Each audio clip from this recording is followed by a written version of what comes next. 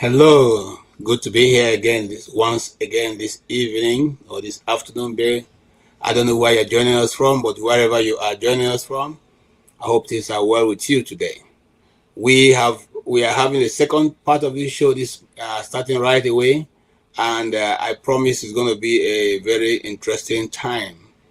Of course, those of you who have watched the first one that was held by my Oga at the top, Dr. Rudolph, you must have enjoyed the discussion. I did, and I learned a lot. And we are only going to just, um, you know, push a little bit for those of you who have objections or observations or have something else to say who couldn't have the opportunity to say it. This is your time. Come and lay it straight and without any fear or favor. But we do not allow people to insult. Come, say what you want to say. Your ideas are welcome. Your thoughts are good. They are your opinion. They are your opinion, and therefore you are entitled to have them. So, if you are ready, let us move in this direction.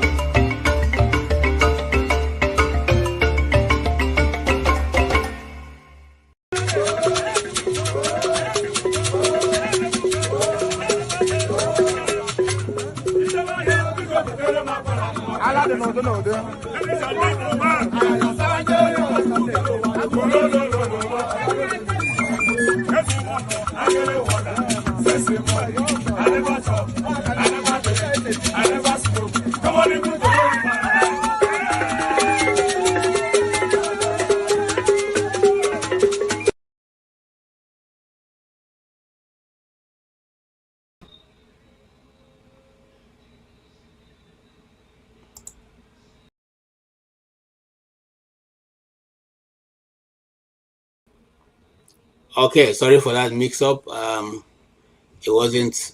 It was doing me wayo. Okay, but I've taken care of the wayo now. So let's go on. Earlier we had the brilliant doctor, Dr. Fidelis, who had been, practicing for many years, and who is, you can say he's an Ichie right now in Igbo language. Ichie simply means he has practiced his craft to the point that, and his position also in Igbo land, to the point that we cannot call him an Alhaji if he was from the north. Alhaji, the Igbo say Alhaji Abuka wanted Alausa. So Alhaji is not a small picking in Hausa land. You don't see anybody who is 10 years old or 20 that is called Alhaji. So for us, once you take the title of Alhaji, we know that your position has gone up. So we can confidently say that Dr. Fidelis have come to the point where we can regard him as somebody who has something to offer in any part of the world. It doesn't matter where he is. And he has totally distinguished himself in many ways that I think are very admirable. He doesn't travel alone, not him and his wife alone, not him and his children alone, but him, his children, their grandchildren, and their great-grandchildren probably. Okay, and they are all there, all to be able to, build a family. And something very important, which I really respect him for. The family is a subset of society. Why our societies are going, the way it's going now, because some of us have failed to be able to raise our own children to respect life, to respect elders, to respect how, to be good, love your neighbor as you want your neighbor to love you. Do to your neighbor as you want them to do to you. When we are grown up, this were the focal point of what our parents tell us. In fact, he said something that my father used to tell me. He said, don't undress yourself from outside when you have dressed inside. So you are taught to wear your singlet, you are taught to put on your tie, you are taught to come back the way you left the house, come back that way. Don't go out and go and undress, remove your tie or something. Except, of course, when we became 18, we had to adjust ourselves. You can now, still learn the new style that came with America, where you now have to put your tie and maybe fold the hands in the sleeve to the point, to your elbow, to show that now you have arrived. You understand what I'm saying? But if not, we were taught those way of being brought up, and people respected it. everybody follow that direction. Unfortunately, we are in a society right now where people just do whatever they want to do and they don't care how it affects the other person. And so we need to go back to that place where we have respect for other human beings like ourselves. All right, so that I don't waste too much time because this is a hot issue. I hope that I stay humble is coming back, and Ovie and all the people who have great listen. I saw Masca some seconds ago. Please come back on. I have videos, but I'm not going to introduce it right now. We need to deal with this issue before we forget what we want to say. I welcome you, Mr. Chris. Mr. Chris, I see Igbo basics, but I don't see him. I only see. So if you want me to bring you in, those of you who are here who don't have your videos on, please put your videos on so I can bring you onto the platform. Okay, and the question I had for him, and where I probably would have had quarrel with, the good doctor, is this. He said about the Igbo landing that he would not want to, put capability where capability is culpable according to lawyers. No, I want you to put capability where it is. It's Igbos, and they chose not to be slaves. There's no tribal, undertone to it. They held their hands. I have followed that story for a while, and they said to themselves, "We would rather not die, not live, than to be slaves." And they walked into that ocean by themselves and drowned till this day. Up until this day, those who go there and they come and tell you very chilling stories, they can still hear the sound, the whispers of sound whenever you get there. It is still there till tomorrow. So it wasn't done by other people. We respect every other tribe, but let's say it the way it is. I'm one person who have come to the point where I no longer, try to put water in my mouth when I'm talking about this thing, because that's what has brought us to where we are. We cannot continue to be apologetic for what we have been able to do or what our forefathers have been able to achieve. We'll have to say it the way it is. We'll put it on the spot. Emma, if you are put these days, when you take pictures and you place it on the social media, they will give you the geolocation of where you took the picture. That's what we are saying now. So that was a act of bravery which America celebrates today about the Igbos. And there's nothing to say it's a black man. Every black man have, all black men have a way of showing strength in different ways. I lived in Benin for long. The Tea people have a very, very interesting story that shows act of bravery. And I believe every other set of Nigeria, but we are saying in this particular one, it is in the Igbo that held their hands together and say, we will not be slaves. And that spirit still runs in Igbo land today. That's why we do not have, if you want to know why we don't have people who call themselves kings in Igbo land, that's because we don't believe anybody is a king. All of us are kings in our house. When we come together, we now become a people, not one person dictating what happens. And so, anyway, I welcome you, my brother Chris, and I welcome Stay Humble. Let's get this discussion going. Mr. Chris, you were very impressed. I want to find out, what part of that were you impressed with? Is it all of it, part of it, middle of it, or what? Well, I'm impressed by everything his presentations, First, I must, like I said, he's the first Igbo intellectual that I reckon with. Not because of only he knows his roots, but he also made practical efforts to sustain, to have continuity, Now, I also want the only aspect of it, like I said, I asked him is like, when it comes to having the Igbo traditional medicine, research on Igbo traditional medicine, where he said he has done some work on it, though. I haven't read about it, but, that's where, when he says that some of those things are dying and then, because are lost, and then, which is true.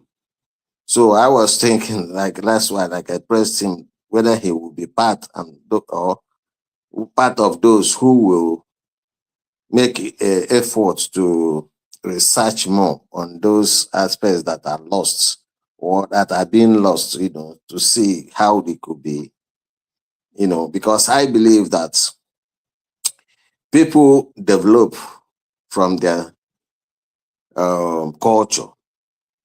There's this saying in Igbo land that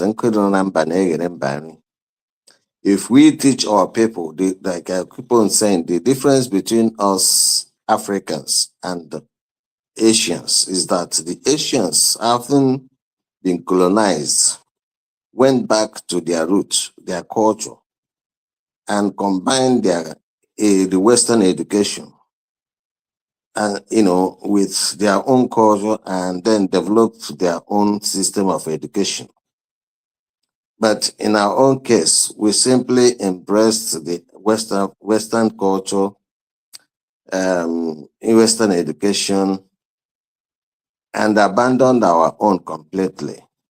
Now, it takes us time to get the knowledge of English or French or German to be able to understand first how to make sentences, then to be able to understand the research methodologies, to be able to understand certain educational processes.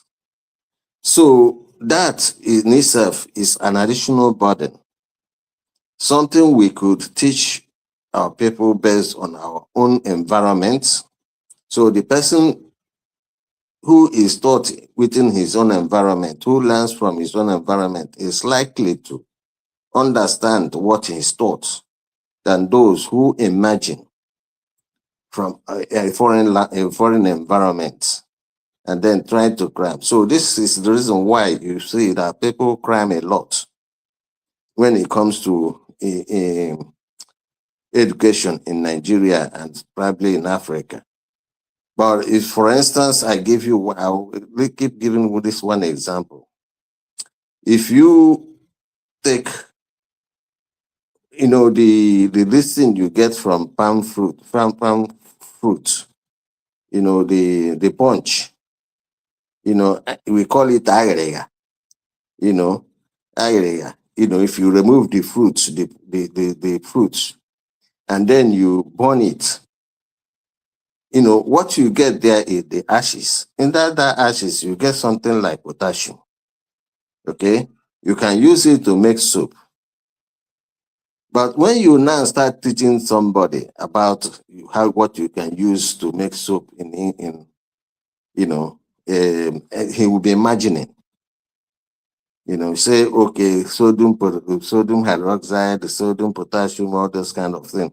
Then you can have to do this and get esters and all that. So he doesn't really understand those. But if you tell him, get this ashes, put it in a highly boiled oil, you get soup. He will understand it quickly. It's very practical.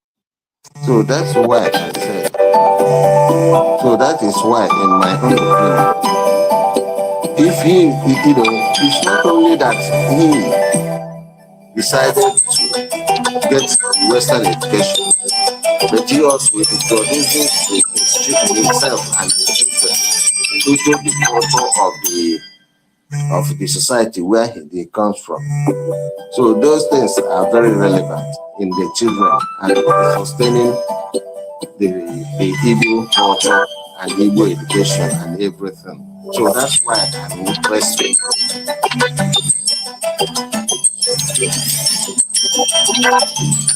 Thank you. Can you hear the sound? I don't know where it's coming from. I Somebody's don't phone. know. Somebody was trying to ring me, so just. Okay. Are you good now? All right, stay humble. I'll wait for. Please go ahead. Okay. Yeah. Thank you very much. Good evening. I joined a bit late because I had some family conversations to iron out. Um, I joined when he was just rounding off, and then when the questions started coming to him, I read a bit about him. I read his profile, and I was impressed by how far he's gone. In fact, some years ago, he was appointed a professor, which is a very, very significant achievement in life. So, in terms of medicine, medical practice is accomplished, going by his profile.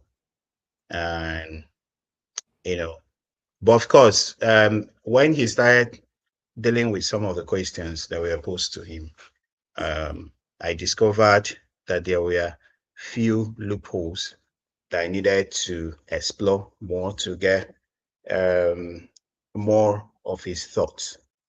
And of course, before I started, I signposted. I told him that, look, I was going to take a different turn because I am not afraid. Will never be afraid to ask difficult questions.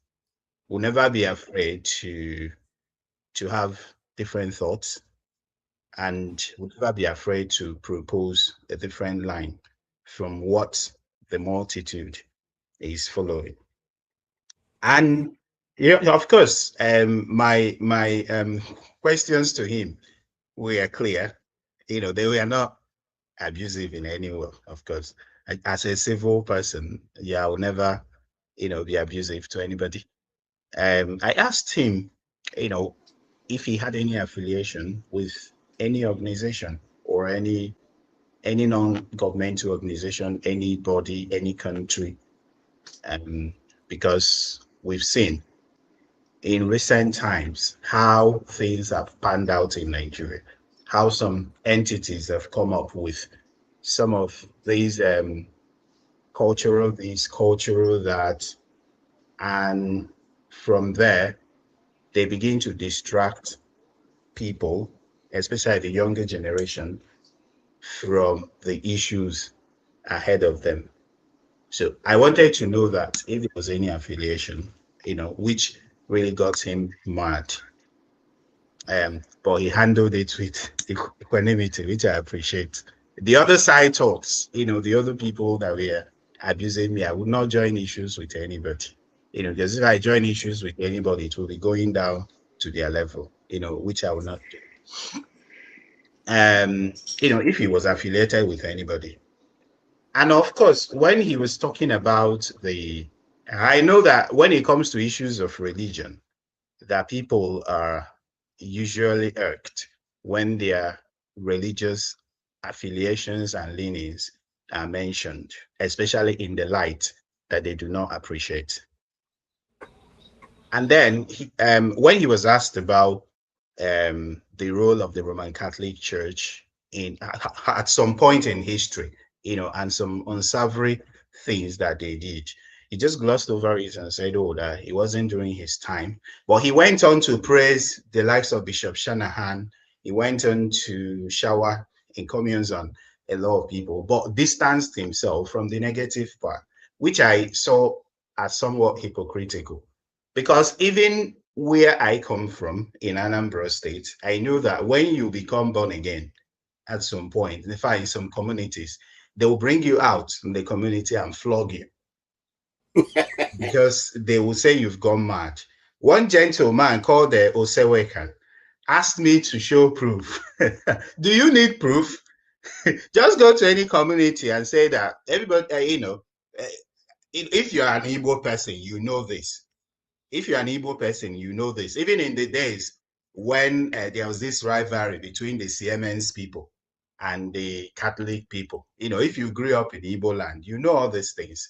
So that was where I had issue with his submission, that he was trying to distance himself from that part of history, but at the same time showering praises on some past Catholic missionaries for all the good things that they did forgetting the fact that it still exists, that there is severe persecution of people who do not adhere to the Catholic faith in several communities in Anambra State.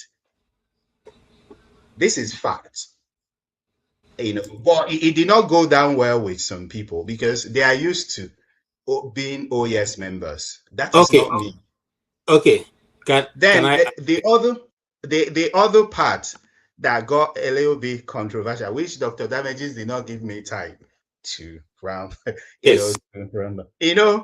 When he mentioned about him coming to Nigeria, trying these sort of human capital development and all those things, I thought my position about immigration is that immigration is part of neocolonization, is part of imperialism, and we are all guilty of that. It's still like modern slave trade part of. They take the best people, of which he is among, and of which you and I are among. We go slave for them, use the better part of our life and work so that they draw us out so that we cannot actually make a change in that continent where they exploit all the resources. So that when we become old, we now crawl back and say, oh, we are at that point. If I stay here and I get to 50, 60, what will I do again, for crying out loud, to change the thing? So that was my point. Thank you. And when you look at, if you allow me to land, because go ahead. Go ahead. Some people go ahead. Misinterpret. Yeah. So if you come to our communities, even in Igbo land, you go to several communities and you see a lot of things, projects, a lot of some pseudo infrastructure going on, but little of human capital development, little of youth empowerment, little of investment in education, really. Little of investment in education. If you know this guy, Alex Onya, you know that he's come up with a lot of things recently, and we've not really seen this enthusiasm among people of that generation to partner with him, to actually rescue to start turning things around, to empower our people. So that is lacking.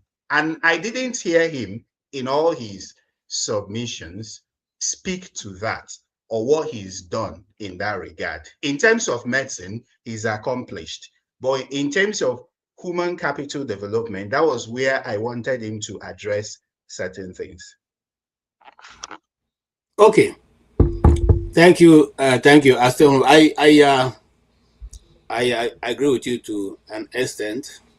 Let's go from, and I'm going to speak because what you just said is true. In Igbo land, you don't need to go far to see the examples.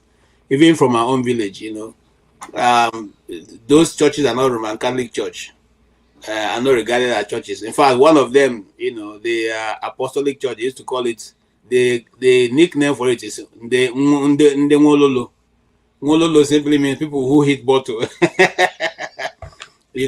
So it's not regarded as you are going to a proper church. If you are not going to Catholic church, yes, even the Assemblies of God's church in my village struggled to get acceptance.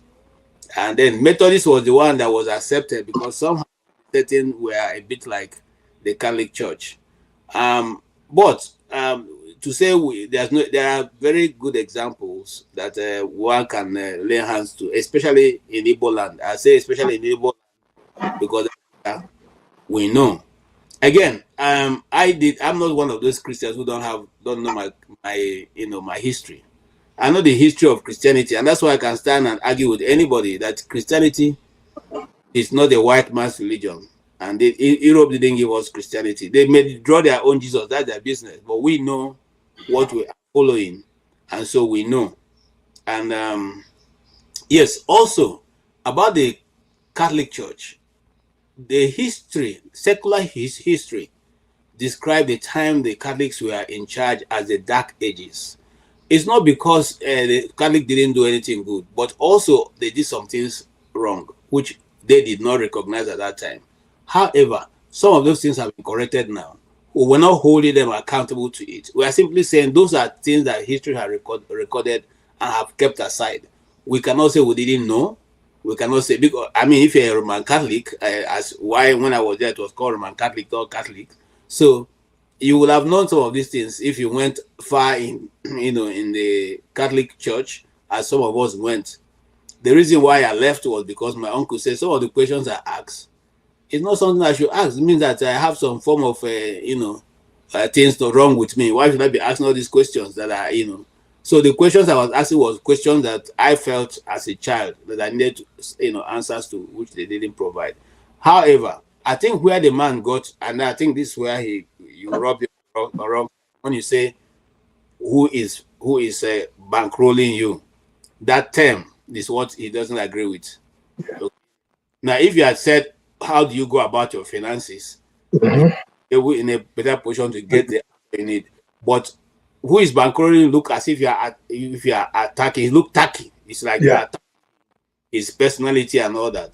And I think he thinks, and I think he also has enough dues to be able to have money to do his research without having to necessarily go elsewhere. So I think that's the framing that was the problem, not because nothing. He's a very free-minded person, somebody who will travel with his sons, their husband or their wives, and travel with his grandchildren and all that. He has to be a very patient man to do that. Not everybody can handle that large crowd at this age. So I think I understand where you're coming from. I also understand where it's coming from. Our own is to make sure that the conversation is flowing in a peaceable way. That's just what we're here for. I don't know if Igbo Basics, you agree with me? Yeah, stay humble. Lots of time it's not what you say, it's how it is said. Just like KJ has, because when you say who's bankrolling, we know where you're coming from. Who's bankrolling you, meaning that Bill Gates, for instance, I'm going to be very blunt. If Bill Gates behind you, or if any other foundation is behind you, putting money to whatever you're doing, then they are dictating. This is with even they are extracting what they want to extract, or they are putting into. When you were asking that question, I'm like, okay, this man, look at the man himself, look at what he said, look at who he is. Like I said, what brought me into the show was when he said he came to the US in 1977. Turns out to be August 1977. I came to the US January, cold January 1977. Many waters have passed under the bridge since then, however many years it is now. But I can assure you one thing, I am more in the village than I am here in the US. I'm talking about as a matter of constant. And I can prove it in so many ways. The man tried to say it that his soul is left behind, Joseph, where he came from. And I would even cross-reference you with people like Dr. Charles Apoki. I think Dr. Charles Apoki is from Western Nigeria. He grew up in Aba. And if you have ever followed the man, Charles Apoki, you'll find out that there are some fundamentals in people like us. What am I trying to say? Stay humble. You are one of those people that I would love to have an opportunity to meet with, even in your own village. Not to talk about my own village. Because if I meet you there, and if what exists in Ibere is what exists in Agwata, or some of it will exist, I could be the one telling you, if you have biro, I beg, write them down. And if you want doubt, if you touch this leaf, this is what is going to happen to you. Why am I saying so? Because I lived it. When you live through something, it's a knowledge that is not even acquired. It's a knowledge that becomes a part of you. So when we have the privilege of meeting people like that, who have been successful in their own field, let us do the best we can to humbly find a way to get from them what we can get. I'm seeing you now, you are seeing me, I'm talking to you. But I can assure you that if you have an opportunity to see me, either in your village or in my village or anywhere, I mentioned that I took some Yoruba people to a farm yesterday. here in New Jersey. It's called Harlock Farms in New Egypt, because I've been there several times. Where I go, I pick what I want, and up to tomorrow, I cook for myself exactly what I want, so I know what I'm eating. Even at your age, if me and you will enter bush now and say, okay, make we go, you'll be shocked that by the time we get to the top of the hill, you'll be breathing so hard. Well, I'm already there, or we're going downhill. Why is this so? It is the foundational character that is laid in us when we are growing up. I happen to have been born way back around 1954. Check how many years it is. And I'm thankful to God that I'm able to today sit with you and even have a knowledge of computer and have a knowledge of cell phone. I was born in Banakwaya. Somebody may say that is historical. But listen to some of us while we are still here, because sooner or later, some of us will go. And when we go, you say, oh, that man. I started publishing biophysics in 1995. 1995. And that's been years of work for whoever cares to learn from it. We finally put it up online, biophysics.com, to the best we can. And I would give you one small advice, the thing that you know yourself. My brother, if I take you into the bush and show you what your parents or your grandparents have left behind for you, when you look at the Igbo man, you're going to look at him differently. They talk about manure, for instance. They say what we call afia compost. KJ maybe know that. We used to call it afia because it was Awolowo that they say that brought in a helicopter and then spread all those. Those leaves were so strong that they would eat up anything. They will overtake anything. It's in our village, in the schools. We started using them to make compost manure or something like that. And now, if I take you into the bush and I say, you see this palm tree? I'm not a palm one, raffia palm, not the regular palm, not the regular palm tree that you see, raffia palm. And I will say to you, you see that in there? That is what you make gunpowder out of. How do you do it? I say, okay, come, make I show you, man. If you do this and do this and do this, this is what you get. That is the knowledge that some of us are going away with. If you don't ask for it, you will not get it. When I go to the village, seriously, you may wonder what it is. That is out of what is called Oba tree. The one that when it makes it sound, it sends its seeds to so many places. There's a place called Astrominal in New York. I used to do exhibitions at World Trade Center in New Orleans. 1989 was the last time I did exhibition. I used to bring African products from Nigerian rubber to name it. I used to do all that. So I'm saying that the practical life that we've lived, even having been in the US for as long and then gone back there, now people are talking about EDG Festival, New Yam Festival. I have been at it with the people in my village. And I'm saying, what is wrong with you people? You no longer go and sow your seed crops so that in August you can go and dig out. And you want to realize, hello, did you call ANG and you want to mail EDG? No, you did not call ANG. And you expect to go to a Koha market or Ariaria or Chanja and buy yam and come and traditionally say you are doing it. Come on now, that's not the way it's done.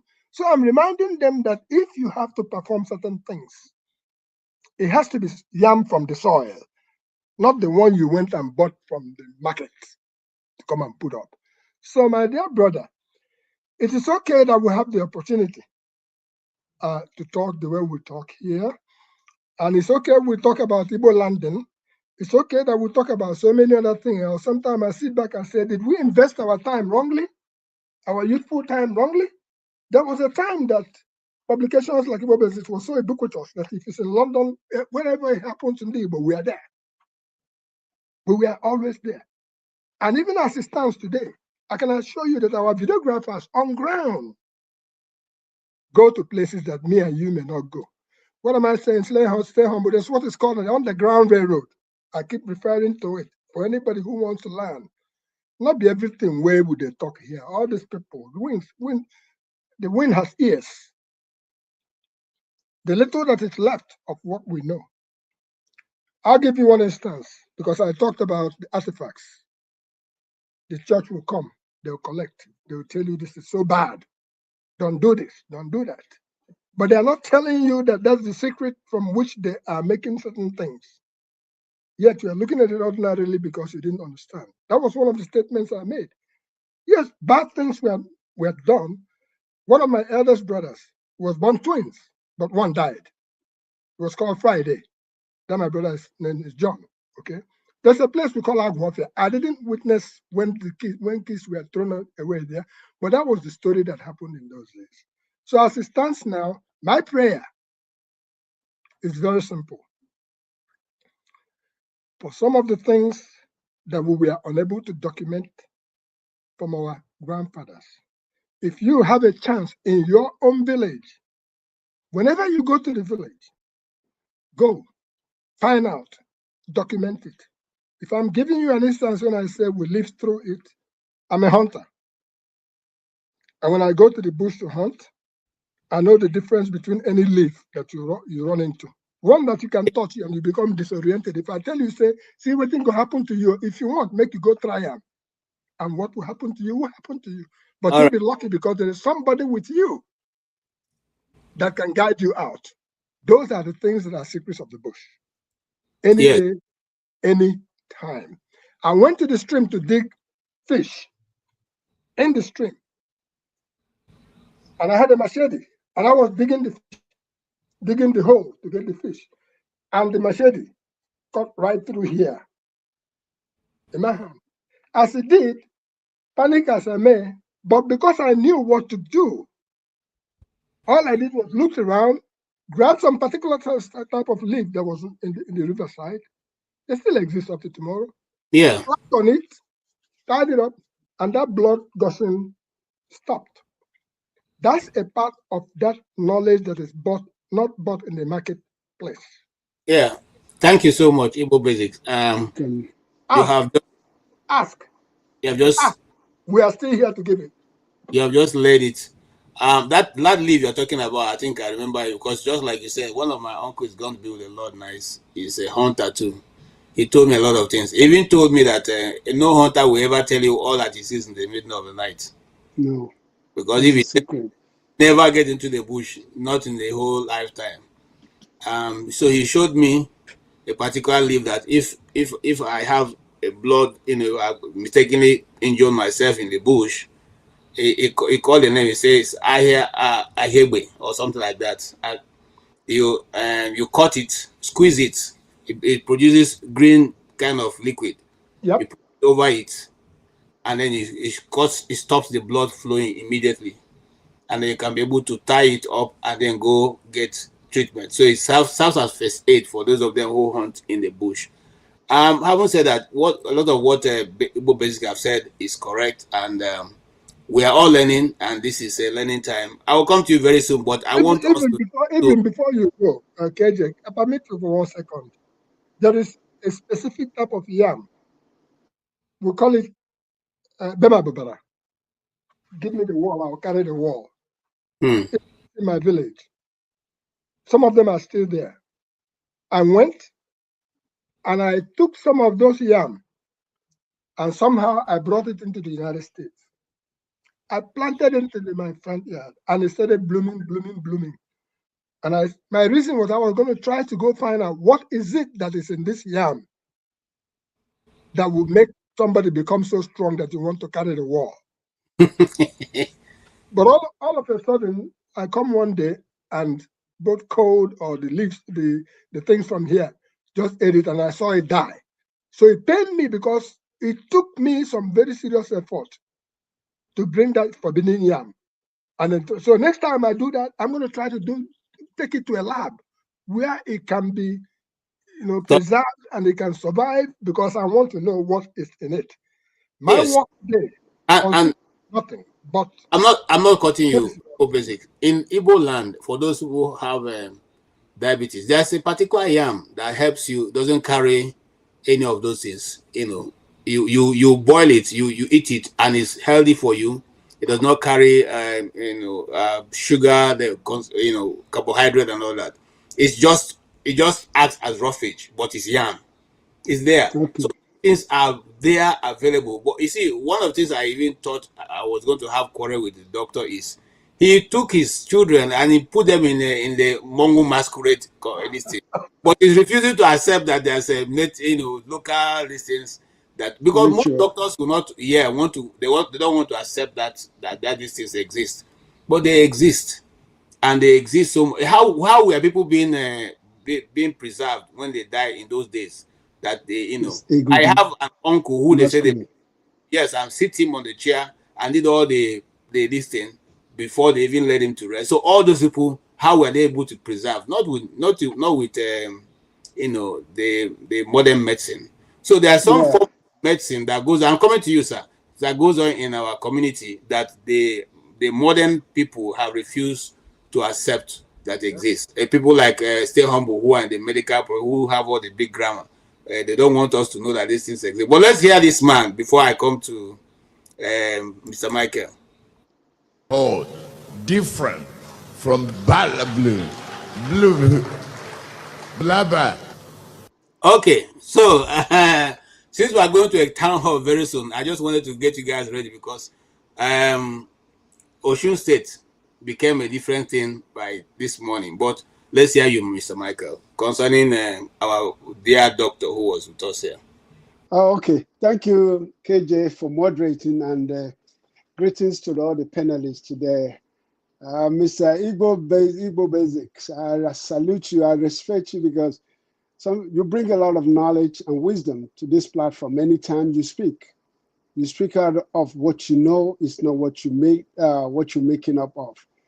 KJ, I need to disagree with you with one fact about this religion, and I'm will point it to you. Because for the Pope to come to confess and apologize for slavery, that's what Roman Catholic has done. There's no religion that is 100% perfect. And that's why sometimes when Stay Humble comes which way are you disagree with me now? Because I never said they did anything. I disagree with you with a lot of fact about Roman Catholic, that everything was rosy and everything they did was right. I didn't say that. Well, Stay Humble did not say that. Okay. I didn't say that. Okay. I'm one of one of the people who criticize them for many. I even went ahead to say that history described the time they were in charge of the world as very dark ages. Well, it's in the history book. But there's a lot of atrocity that was committed and still being committed. These churches are run by human beings. They're not saints. Of course, that's the fact, and that's why.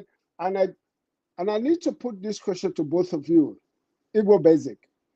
Because I'm from Yoruba, when they do this masquerade, they go for ritual. Okay.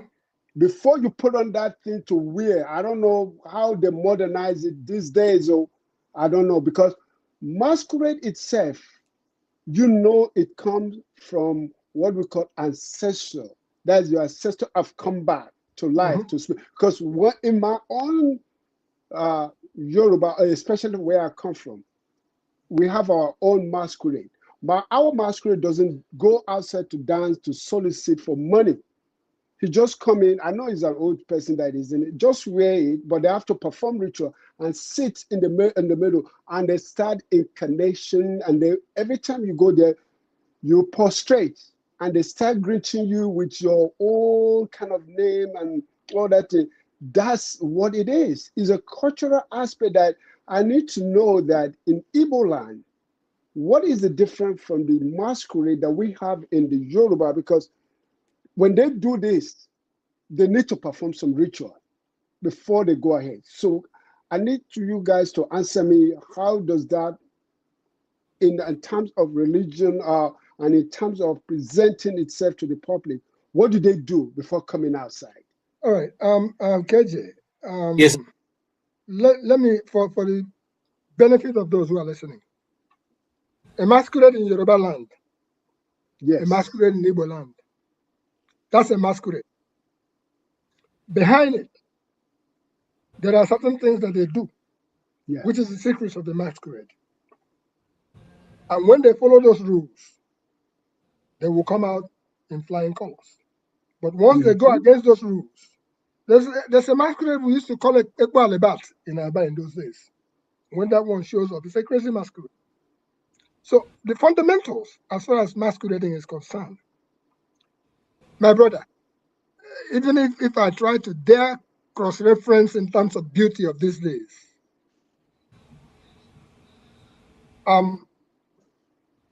be careful what you ask for. I'm going to say directly to all of us, men, for instance, if you keep yourself holy, if you haven't seen a woman and you are prayerful in certain ways, or if you are fasting, this has nothing to do whether you be Catholic or you be anything else. I'm talking about you as an individual. You're guiding yourself for your own sake. You will find out that you'll be able to make miracles. When they say keep your ears to the ground and your eyes wide open, if you listen carefully on the ground, you will hear the footsteps of the ants. Why are you hearing the footsteps of the ants? Because first and foremost, when Jesus, for instance, they say he fasted for 40 days and 40 nights or whatever, the man was going through whatever he was going through. We as humans, you as an individual, try it. Go into prayer mode. Prayer mode doesn't necessarily mean because his church says so. I'm saying it's you as an individual. You're trying to guide yourself. Believe me, in a day or two or three that you've been constantly trying because you want to accomplish something, you are trying to focus. In a day 2 or 3, you will be pure enough. If you last for 1 week, you'll be pure enough that you are capable of walking through certain things because you are focused, because you've guided yourself, because your spirit is pure. All those other things when you come to masquerade. A woman is a masquerade, okay?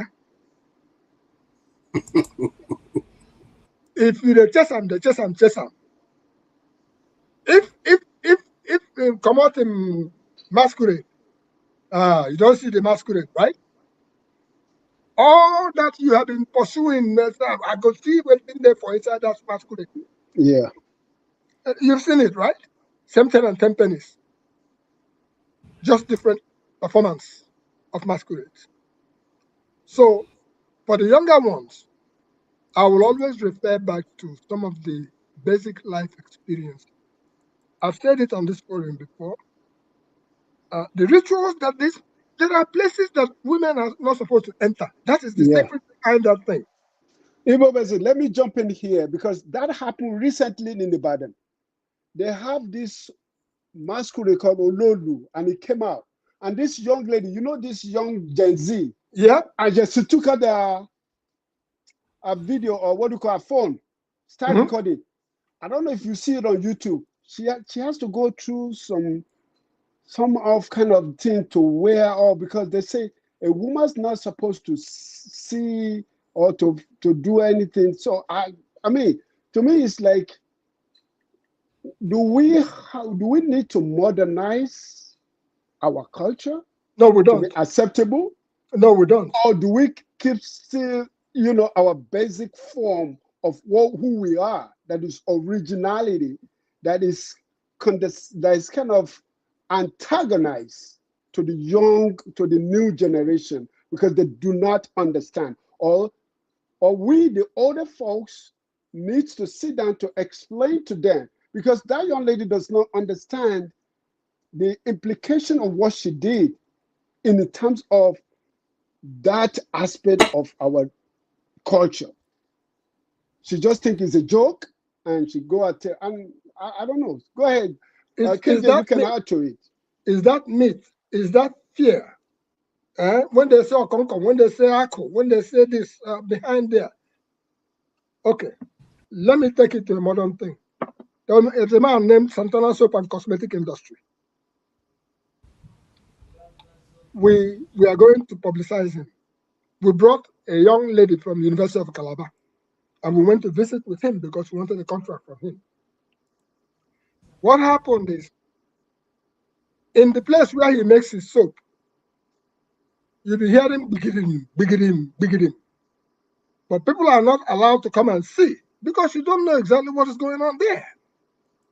Okay? That is the same thing that in a printer's shop, for instance, you'll be hearing machines roaring. You are the customer. You can find it on the net, so that's your business. But it doesn't bring you into the machine area unless it so desires to show you how the wheels turn, all the things that it do in order to give you the printed copy. So the earlier that our people understand that if you respect the grounds, if you like, for those who went into the seclusion and mock and all the rest of all the bunny and whatever you may call it, there are rules to every engagement. Yeah. And if you try, go carry this aqua egg, carry egg, go to the crossroads, do certain things or whatever you want to tell you. If you don't know what you're doing, it won't work. Whatever result you come out with is what you see. I have said it time and again that we all come with our own God-given characteristics, blessings, or whatever you may call it. You have your own, I have my own. Everybody have their own key. If you respect yourself and respect your key, the things, your eyes will be so wide open that will be so sharp. But if you go pan logo, or go some bottles, or go to church or go to whatever you may call it, whatever results you get is what you see. But I believe that in the end, to those of us who are culturally oriented, we will go back to basics. And what is the basics we are going back to? Personally, I will not be buried in America, for instance. That's a given. The family knows that, no matter what it is. I will be returned back to my village, for whatever belief that we all may have. You can see some masquerades. Even in businesses, we start documenting certain things. You see a masquerade that is on fire. The masquerade is on fire. And in the end, the same masquerade, by the time it goes down, you see a human being come out of it and walk through. Don't you know that what happened there is the same mystery? Just like even any of the world powers will not give you the secret of what they are using to make their munitions. They will not. Meanwhile, some of those things, like what I was speaking earlier, just go to raffia palm, for instance, study it from beginning to the end, find out what each and every part of it does. If you are lucky for somebody to take you through the process, you will come out with a better knowledge. There was a man named Radio Mbise, when he first came to the US. Osondo was running for his dear life. He's late now. He came here to this place I am. Sat down. I guided him through, showed you some things. That's the same person that was being chased out of Nigeria because they said that he was Radio Biafra. For them to find out where the hell. That man was later on invited to the White House. It was George Bush era. Because of certain things he invented, both on fire prevention and all the rest of all those things. So we have talent. And as far as the mystery of all these things are concerned, if you respect the mystery of the land, you will come safe. But if you want to go and challenge it, what happened to me at the river may happen to you. What do I mean by what happened at the river? I went to Mboba River, Mboba Stream, several years ago. Young men were around there, kids and all whatnot. When I dived in, I brought out a piece of stone. And this stone was something that I have never seen in my life. It was so crafted. It was so crafted. And I said, wow, I'm going to take this home. Anything I talk about, I write. If you want, go and challenge it. Do you know what happened? The young men in that stream, there's a day, that I was elder. No, you are not leaving this place with that stone. I said, but why? They say, nah, leave it alone. Just leave it alone. I tried to dig deeper. These young men, they try to get aggressive, okay? And you know what happens in a team. It doesn't matter who you are. If you go against, those may be Umuabara. If you don't know what Umuabara are, if you try to go against it, then you will find out, but because you have wisdom, you say, okay, no problem. They took it and put it right back into the river. I said, leave it alone. This is the reason why we say you should leave it alone from a particular spot. So I left. I wish I could go back there and dive in and see a way to retrieve that thing that I saw there. So let us all do realize, I just said to you, masquerade in Yoruba land is something as masquerade in Igbo land. Yeah. They just follow different routes. Yeah. You go to church, they do communion. I talked about communion earlier on today and why I look at it differently as a result of Chukwu being flogged from one class to the other in Jos, 1962. Okay. All right. So thank you, Igbo Basics. Let me also add that, you see, in my community, and you asked a very pertinent question, the masquerade society is almost the same thing. But if you are going to connect with the ancestral spirits, and I speak this because I'm a Christian and I know how spirits operate, at least I have some fair understanding. The worst kind of swearing in my community is the one that they do with the drum, the ancestral drum. It does not have cure. Now, if there's a situation in the community they cannot handle, and they bring out ancestral drums, some of those drums are more than 100 years, 200 years old. Yeah. And now they make a decree and they hit that drum. If they give the person who is whatever they are putting that decree on 4 days, within that 4 days, the person doesn't return. And once that 4 days is gone, there's no turning back. It doesn't have a turn back. So, in other words, the people still reserve, the ancestral people built a society in such a way that they have the authority to be able to bring justice to a situation that is very difficult. Now, I read theater arts as my first degree. One of the things that we did in masquerade study is the fact that the moment those masquerade, some of those masquerade regalia, as we call them now, costumes, has been older than 200 years old. Yes, it is. That's what I'm Some of saying. them existing since the people settled that land.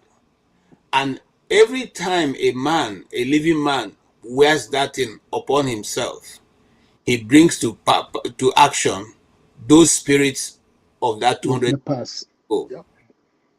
In my place, there's a particular masquerade that is very dangerous. I don't know because I'm not a member of the masquerade society. I don't. It doesn't go. I didn't agree with it. Like I said, I don't want to go into any ritual apart from the ritual that I know that I've gone with my Lord Jesus Christ, personal Lord and Savior, cure ED. So, but what I'm saying is, those who are in it, I don't know what they go through, but they whatever they go through, this particular one, once it's coming to dance, they want all the children, they want all the mothers to hold their children because it behaves as abnormally. And why does it behave abnormally? Is because it has so many incantation and enchantment on that regalia that most of the time the people who wear it do not even know what they are doing. But it has a very sharp knife. So, and for you to know that the knife is very sharp is if it goes around your banana plantation, everything goes down. It doesn't even have to lift the knife up. It just puts the knife straight and it's walking through. Every banana tree is coming down. So because of that, it is believed that the spirit of the ancestors, they always arise and come and play in that time. It's called an interaction between the living and the dead. And the dead. I know. So that is the society that we are made up of, Africans. And so when people who come, I know there was a question that somebody asked, how come these people come and carry away our gods and go and keep in their Museum. yeah.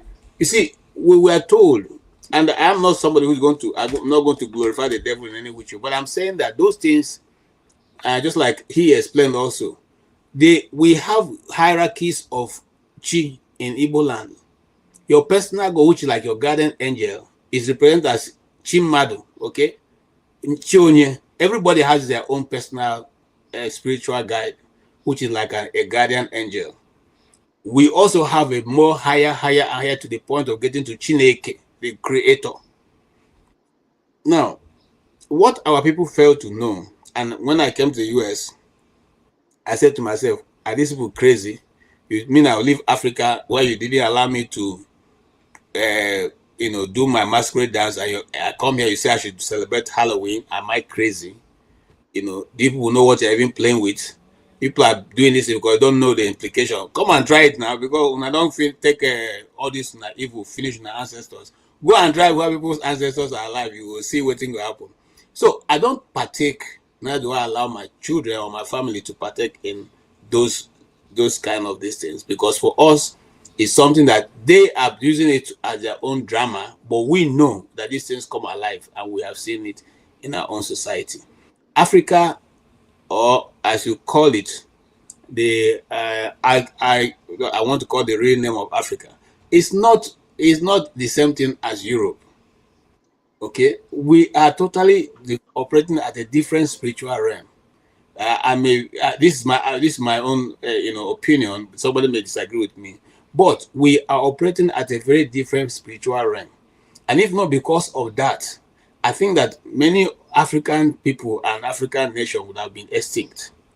Yeah. But the fact that we have some form of spiritual guidance different from what they are able to understand, that is why till tomorrow, no matter what the plan is, no matter whatever, God has a way of finding us and still keeping. Because when the COVID thing came, they thought that, before, some of them wrote a very long, lengthy paper, hoping that people will be falling down like flies. But God shamed them, So this is my own explanation. I still till today believe that the way we are brought up in Africa is much better than any other place. Well, any other. You see, some women accuse African men of not being romantic, not being this, but hey, listen, how many people strangle their wives in Africa? How many? How many people go ahead and go get Obunigwe to send them out in their houses? It doesn't happen. Okay? But you people who have Hollywood, where you write, the woman in red and all the love stories, they fight on herself. You understand what I'm saying? So that's just to say that, well, this is, I think Africa, and I stand to be corrected. I still believe that my son, my children will be brought up in that tradition, to have respect, to understand spirituality, and understand there is something beyond, the physical, which we all see. The spirit controls this physical, and a man lives in the body, has a spirit, and have a soul, and so that 3 dimension will continually always exist. Even in Africa, it tells that it exists. The Bible says somewhere, don't remove the ancient landmark. There are three Igbo people here. You know that if you go to your ancestral land where they give you people farms, you cannot move that divide they've used to divide the farm. If you shift it, you are just shifted decide to kill yourself for nothing. Mm-hmm. Nobody moves it. Yeah, it happens everywhere. Yeah, it happens in the Yoruba land too. Nobody moves it. You can decide to take stay humble. Oh no, but you cannot move that. You can say his land belongs to you, but for you to go in the night or at any time and go and say, okay, he has 100 hectares, 100 hectares, let me move it to 50, and put no, you just signed something that will not be. In fact, generations will suffer it. Yeah. Mm-hmm. I don't know. That's just it. Well, I don't know. Stay humble. Are you still with us? Yes. Or Mr. Mike, you want to continue on your? Yeah, I mean, I will hope that with our platform, we were able to transfer and then teach the younger generation. Because for me, the fact that I found that these generations, they are much curious than we were. Because people basically will testify, when we were growing up, how dare you, and then KJ will know, you ask your father, your mother a question. You know what that means. But this generation, the curiosity is there. They ask question and they want answer. So a lot of time when I see the younger generation come on this platform, they ask questions. They may not ask it in an appropriately way that we assume to be. But to us is for us to be humble enough to understand and then be able to give them as much answer as possible that can move them forward. Because what I realize is that if we continue like this, Africa will disappear. Because number one, our language is going to be obsolete, and it's coming.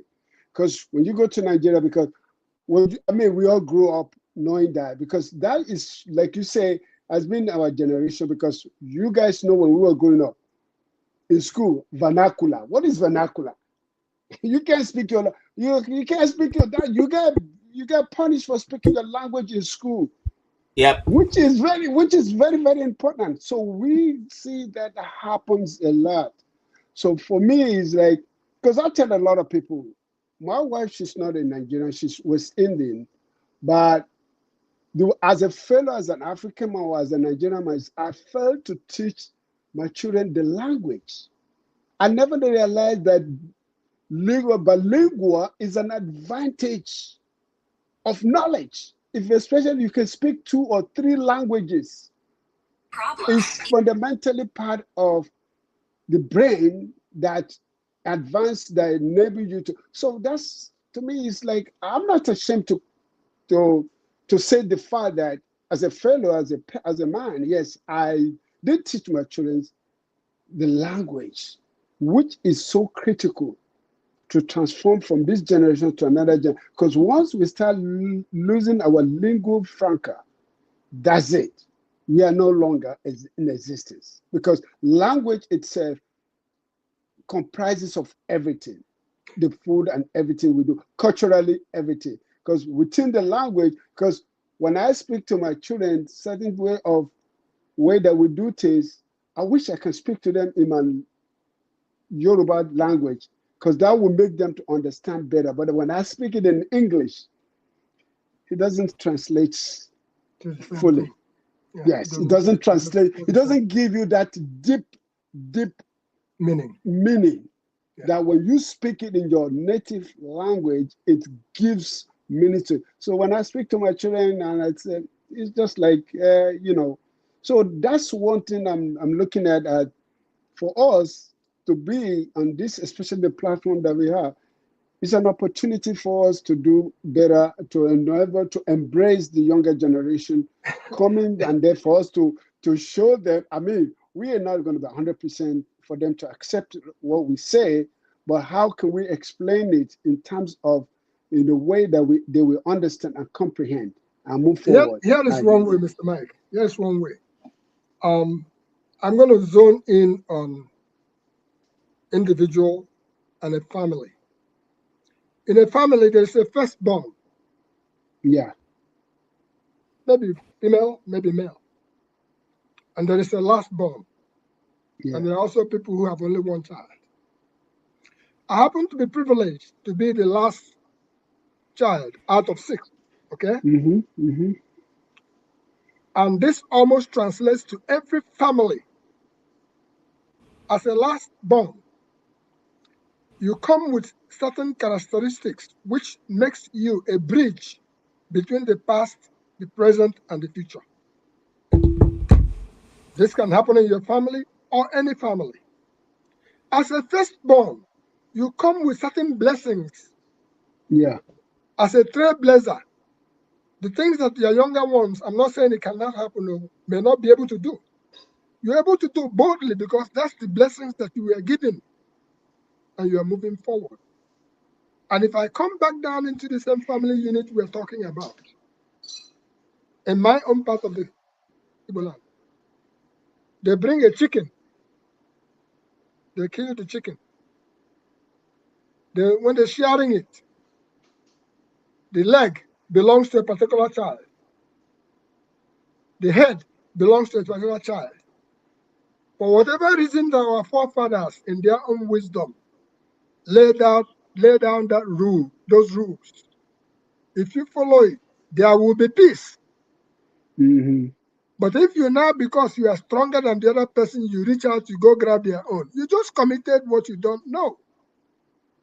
So it is better for us to ask questions to understand. Let me tell you where most of my work is concentrated now, whether be it here or in Nigeria. My work is concentrated on taking the younger generation into the bushes. I take pride in that. If I'm going to Nigeria and you happen to be there, I will say, stay humble. If you have the opportunity to come, Me too. We are going to so bush, we are going to so cave, come. When we get there, I have children come from Australia, from US, from all kinds of places, and they're looking forward to when his Uncle Alex is going to be around. Because they know that Uncle Alex is not going to take them to go dance in the dance studio. But Uncle Alex is going to take them through the streams. Sometimes we decide to walk through this river. And I'm saying to them, in this river, these are the things that are here. And we're going uphill. And I'm telling them, this used to be here, but it's no longer there. And this is why it's not there. Right. And by the time we get to a particular spot, I will explain to them, this is the significance of this particular spot. I took a child who's a broadcaster. And we were going to where we ran into the war, into the bush during the war, where we stayed for almost 3 years. When we got to certain place, he said, "Hey, make we go. I am tired." And we had hunters with us. And you know what she did? She laid down in the bush. Laid down and said, "I'm not moving anymore." So we left one hunter with her and said, we have to get to our destination, which was just a couple of poles away. And when we got there, then we had our stories to tell. So if you happen to have an opportunity to follow Igbo Basic video reel, which we have well over 300 of, I don't know how many it is now, but each time we make a video, that's reality. There is no pent up, there is no, we are imagining, there is no, it's reality of what we have gone through. And when we dig into the bushes, we are saying to you, these are the secrets that are here. It was a man named Teacher Akuma Carlo Njoku. He was talking to me at Scranton, Virginia, when we went to Igbo village, where they used to hold every year. Now they try to do it in St. Lucia. Now they try to do it in Georgia. Now they try to take it to Jamaica. Now they try to take it to Haiti. But Igbo village is still in Virginia. It was Teacher Carlo Akuma Njoku that made that happen there. You go there, the Germans, all the other people that helped build the US, they have their own positions in that place. It is a place worth visiting. It was him who first talked to me about Olochukwu, which was just in Alai. Alai was just about 1 mile away or two from my village. Okay. And I made it a duty that when I went, now I had to go to that Olochukwu to see. The video is there. If you happen to see what I saw there, all right. I saw the greatest number of bats that I've never seen on earth. All right. KJ, I need to go. Do me a favor. Is there any way you can post Igbo Basics private on the private chat, his number? Because I mean, my wife is in so much if you to put your ask. number on the private chat, I will send you his number. Okay.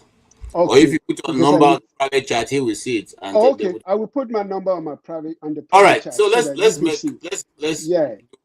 make a big... Before you go, you see, if this was what's the name of Flavor was just in New York, a couple of days ago, people will rush there. If we are talking politics here, people will rush there. Yes. If we are talking about logo here, people will rush there. But because we are discussing certain things that they don't seem to understand, nobody's showing up. It sounds strange to them. That's true. Okay. That's true. That's true. It's a hard discussion, but it's okay.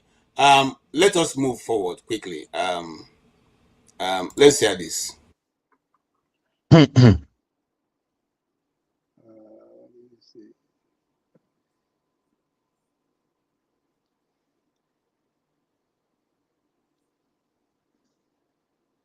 You want.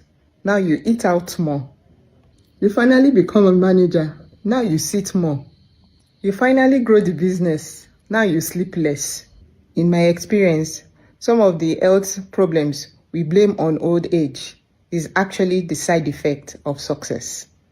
Sometimes the very things we worked very hard to achieve slowly removes the healthy habits that got us there in the first place. That is advice from our sister. Sometimes when we become big men, the big man lifestyle affects us. Nobody talks about that. Yeah, but again, you have a point. Yes, many things happening during the week. We're going to quickly rush through them, but the most important of it is that after Sheikh Jingi made that silly comment that he made last week, he has come out to say he has no apology to anybody. You guys can cry him a river, he doesn't care, and he's going to continuously make that statement everywhere he goes. And to rub it in very well, his brother, or a friend of his, or also his Muslim brother, came in this week, and this is what he had to tell us. Shugabance ni na ci ganye shine mafi alkhairi a gare ni da kafiri ya shugabance ni kullum na rinka cin naman kaza. In ka duba alwala wal bara. So he's saying to you guys, me and you, that it's better for him to eat grass than to vote a Christian. He prefers the Muslim ticket. Even if you have to eat grass, it's better for him to continuously to eat grass than to vote a Christian who will give him chicken meat every day. So instead of eating chicken meat every day, it's better him to be eating grass and be under a Muslim ticket. All right, we are gradually coasting to the election time, and so an advice came from Mr. P2B, and I want us to also listen to him. Something very important, a people's platform called Obedient Connect by the Big Ten Coalition led by Professor Pat Utomi, Dr. Unisa Tanko, and other leaders of the obedient movement. It is a tool to give structure to a passion, a way to connect, organize, and stand together, pulling unit by pulling unit and word by word, to make sure that in 2027, every voice translates into action and every vote truly counts. I urge you today to sign up at obedientconnect.com and be part of this collective effort to take back our dear country. Let us show that the will of the people cannot be ignored. Okay, that is Mr. Obi himself advising the obedient people to get serious and get in moving. Now, why this is going on, there's another drama that came up. They said Dino Melayo was beaten by a gorilla or monkeys. I don't know which one. But anyway, these videos surfaced during the week, and I want you guys to also look at it and see what you make of it.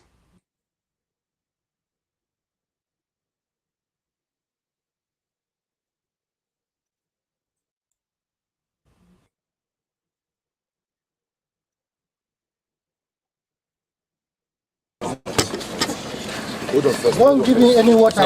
Chief. Guys, want to give me water, please? Don't be pushing me. Be careful because take it easy. Hold on first. Don't give me any water. Chief. Don't give me water. My brother should be there as well. Come, we need some. When the council like this, the police don't know. see come. They didn't have bank call. Okay, 2 people want to move. Hey, Please hold it, I beg. Maybe by the time the robber finish, the season now movie star. Wait on my brother.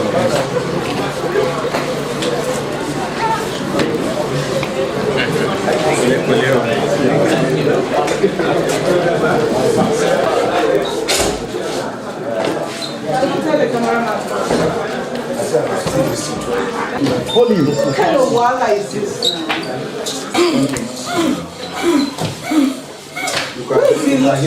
Where is the mat one first? Yeah, sure. Take. Give me one. I heard the whistle sound. Yeah, this one is cool.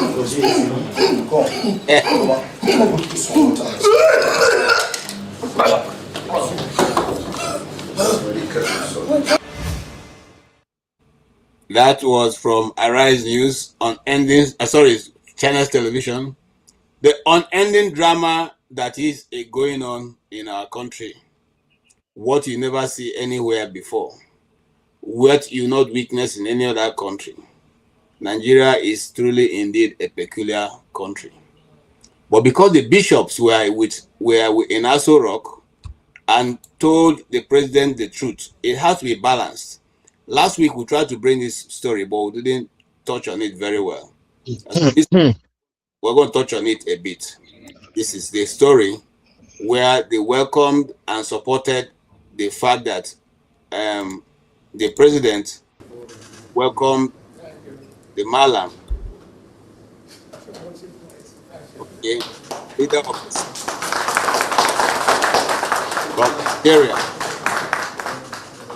We miss our father, Dairu Bauchi, a beloved father, a great leader. We just pray to Allah to give him al-Jannah of Firdaus. Thank you for the condolence. Thank you for what you are doing for Islam. The great work that Tijanians are doing for Islam across Africa as a whole. I respect that. And your followership in Nigeria is so huge. And thank you for keeping faith and keeping the way of Allah. Okay. Gentlemen, that is what we have. The leader of an Islamic sect coming to Nigeria and to be visit the president for when the Islam is saying that they have now become majority and they don't bother whether anybody cares about that or not. And the president is thanking them for the work they are doing in the whole of Africa, chiefly being of Nigeria. So everything that has to go wrong is simply going wrong. The drums are up. The religious bigots have begun to spread their poison, and the people are beginning to dance. Unfortunately, that is where we are as a nation right now. So there's no need for us to keep mincing word and refusing to understand that this is where we are, and that it should be an equal and opposite response. And I totally agree with that. Whether we want to say now it is certain factors are outside of the country playing these things up, it is left for the elders. Igbos have a proverb: the elders are not at home, and a pregnant goat will deliver being tied to a stake.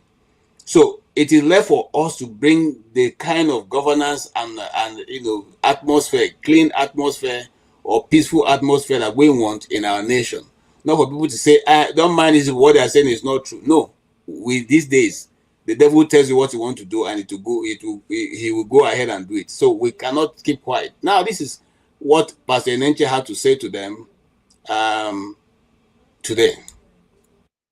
Way for the crusade this week passed, and I heard that a frenzy was going on where I think an insane man came up to say that Christianity is subordinate to any other religion in this country. It takes insanity. It takes insanity, mental dementia, senile dementia, either insanity or criminality or both, either in the prison or in the asylum. That is where such people belong, either in the prison or in a mental home.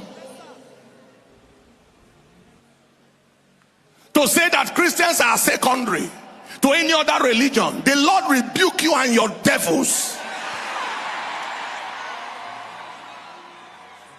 Christianity is not secondary, and no group of religious fanatics will ever make it secondary. Not you, not any political group of people will ever make Christianity secondary to any. If you have sense, take a look around. There is no part of Nigeria where Christians don't exist en masse. Every part of Nigeria, whether it's Sokoto or Maiduguri or Yobe, en masse. For a demon-possessed agent of darkness, God rebuke you, rebuke every devil that spoke to you, and rebuke everything you represent.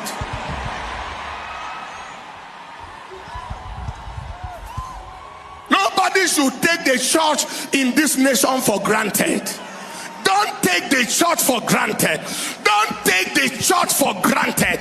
It's a warning to every one of you who think that the church can be taken for granted. If you think you are superior, why didn't you people allow censors all this while? Credible censors. And if you want to settle the score, okay, do it in censors. Let everybody tell what they believe in. Then you will be shocked that where you think you come from, there are Christians that are almost dominating in that place.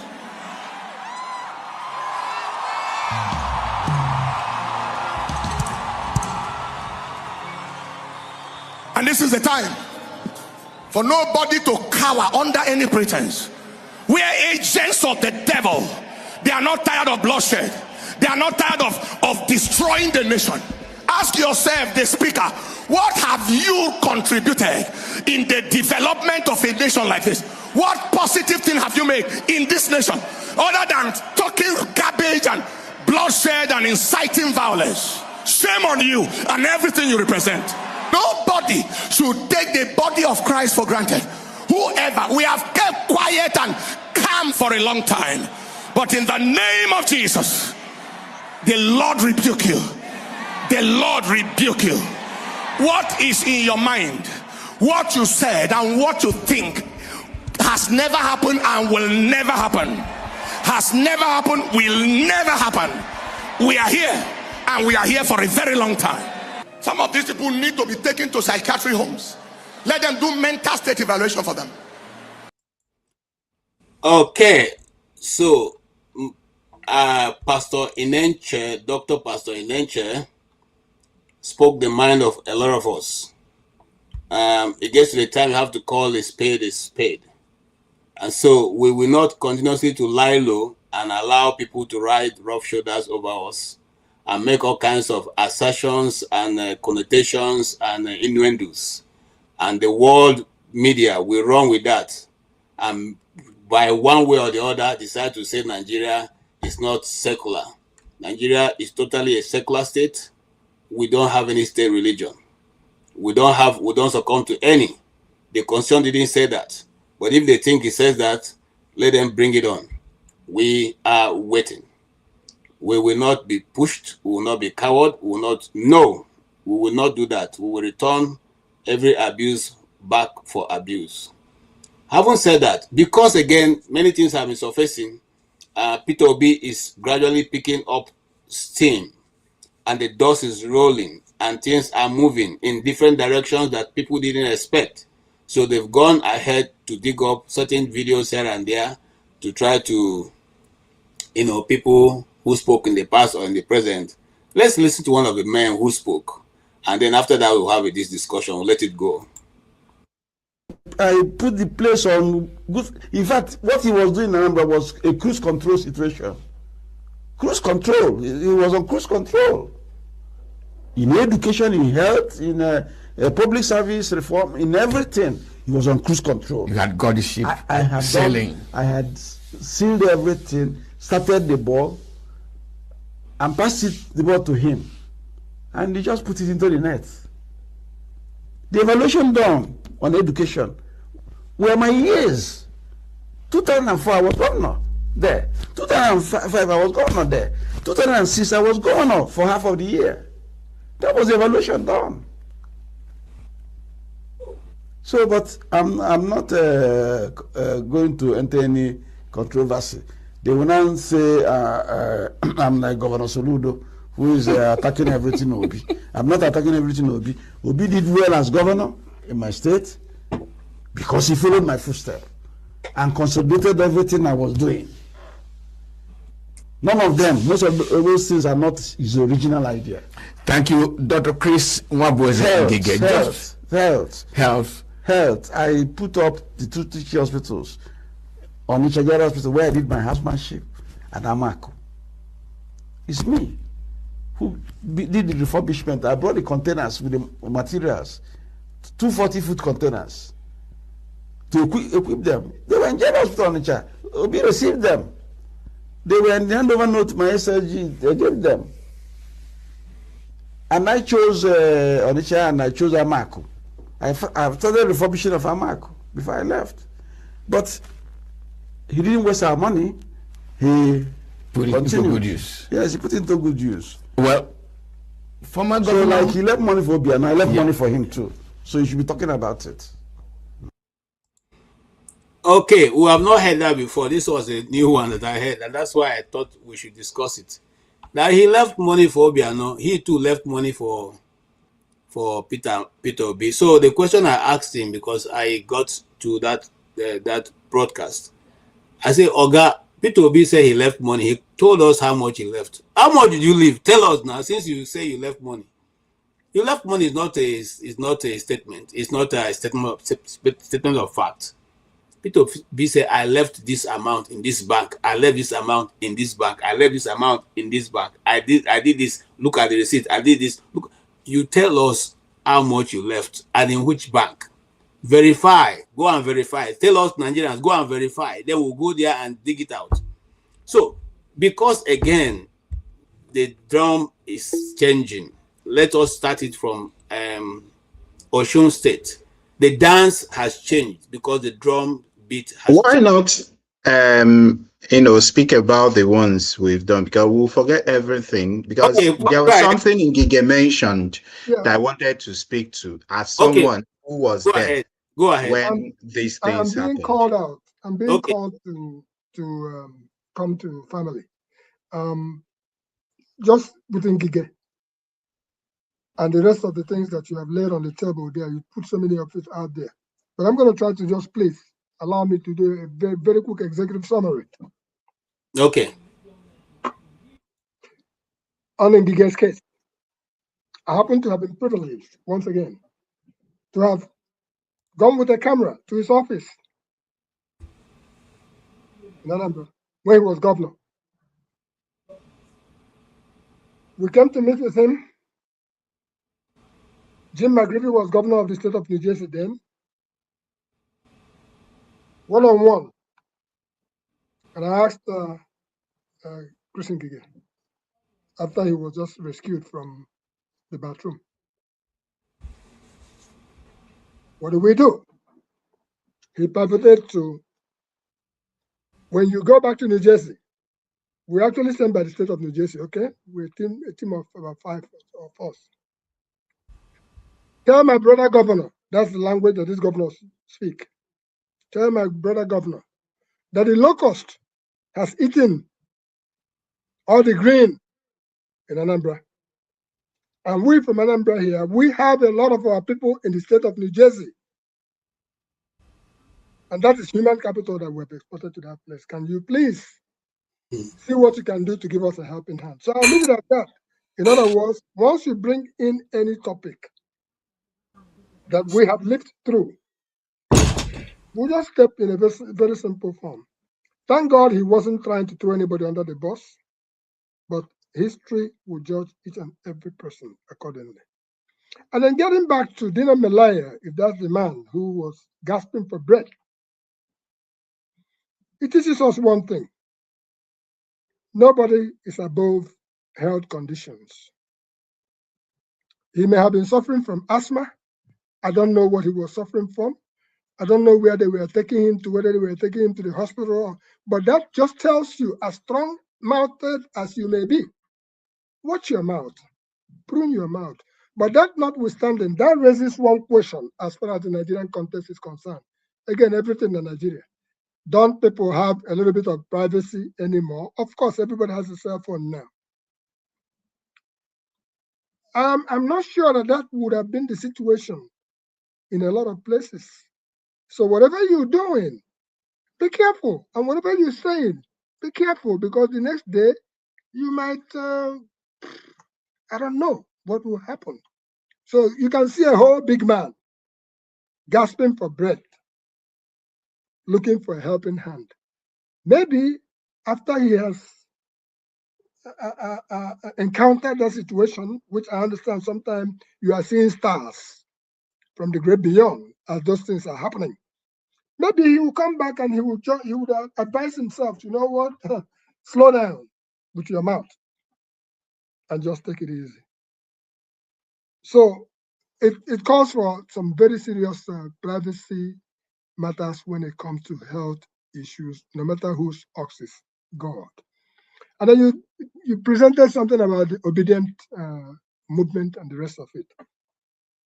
Some of us faced it very seriously in 2003. Some people sold their refrigerators in Nigeria. We were deep into it.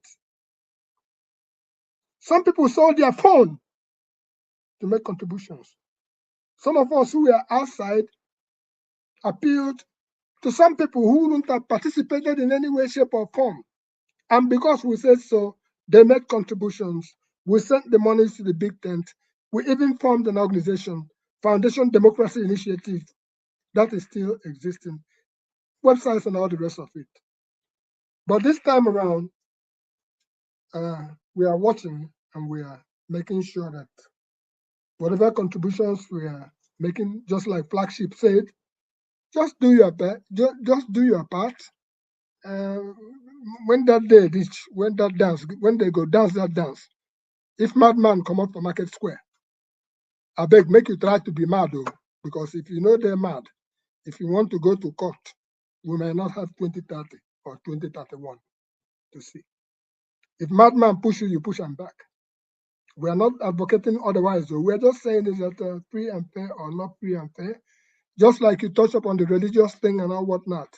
I understand in Burkina Faso or Mali, so that somebody who made a careless statement, they carry and put for behind the bar. So these people who believe that they know it all, and the people who believe that they are all performers. I'm sorry to say this. These are all performers. Everybody performs according to their own stage. All them politicians, they are performers, including the church people. They are performers. And according to the size of your congregation, the more your ability to perform to that, you go fit reach near himself because he's been surrounded. And the biggest performer is in a place called Aso Rock right now. So let us pray that let 2027 come and go. Nigeria will survive as it stands. I rest my case, KJ. I might have to, for a moment, be in the background completely. But since this is not flavor, okay, this is not Ban Logo. Thank you so much. You know the rest of the story. All right. Thank you. Stay humble. Please go ahead.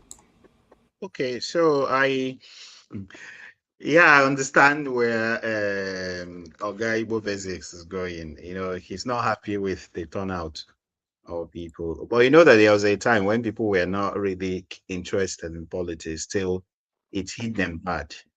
So, and that's why you know, the stage where we are in this in Africa. We as Africa, we are at a crossroads, and all hands must be on deck. And that's why sometimes I maintain a high index of suspicion when I see some of these distractions. They might not be, but of course, maintaining that high index of suspicion just to be sure that some people coming in at some point are not coming to distract people from the main things. Now, back to the issue of Ngige, because I wanted to speak to that because I was in Anambra at the point. Regarding that teaching hospital, Ngige did not contribute to that. I was in secondary school. The first time I visited Amako was a general hospital. Just like any, how general hospitals in Nigeria could be, like all general hospital. I was in secondary school when we visited Amako General Hospital. It was just like any other place. It was nothing to write home about. Then, at some point, what happened during Ngige's time is that there was a rumor that he wanted to build a medical school, but he wanted to do it in his hometown of Alo. And probably if he continued to be governor, he would have done it in Alo. But Peter Obi, when he was governor, he didn't mind doing project anywhere. He wasn't the kind of governor that would want to concentrate projects in his hometown. In fact, I can't remember any project that was done in Agolo. So that Amako, Peter Obi built it from the scratch.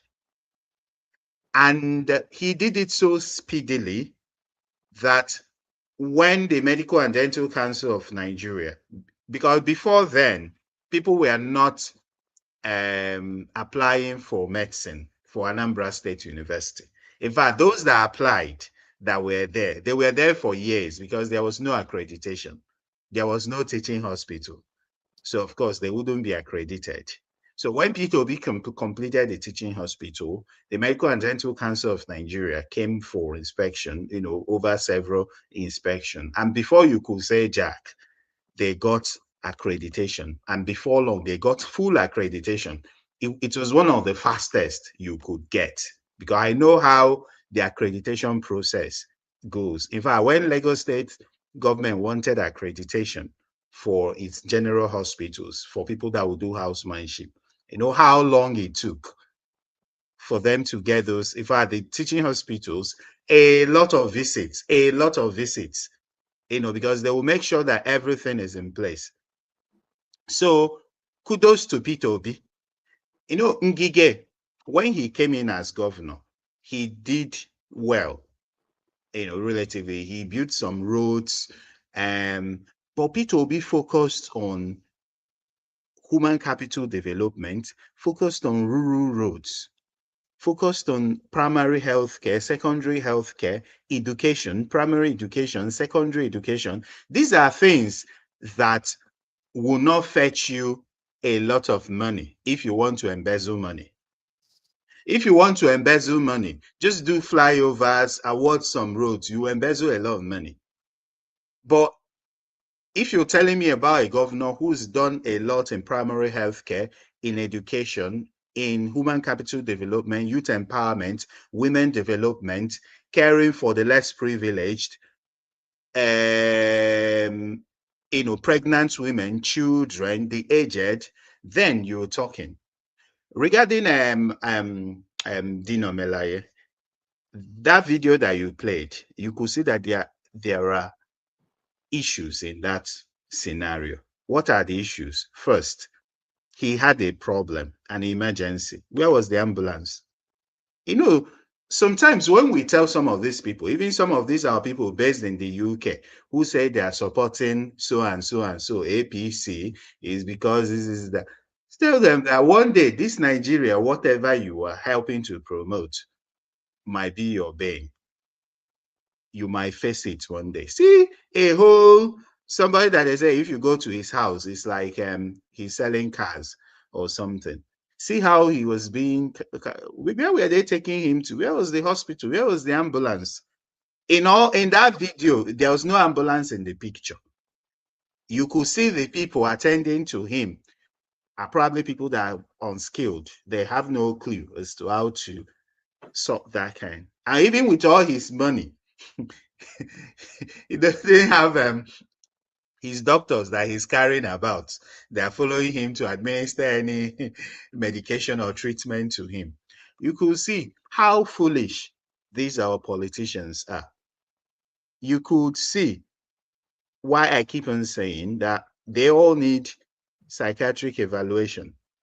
Regarding the religious issue, I keep on telling people not to be distracted. This gentleman who is in Asorok, we know his strategies. One of his strategies is division, either tribal, religious. So tribal division in the south and then religious division in the north. Those people who are saying, oh, Islam is this, Islam is that, we know who they are working for. And they are trying to give people the impression that they love Islam so much. It's not true. These are people that already bought. Even those people that visited from whatever country that they visited from, these are people that are already, bought.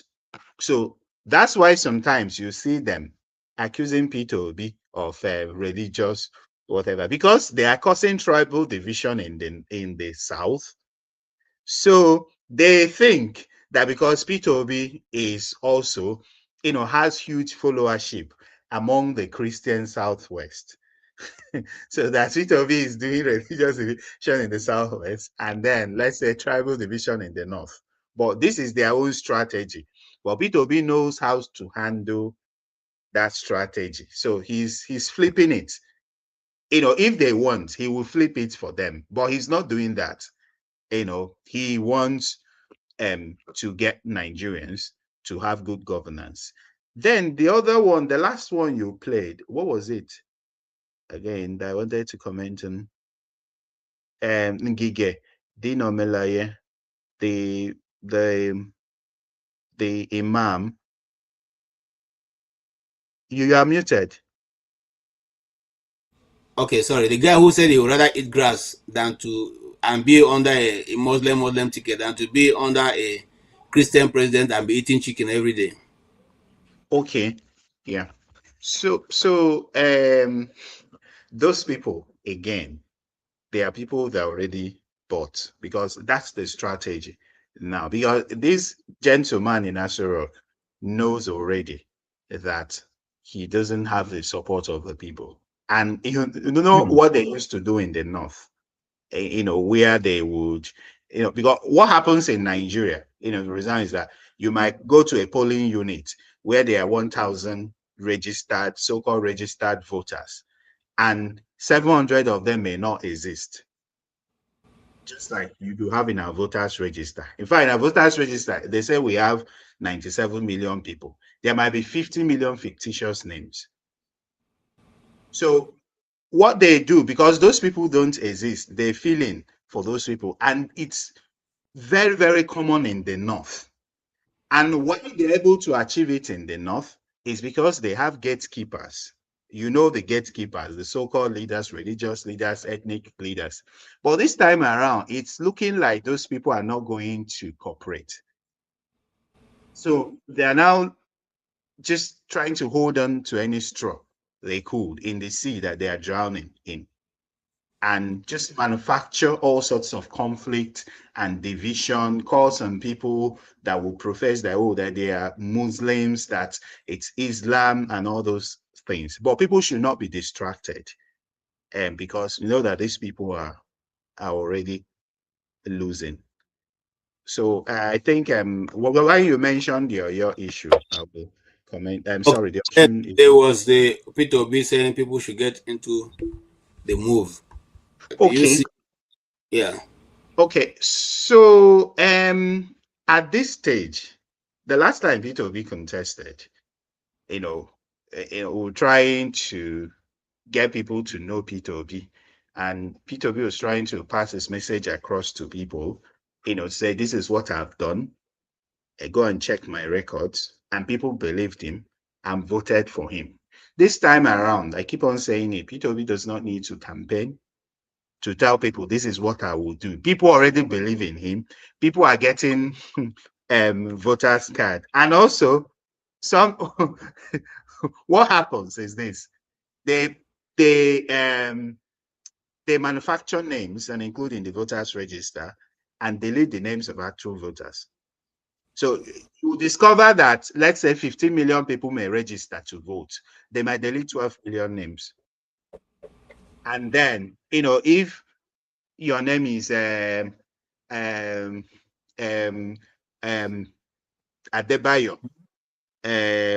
Ademolego, your real name, they may just manufacture a name and just put there and remove your name, really, remove your details so that your voter's card will not even be processed.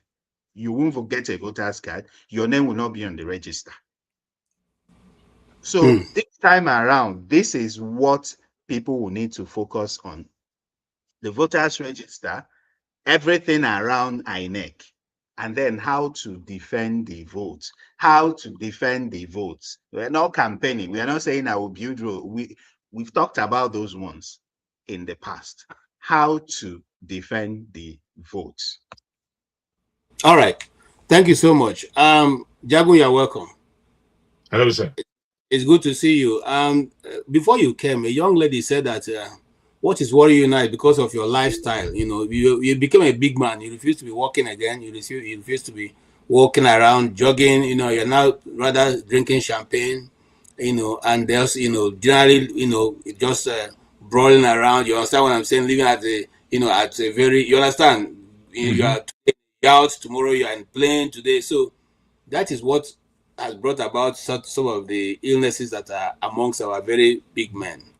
And, you know, I thought about you. I said, maybe, did you hear that video when I played it? I mean, I did. Yeah.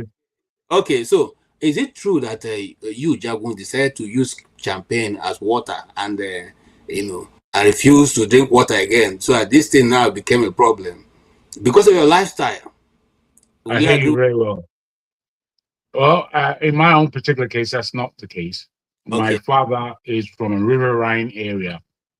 He is a water engineer, a biochemist. We grew up in water. I was thrown into the river to learn to swim. And drinking water, my mother has a water plant that out of their ground comes the purest water I've ever tasted. I'm somebody who really enjoys hydration, even though me personally, as a diabetic, I suffer from lack of hydration. I don't believe that the big men of Nigeria are necessarily living a bad lifestyle, except those who live a bad lifestyle. No matter how success joins your spirit to take you to greater heights, it doesn't necessarily suggest your lifestyle. Drinking champagne for me is not a bad thing. All should be done moderately. Now, a lot of these things that we're discussing about health, it is down to lifestyle.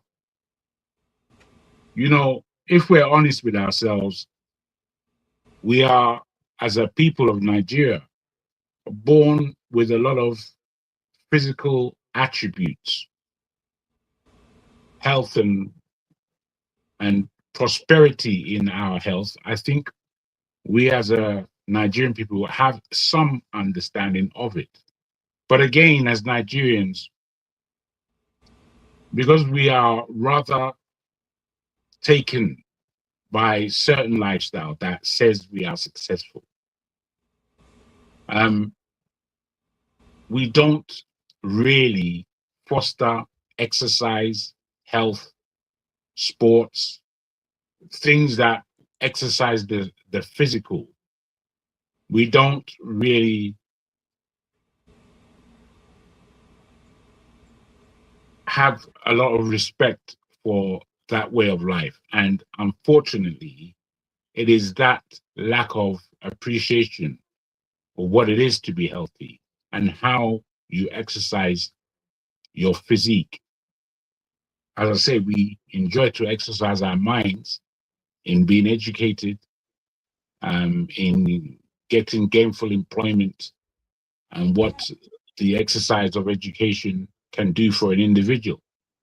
We also, in Nigeria, opposed to here where we live in the West, we do exercise our spirit, and our spirit world, we take it on board very well, which I believe is a plus.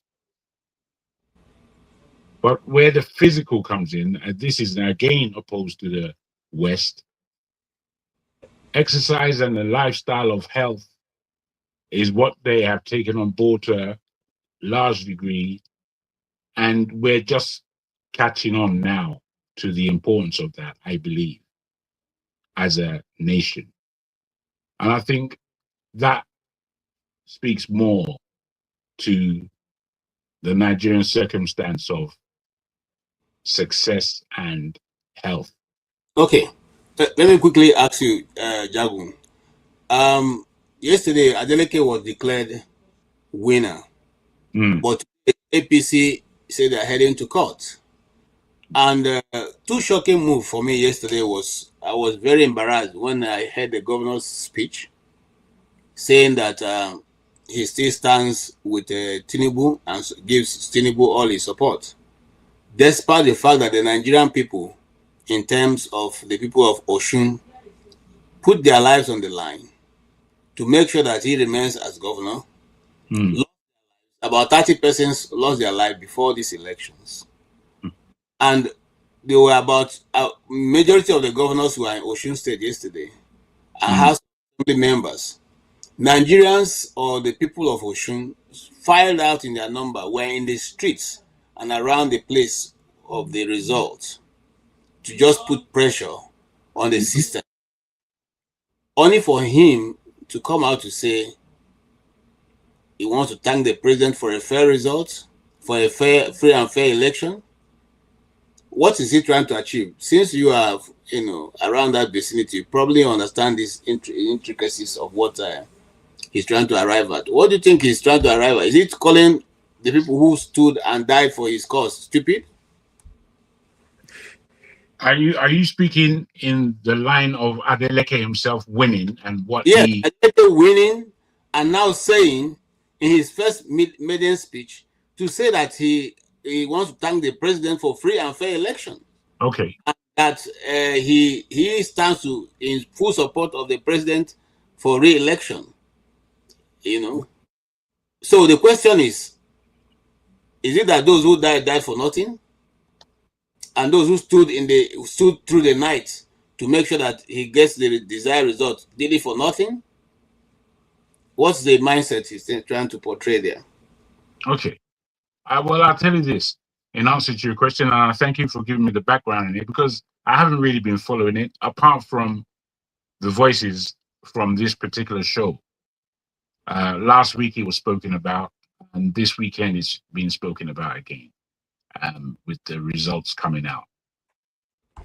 I think you're aware of my position where Nigerian politics, especially 2027, is concerned. I don't believe in the politics of Nigeria. I don't believe there's anything real about it. I don't believe that people are playing anything genuine in their political profession or life in that country for that country. I've always professed that really we should do away with next year's elections until we put all the necessary bricks in place that suggest that we are a nation and we're building a nation and we are going forward in a particular direction, whoever comes to power. Until we've done that, there is no point in an election, because what we are fighting for in terms of power in our elections is strictly that. So we play the game. So Adeleke is playing the game. I give great kudos to the protective aspects of the Osun people if the election was truly free and fair. And it may give us all an example as to how to protect our vote. Having said that, I don't necessarily blame Adeleke for saying what he said about the support of Obi. I think that is in protection of himself and his position, and knowing he wants to move forward in a particular way that keeps that position secure. Having said that, you may think he should be a firebrand and be able to speak to the people and of the people, for the people, as to what is more important to him, and the lives lost in any election. It suggests how wrongly we continue to do politics in that country called Nigeria. Is the way we do things is an anathema to me, and I just don't like it. And I just don't like the constant pretense. And I believe sometimes even us on this program, we do join in with the pitter-patter of inane thinking criminals, and supporting them in one way or the other. Our support, our critique of them, it balances to be the same thing, when really and truly the whole regime needs to be thrown in the dustbin because it's not working. You know, the things I've seen over the last 3.5 years, where Tinubu and his regime is concerned, has largely been of selfishness, of direct Western direction, and of playing protection of the position that they find themselves in. And given this, Nigeria is not making any correct decisions for the nation. For Tinubu to want to go to war with Niger and bring the whole of ECOWAS in at the same time, for me, that was just the biggest lost opportunity of the last 3.5 years. It's a lost opportunity to suggest that Africa can be sovereign, and we as the Nigerian nation is going to join and back the sovereignty of the AES countries as they're now known. I think that was such a blunder.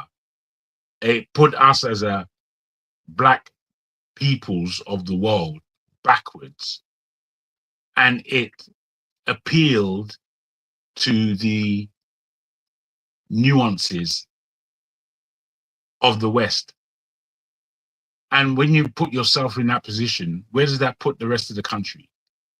Why should this man be leading us? Is this what we believe?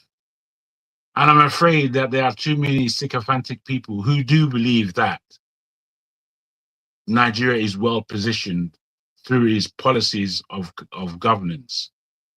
And I don't believe that. What I've seen since I've been saying, and it's been about 1.5 years now, that I've been saying election next year is useless. And what I find is that people who I respect their voices on this channel, they have come to that same position, but they put it differently. Masker is one of them, who says that we should appeal to the grassroots. We should have a chance to create a movement. We should have a chance to educate the electorate.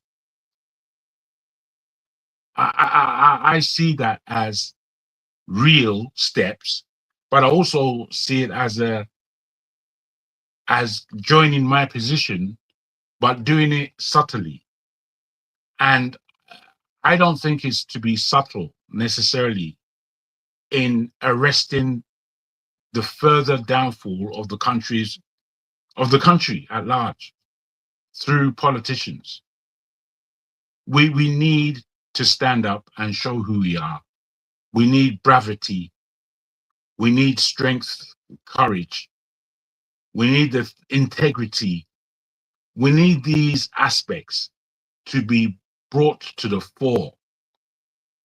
And those who do not join or fit in with that, they too will be identified. And we will see who is the majority. And I would want that integrity and fairness takes the forward position, it is then when Nigeria has a chance. Without that taking place somehow, Nigeria doesn't have a chance. It doesn't. Not at this stage. It's too late for us to be speaking the way we speak at times. It's too late. 2023 was the time for Obi, and unfortunately, he missed that time for whatever reason. When 2023 was lost to us as a nation, the next 4 years from there should have been played in, we're not taking this anymore. Enough is actually enough this time around. We are going to come together as a people. There is no way you guys can run roughshod over us, put us into penury and suffering in the way you continue to do, and have no protection, defense, security in who we are as a people. So the present government hasn't done nearly enough, if anything at all, to bring us to the position of pride within our country, pride within our people, understanding of brotherhood within the nation. There's been nothing done in that respect or in that aspect. And when there's been nothing done in that aspect, I think we need to call ourselves together. We take too much for granted. We take far too much for granted in that country. And as a people, we like to pitter-patter nonsense. We like to use the dictionary to spill out our intelligence. When, to me, just because you are repeating every word in the dictionary, doesn't tell me that you have any intelligence at all. So I'm at that point.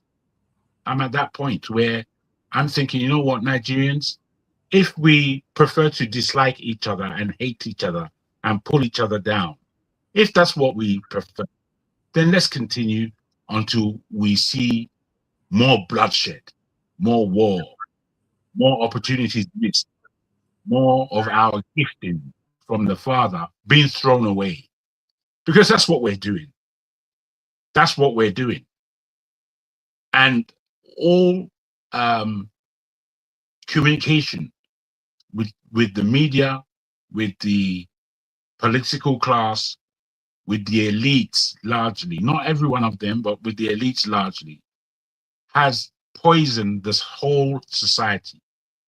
Whereby, for me, I'll tell you this for free, the nuances of life, I find it most difficult to talk to Nigerians about.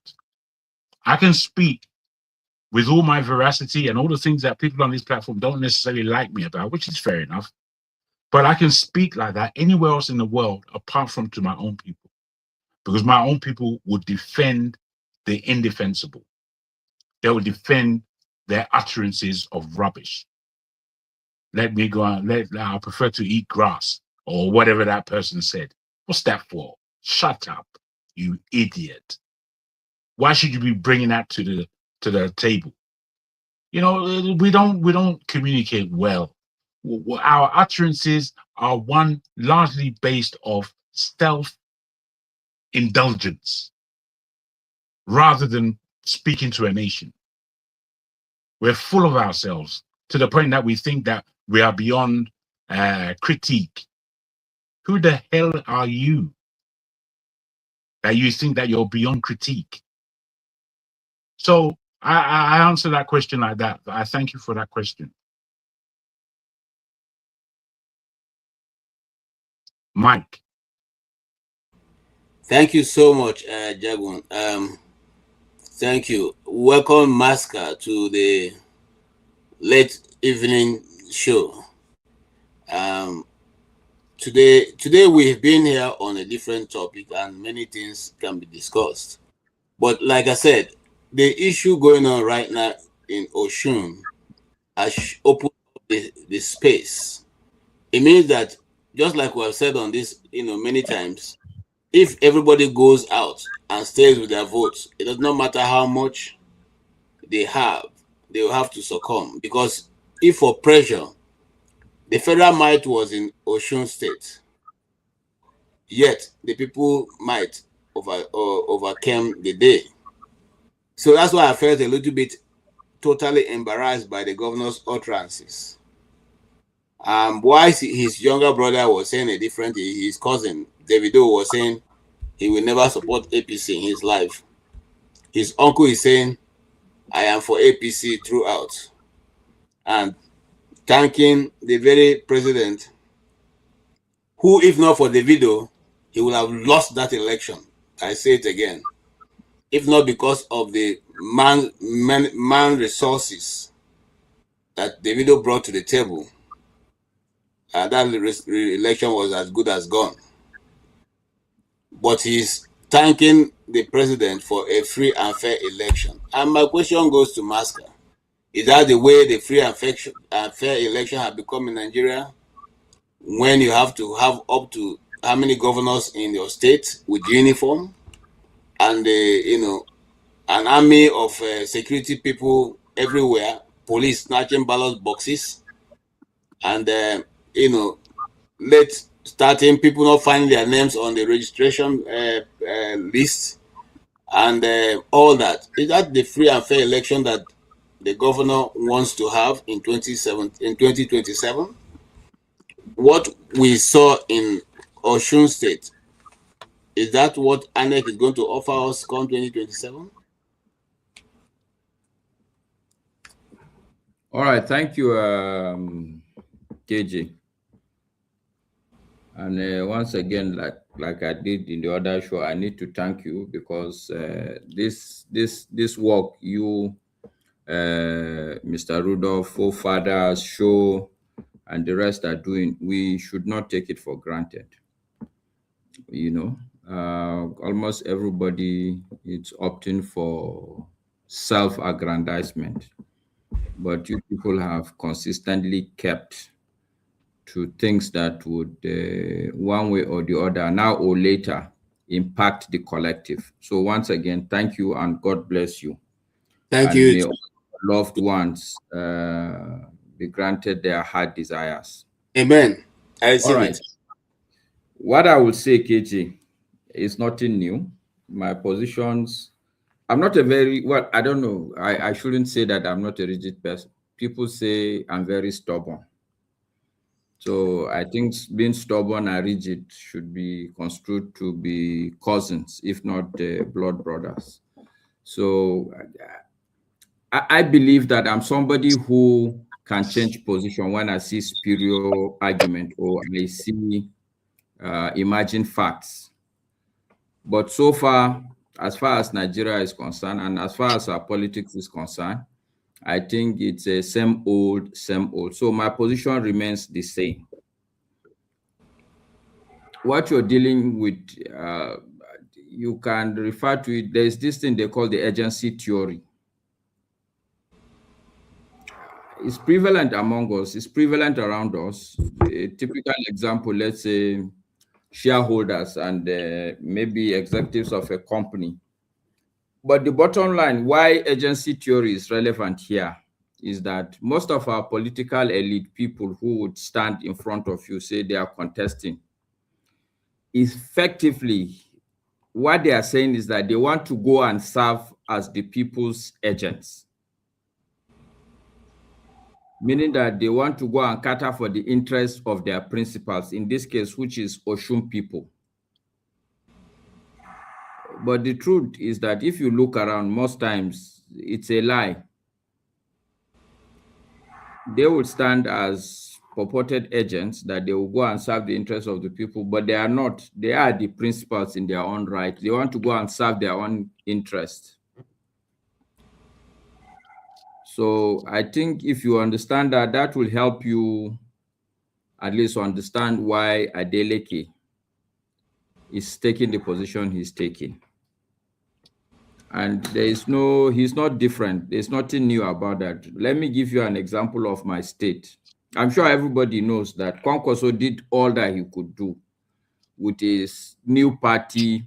He put up the state government. But what did the state governor do, KJ? He defected to APC.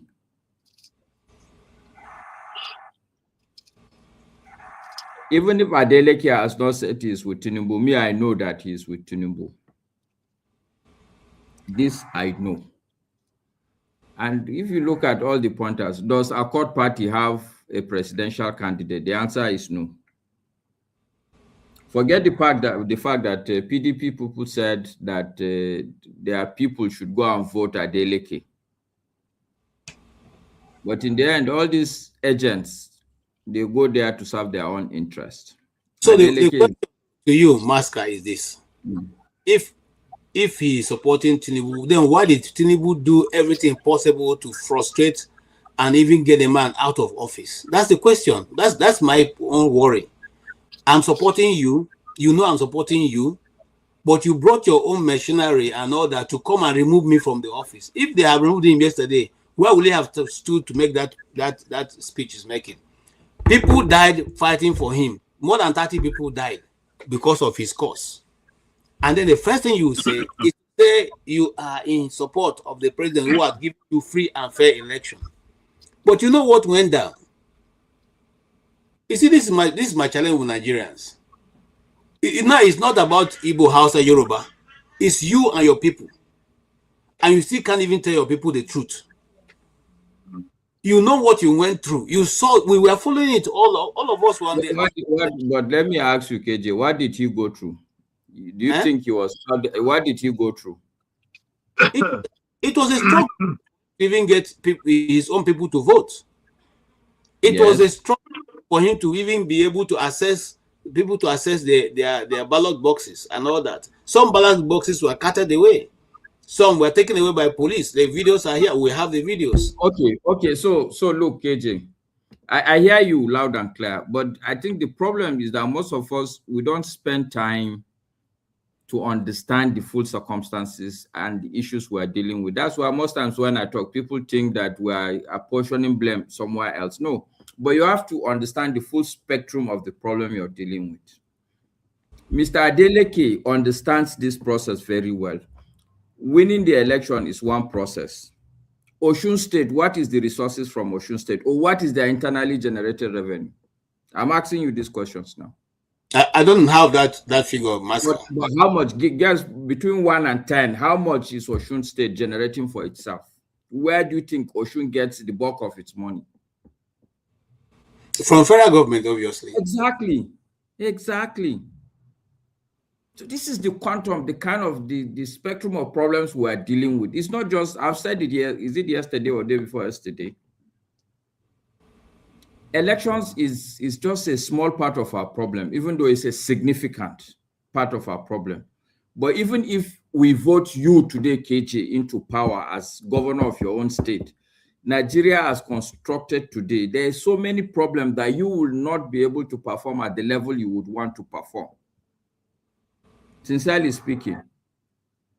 So Adeleke is dealing with a lot of things that if he wants to cater for his own interest, he must align. That's how it is today. That's how it is. There is a lot that we need to acknowledge that is wrong with our system, with our country and our processes. I look, even if he doesn't say what he's saying, I know that in the end, the fact of the matter or his actions will tell you that he is aligning with this regime. And I'm even surprised people are talking about, okay, so this is the, welcome back. This is the time that he is getting re-elected. But is this the first time that we are dealing with? This election, is it his first time in power? No, it's second time. So what did he do? Tell me the things that he did for Osun State. No, but listen, Master, if you go that way, how many governors in Nigeria have done anything, actually? So why didn't he do anything? It's because their interest is the same, KJ. They are not, none of these governors, okay, maybe with the exception of a couple, 2 or 3, none of them are interested in the masses. All of them, like I said, they purport themselves to be agents, but they are principals in their own right. They go there to serve their own interest. I have said it before in this platform. In this country, most of us are just hustling. The man is going to tell you that he wants to be a senator, but that senator is his hustling. So the question to you now is it that in that so I can get the funds released for his state or what? Master, listen to me. Okay, so again, concern is don't worry. this. My concern: people's life cannot be equated to anything. If not for anything, he could have even just shut his mouth up that day without saying that he want to salute the president for free and fair election. When you know that 30 of your people, your kingsmen, lost their life in fighting to put you there. Look, AJ, this is I don't know why you're getting I think you're just being emotional. You're just being angry. Do you know how many governors were in Osun State? Almost 30 of them now. Okay, why will a governor that has been elected by his people go to Osun State and be campaigning for another governor? No, but we know that it's Mago now. This is what you now, Masker. I don't know why I'm not seeing my point. No, what I'm saying, they are going there not because this is my quarrel. If the people of Osun didn't stand their ground, Adeleke will not be in the office today. So does it make any? It's not abusing their sensibility for you to say this. The very next statement you are making is that you want to thank the president for fair election. Is it fair election that got him there? That's what I'm asking. No, because all these things you're saying, when a group of people elect you and you don't do what they are supposed to do, you're supposed to do, which sensibility are you talking about? Of his because you are suddenly behaving as if suddenly the man was good, now he started a bad turn. I'm saying that the biggest problem is that when they elect you and you don't do what you're supposed to do, that in itself, you've been abusing their sensibility right from time. That you are supporting Tinubu today is not a different thing. And the truth, and let's be honest with ourselves, sincerely speaking, okay? In my mind, Adeleke is not different from Tinubu because they're all in the same group. Forget about Adeleke was in PDP. Today is in Accord Party. Just give him time. He will go to APC. So why are we having this argument? Why do you think that Adeleke is different? And this issue of Osun people, even the people that voted for Tinubu across other countries, take note, for instance. You think the people are happy with Tinubu?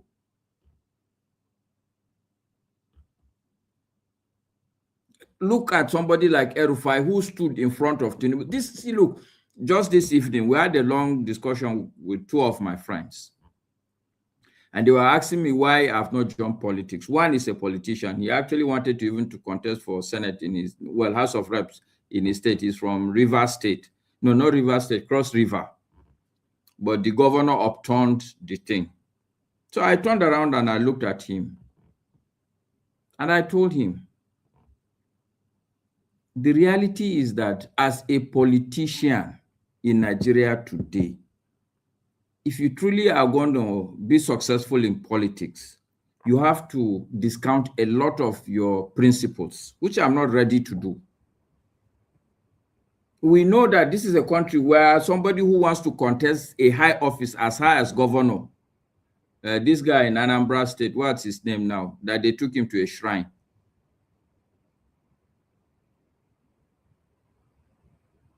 You are muted, KJ. Chris Ngige. Exactly. That is, look, I don't know why we will sit here and be pretending that we don't know that these are actually in Nigeria. Those people that we are talking about, both the Tinubu and any other person, me, as far as I'm concerned, these are the bottom part of our country. They are not the best of our people. Most of these things are supposed to end up as touts. And we want to expect what they don't have. We want them to give to us what they don't have. These are not very principled people.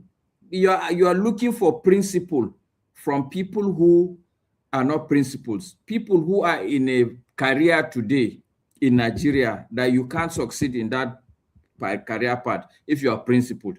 How many governors have fought their forefathers, their godfathers? How many people have turned back on the people who put them in that place? This is, just look at the political scene in Nigeria. This issue, this argument you're arguing, It doesn't hold water, KJ. These are very unprincipled people. People who go to shrine. In fact, I will tell you, if you don't know, KJ, in Nigeria, you will hardly be successfully in a good position if the people that will help you don't have some hold on you. Something that if you tomorrow turn, you want to do something, they will put it out and say, you remember this. And that would bring you back to line. The reality is bad. Even though I don't support what Jagun is saying, that we should boycott the election, but it's almost like that. This whole process we go through is a charade. And it's not even, for me, the issue is not even the election. Even this, right from primaries, even our political parties. So let's see, don't go to the well and put your, I don't know what is the guga name in English, that thing that you put inside the well to draw water. Bucket. What's the name? Yeah? It's a bucket. It can't be bucket. It's a bucket now. It's a bucket. It's not that difficult. If you don't know, you don't know like me. Just let's okay, agree. fair enough. But I've always known it as a bucket. If you're talking about your, in my language, you draw water with a bucket. Bucket in my language is bokiti. Guga is something different. So I know that the two are different items. The thing that you put, but anyway, we get the idea.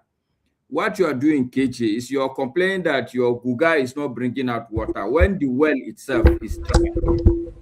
Okay, so I see what you're saying, but also you are looking for principle, you are looking for empathy, you are looking for performance where it doesn't exist. It does not exist with our political. Okay, so this is what I'm looking for, Master. I'm not looking for performance. I'm not looking for principle. I'm looking for the two devils, which is better to go with. That's what I'm looking at. Nothing. Okay, maybe I should backtrack and understand where you're coming from. What are the two devils?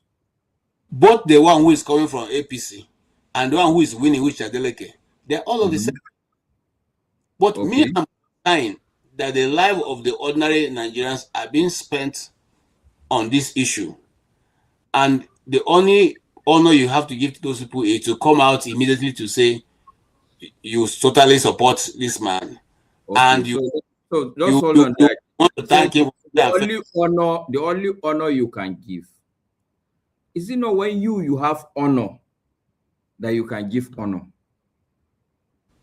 Well, I thought they were honorable men. Anyway, thank you so much. No. I think, see, look at even the Adeleke. Let me tell you the truth. You are looking as if it's the people of Osun State that stood behind this man. I can put it to you that the man, when you sit with him, he will tell you the amount of money he spent. I'm telling you, these are the people you're dealing with. He is going to tell you the kind of things he has done. And some of them, I don't know him, so I don't want to say things that, but I know some of them will tell you there is one malam or one jujuman somewhere that helped them. These are the people you're dealing with. You are looking as if that the people stood with him. He is looking at see if he fought a battle and he won. Well, I rest my case here, KJ. Thank you so much. Stay humble. You heard the listen. Do you have a contribution on any of the issues that we talked about so far? My concern still remains.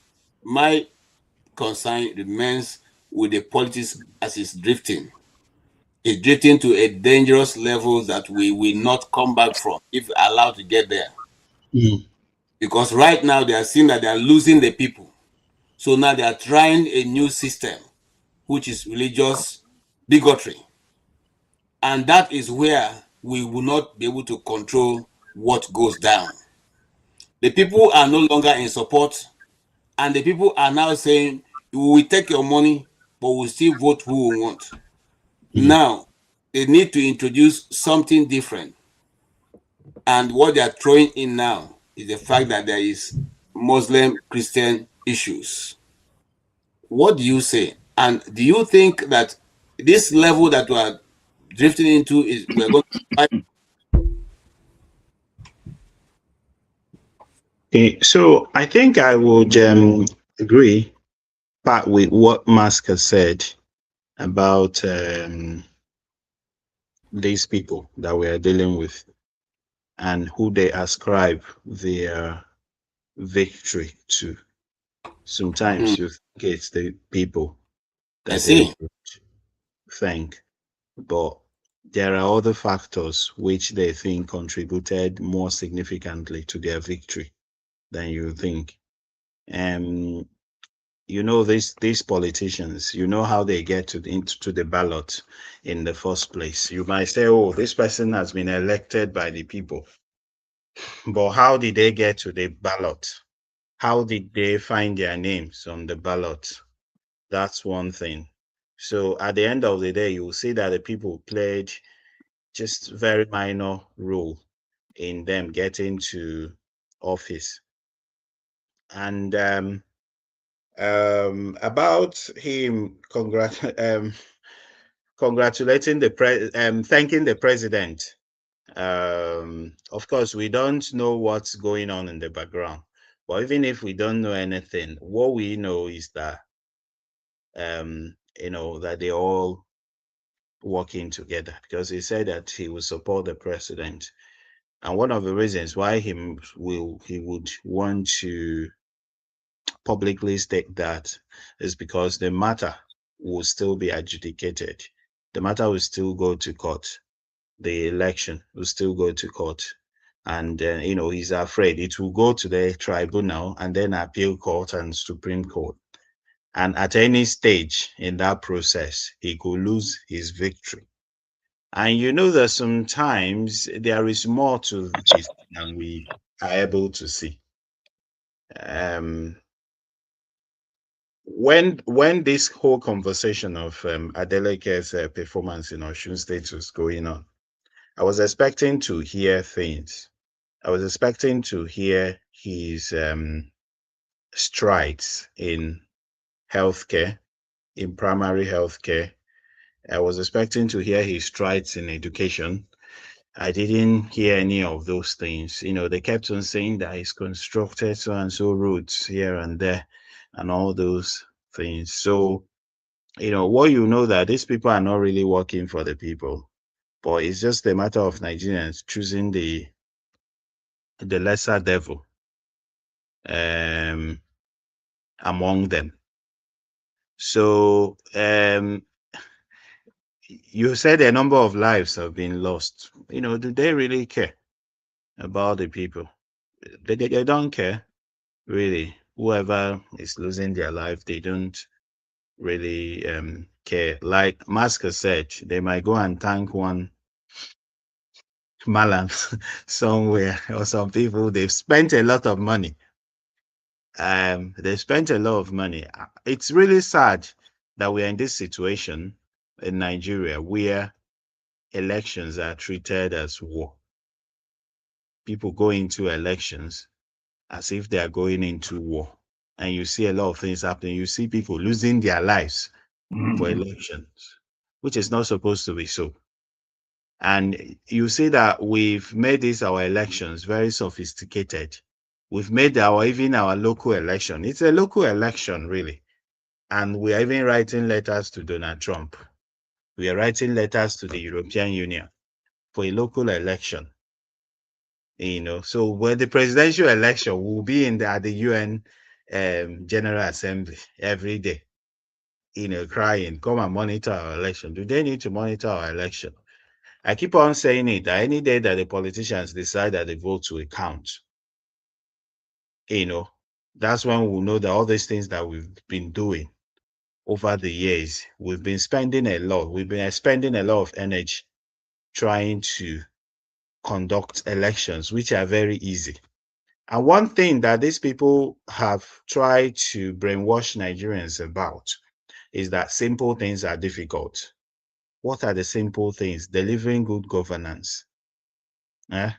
What are those things? Providing electricity for people. Very easy.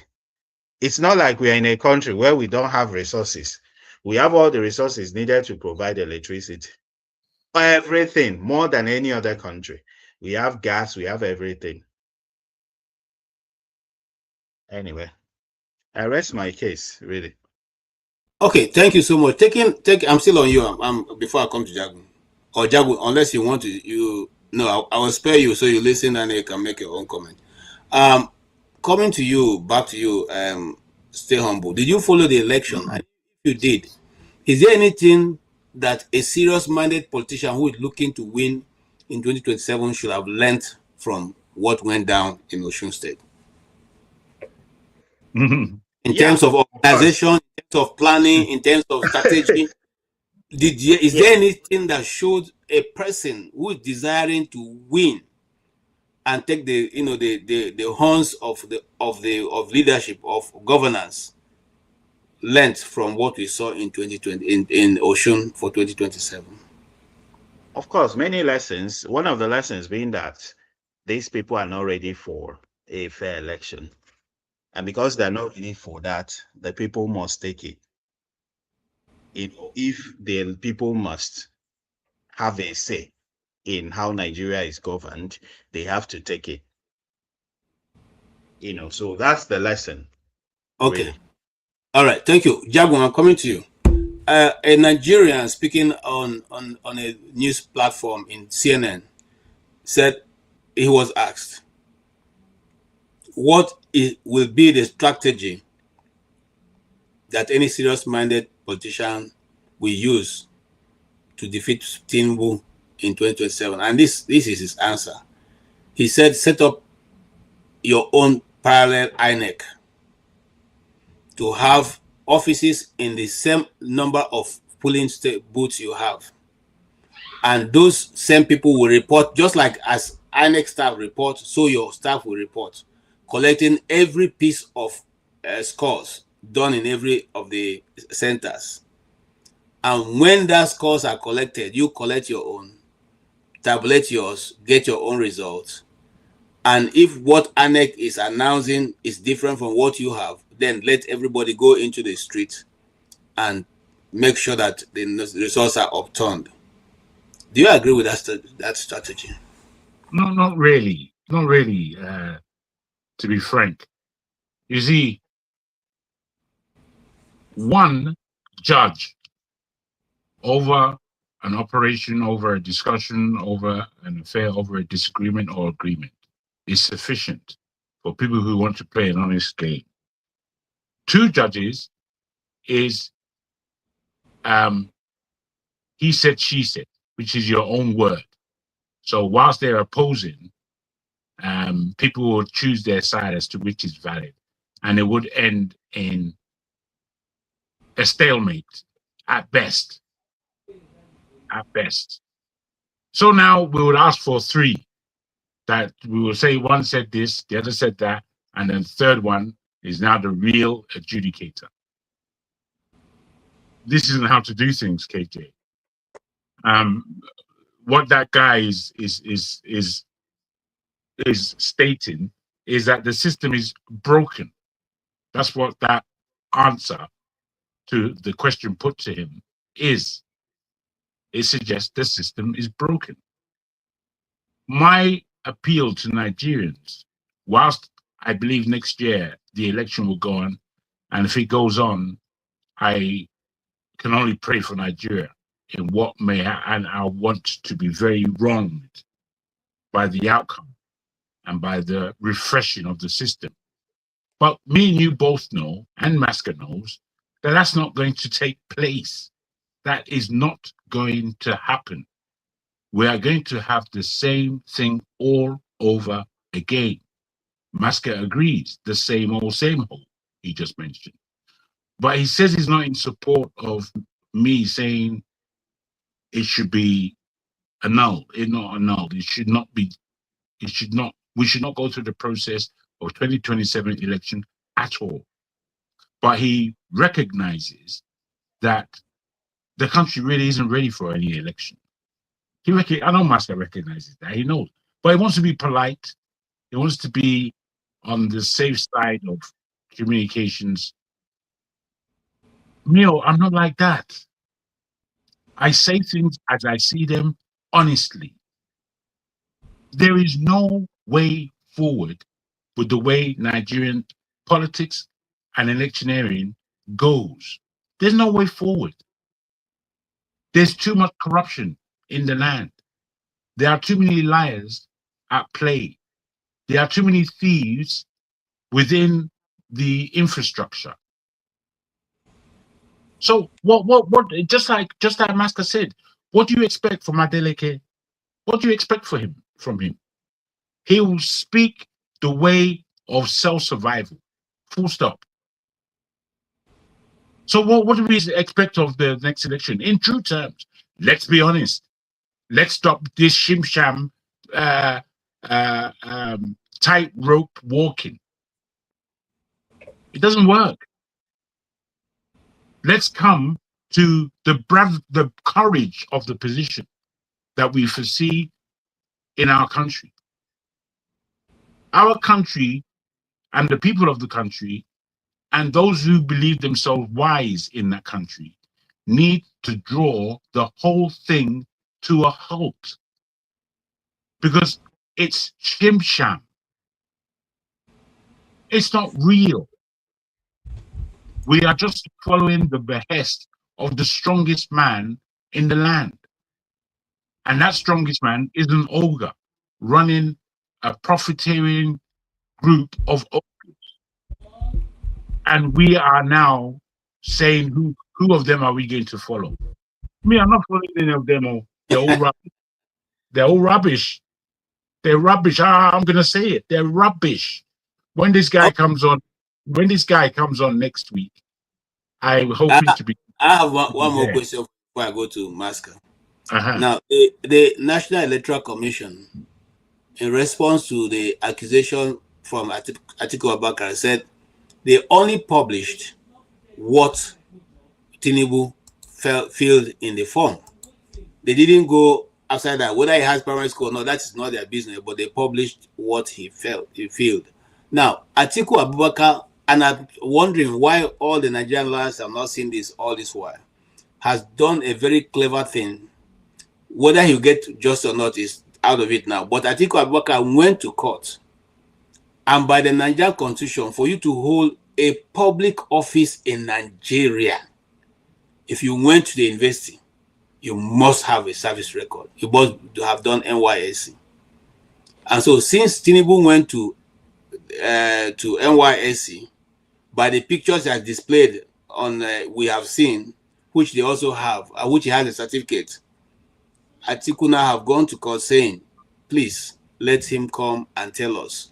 Is his name also Kunle Adekunle inside, and all the other certificates are there? So is that, do you think it's something that the courts in Nigeria can actually be able to adjudicate and bring out the true personality of Alhaji Tinubu?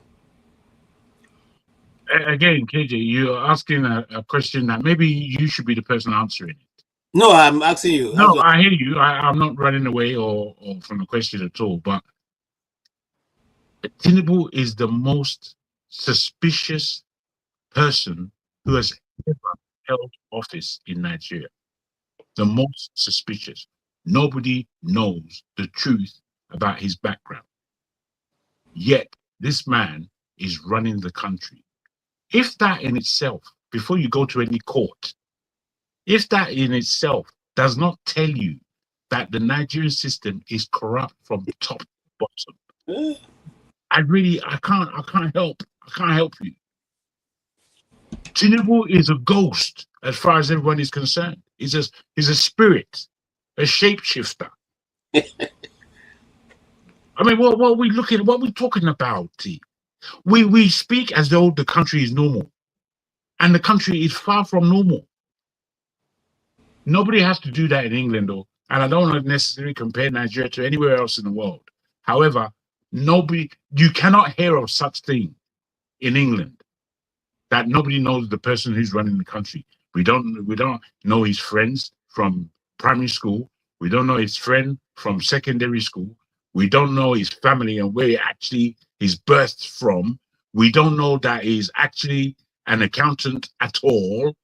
What we do know, however, is that he has in America a record that says he has dealt with drugs at a high level. It says he has started his corruption journey from an awfully long time ago, where he paid up to $3,500 to some institution in Nigeria to get him off the hook. I mean, we're not serious. We're not serious. Your question may sound to me, bruh, it's like, are you taking Tinubu? Do you think that there's any court in Nigeria that is going to hang Tinubu or going to bring him to justice at this time, with all that we know about Nigeria and power men? You're not bringing Tinubu down in no court. There's no court in the land that's bringing him to any level of any justice in this present dispensation. It's not happening. So we again put ourselves in the position of beggars. We are begging. They said that somebody wrote letter to European Union. That's begging. That's begging of the highest order. That you are begging people to come back and rescue us from our own stupidity. I mean, I don't think we are men in that country. I don't rate our men. Yeah, hey, Jago, that is for me. If I was Nigerian, well, let me not talk about myself now. But that's the funny thing. that's the most chilling part for me. And when these questions are raised, people just dismiss you with it doesn't matter. I mean, why are you so concerned about what is wrong with this thing? What is wrong with this thing? So my question now, welcome Consign. My question now good day, my brother. My question to Maska is, Maska, so now since we don't even know what to say again in this case, because even the people who went to school, they wrote, in fact, for you to be, I think before, for you to be for a senior lecturer 1, you must have written up to 8 papers, if I can remember very well, because I did a little bit of teaching long time ago. You must have written at least an 8 acceptable, submitted to the college board. Okay. Now, for you to be a professor, you must have written more than much more than 30. What am I talking about? You must have written tons and tons of publishable paper in your line of what? Of profession. If you're a doctor, you must have published in medical journals around the world. I think it's about 30 around the world or thereabout.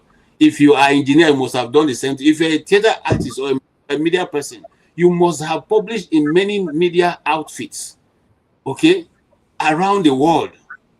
10 papers. And now these same people are standing and telling you that it doesn't matter if the person who is leading your country has those certificates. They don't even know where it comes from. Maska, what is happening? What is happening? Have people been bewitched, just like somebody said? Well, at least we are better than those who have run away. Some of us run away for our life, oh, my brother. You are still a coward. A coward Yes, dies many times before his agree. natural death. I agree. My late father said that a coward stands Right, to so I haven't said that we that are still here, we the bewitched, are still better than those that have run away. Okay. Yeah, KJ. Where we are looking for answers, that's not where they are. Okay. This is not where even look. The questions we're asking are the wrong questions. Okay. Tell me the right question. You can frame it and answer it. No. It's not you that I'm okay. just speaking in a hyperbole. I'm just being hyperbolic. Okay. The point I'm trying to make is that the foundations even of a country, we've not started building them. I agree. That's correct. Okay, so if you build the foundation correctly, actually, you should not be looking for any certificate for a president. I agree. It's not required. That you are a professor doesn't mean anything for you to lead a country if the foundations of that country is correct. And unfortunately also, if the foundations are not correct, Bring the best professor in this country. Is it not the professors that they all call that are always aiding and abetting this rigging? Is it not the professors? Every election we hold, they go and look for people from the university. Even the current INEC chairman is a university man. So I'm saying that don't look at the qualification of the person. This is where we are always missing it. To start arguing about the person's qualification, you miss it. We need to go back and look at the foundation. And the foundation, honestly, is that, as far as I'm concerned, every single country that I've seen that have moved forward, it is the middle people, the you and me, the jargon, that have taken charge and taken responsibility. Yes, maybe one person will be an outlier. If you take South Africa, for instance, even their independence, yeah, people will talk to you about Nelson Mandela. But I can list to you 1,000 people that even me, I know that were part of their freedom fighters. 1,000, I can list them for you. And once you provide that concerted leadership that is genuine, every other thing follows. The challenge, if you ask me, in Nigeria, is that all of us we are either ducking from the reality, or those of us that are not ducking are not looking at the right places. Well, simply that we have this defeatist attitude. The people who are concerned that can build Nigeria are much more than those that are spoiling Nigeria today. But unfortunately, because of religious issues, because of tribalism, because of lack of the ability to be able to look at the proper place, we've not been able to hold any conference, for instance, that genuinely these are people who want to build Nigeria across religious lines, across tribal lines, across party lines. Let's just come together one day and have an honest discussion, even just to show our numbers. Let's even not agree on anything, just to show our numbers, just to shake hands and say, oh, I'm for Nigeria. You say, yeah, you are for Nigeria. These are the fundamentals that this country is lacking. Go and look at, say, for instance, what is this country now? Rwanda. This same Rwanda that we're talking about, that they had a, what do they call it, genocide. Look, go and look at the country. Every Saturday, they come and clean out their country. What is the president's qualification? Is he a professor? These are the things. We need to be honest with ourselves. We will have to salvage this country. If we don't do it, we can blame every other person as much as we like. As long as we don't roll our sleeves and roll our trousers and enter ditch and fight. This is the same story our children will be telling. We are the problem. I rest my case here, KJ.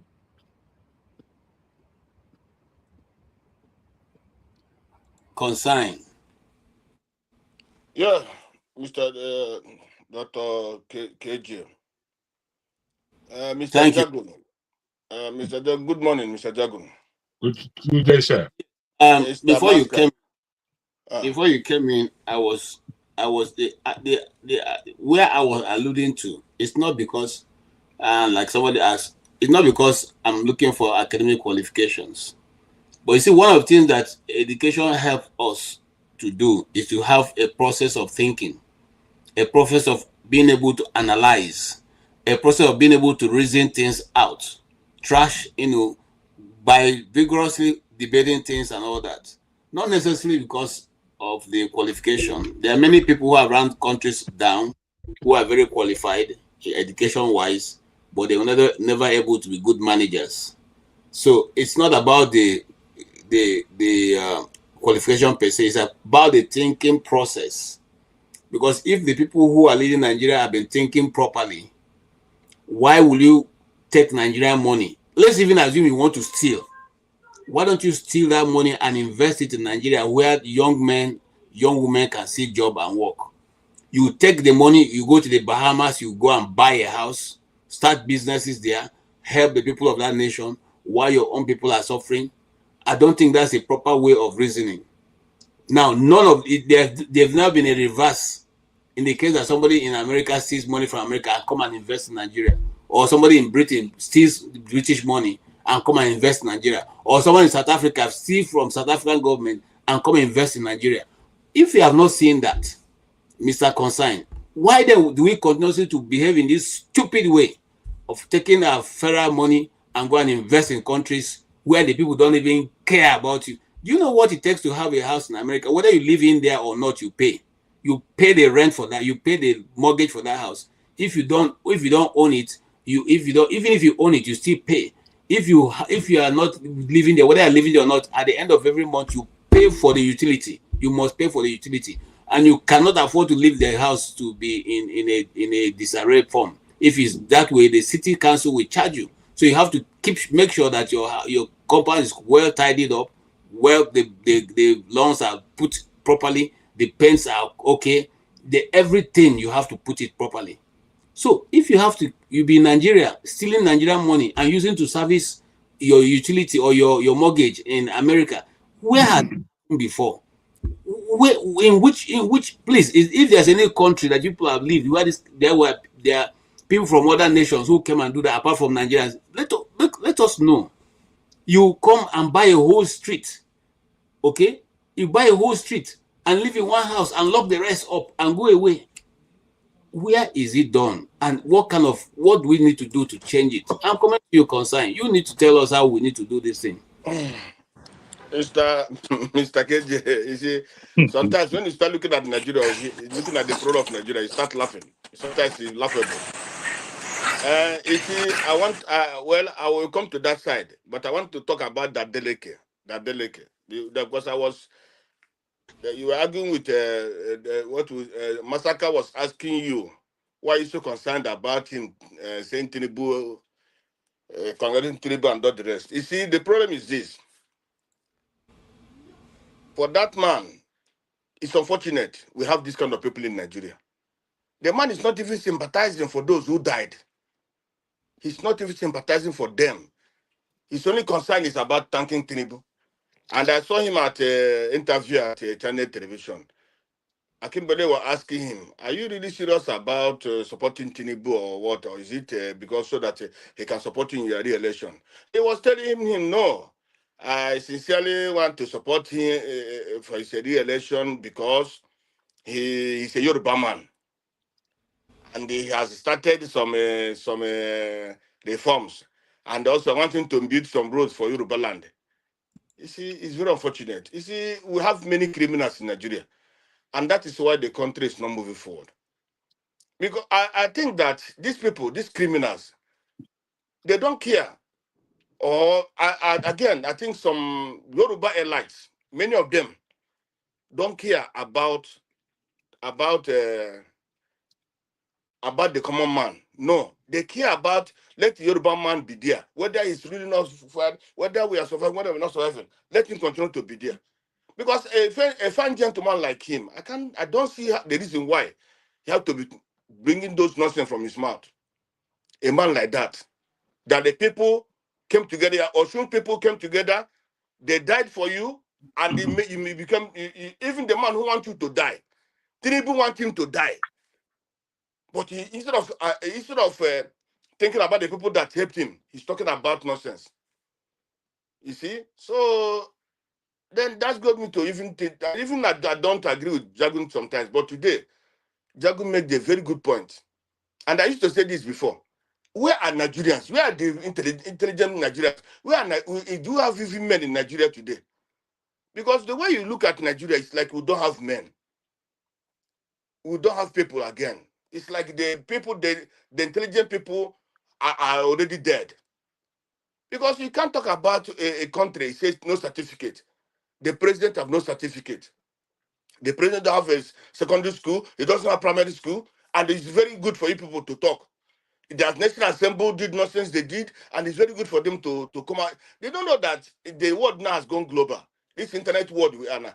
Everybody is listening to what you are saying. Everybody knows what you are saying. Everybody knows what you are doing in the country. That our president, he didn't go to primary school. He didn't go to secondary school. Even the university say went to America. One, it was Chicago State University. Another time, it was University of Chicago. And another, and the people are listening. Other presidents are looking at us. How can South African people, the government of South Africa, be looking at Nigerians and how can even America, how can Britain, how can other people be looking at somebody from Nigeria? That person using everybody in Nigeria is using fake IDs. That's what it means. If our president is having a fake ID, if our president, we don't know where he's coming from, we don't know anything about him, it's very, very insulting and I don't know, it's degrading to us. It makes us look inferior to any other people in the world, while we're supposed to be superior. I've been to many countries in this world, honestly speaking. I've lived in many countries. There is no people you can see that work hard more than Nigerians. There is none. I have been to many countries. No people work harder than Nigerians. You see? So when the people start looking at us now, so these people are parading, all the things they're doing is fake passport. Their presence is fake. The National Assembly, we're supposed to be respected, come to make this kind of law. So why will people look at us? It shows that we are nothing. Then you come to about what you said about this issue of what money, people taking our money and investing. My brother, it's very unfortunate and appalling that we travel out. I used to tell people who come to buy something from here, when they ask me even where I'm from, I say, my friend, I don't come from that side, man. Because I say I'm coming from a stupid country. That's what I used to tell them. Because it's very obvious that we outside. We outside, we are working hard, we are suffering ourselves, we send money home. But those at home, those nonsense ministers and nonsense, we steal the money there and bring abroad. Let me tell you one story. That was the last 4 years or 5 years. I went to Uber. One Uber guy. My car have a problem there, so I went to Uber guy. The guy was an Ethiopian. So we are discussing. They know that I'm a Nigerian. Then he started telling me, "Oh, you guys have money. Oh. Do you know that one guy that I used to pick up every day is a student? One guy is a student. The parents bring him here. He's schooling here. Whenever he's taking this guy out, this guy, whenever I take him out to go and they enjoy, whenever I pick him up, this guy will keep him. That Uber guy will not move out. If they're staying 5 hours to 6 hours, that Uber guy will be in the car. After they enjoy, then he come to the car. You drop him. Can you imagine? So check how much a student, it's not working. He's only eating, this is the money that the father is sending him. You see? Then there was a time I was working. The time I came here, I worked. We were working with one lady, one Jamaican lady. The lady is friending a Nigerian again. That the guy is friending is a student. But this guy beat this girl so much. But the guy don't want to run away. The girl don't want to run away. You know why? Because this girl is giving this boy is giving the lady whatever he wants. He said the father bought 2 houses for them here. But he doesn't want to tell us the name of the father. You understand what I'm saying? So my brother, that's the thing. When you go to let me give an example. Go to Namibia. When you go to Namibia, it is difficult for a minister of Namibia to steal one of Namibian people. There are 3 ministers in Namibia. There were 3. Attorney General, Fishery Minister, and one other minister. They were involved in what they call it in a fishing scandal. My brother, do you know up to today they were not giving bail? Up to that case, they have not been given bail. They're still in jail, in custody, awaiting trial up to now. So the Nigerian thing is that, you see, we have been meant to be a country that is it's like I've told people before that Nigeria is a cost place. Because when you go to Malaysia, you see how they operate. You go to Namibia, no Namibian or South African or even Botswanan can say the minister is working. No, none of them. I'm telling the truth. You can't see any of them say the minister, he built the road, is working. No. They will tell that is his job. which he's supposed to do. But in Nigeria, we see a minister that is not working. He's going on the road. He's going. We are shouting. We are hailing him. We are hailing him. What do you hail him? Somebody who is working, is getting a salary. He's working. Instead of you to he say he's working. Even our journalists in Nigeria, when Tinubu do something, he say Tinubu is trying. He's doing what? He did when the minister do something. Yes, that minister is working. What is the minister working? He didn't even provide the social security for people, but he's working. He built a road. He built a bridge. What is a bridge? I have never been to any country that I have been, and they say that I see where the road is being constructed, where they may build the road and they officially commission the road, or even a bridge. It's only in Nigeria. So it's like, personally, I myself, I feel that we are very cost people. And they come to think of it, if our president is fake, there is some ministers in Nigeria that are fake. There is the other day, somebody went to the zoo in Nigeria. I don't know whether it's Kogi or Parasite or what. They advertised there's some lions there. The person went to that zoo. You know what he found? He found the effigy of a lion, not a lion. Yola. Thank you, Yola. So what tells you about that is to tell you the region of Nigeria. That we are a fake country. The politicians have made us to become fake because they're fake. So you see, when you are talking about all these things, you know, I understand what Maska was saying that time. If you are looking at Nigerian issue, and so my brother, that person can die. Sometimes there's some news that can come out of Nigeria. You'll be like this, laughing. I say, is this really people who are saying they're intelligent? Is these people that people say we are this, we are giant of Africa, we are giant of nonsense? You'll be wondering, where is this coming from? Look at some boys for the Tokobolo took to Benin, took to Osun State. Look at what they are saying. That he will remove the governor. This that. Look at, even one woman today was angry with them. You see, so at the end of the day, there's this election in Osun State, and all the whole governors left whatever they are doing in their states, start coming to Osun to do what? Or if you check now, calculate the whole money that these governors have wasted in Osun State, this election has cost in Osun State. If you're wondering, is these people really human beings? What are we doing?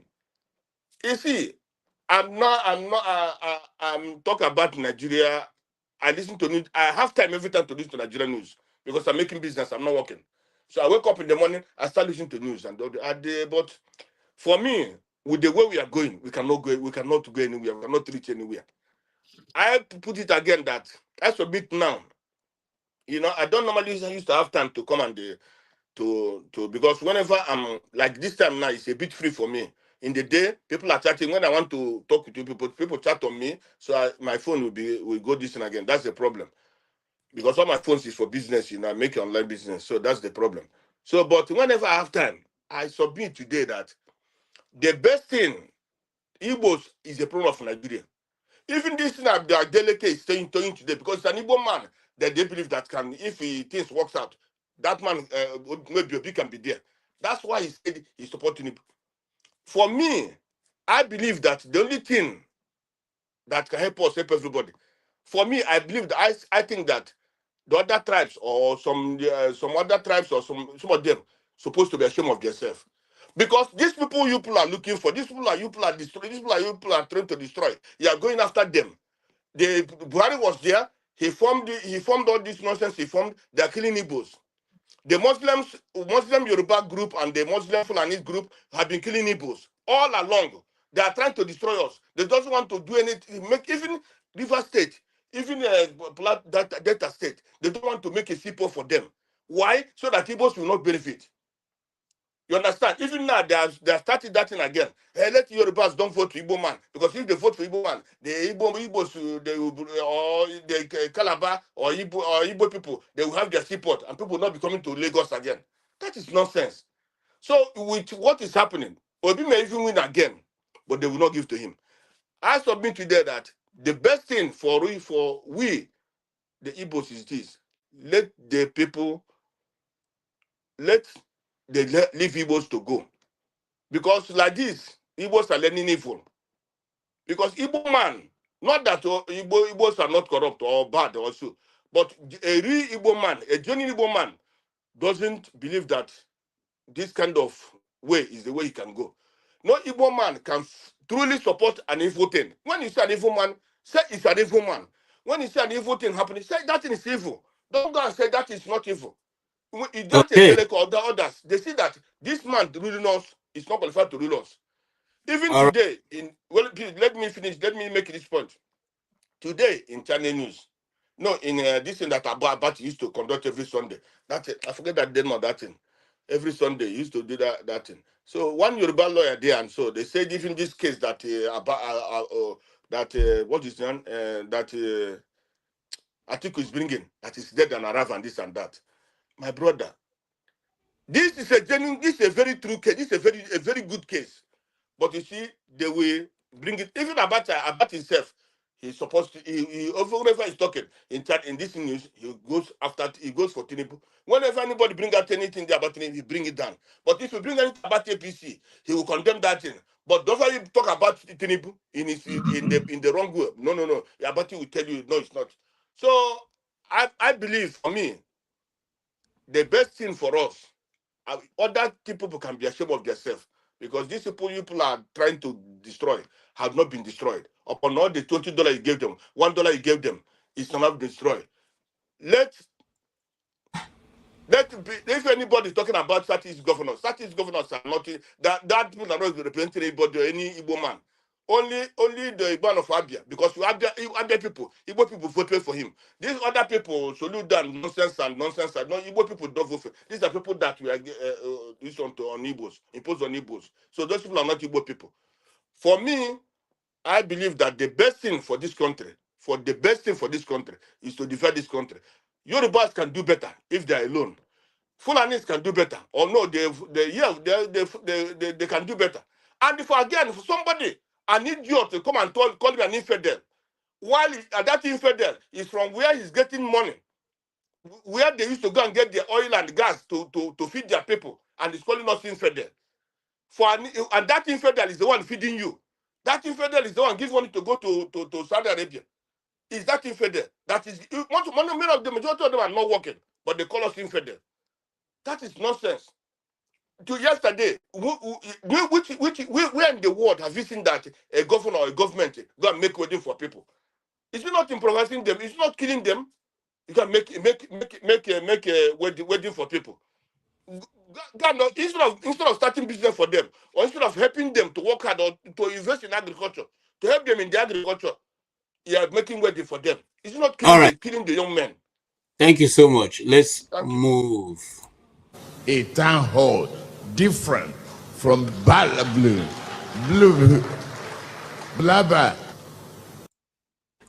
Okay. Please, just 1 minute, please. I want Atiku. Let Atiku don't stop. That case, let him continue. Whether it cost all him billions of, let him continue.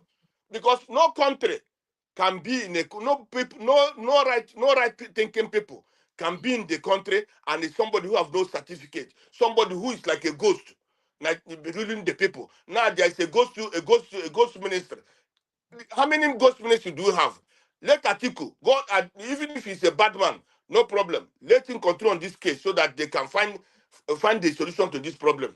Because if with the way Nigeria is, we are not a disgrace to ourselves. All right. Thank you, everybody. So everyone have their own names. So you cannot tell me not to answer my own name. Now,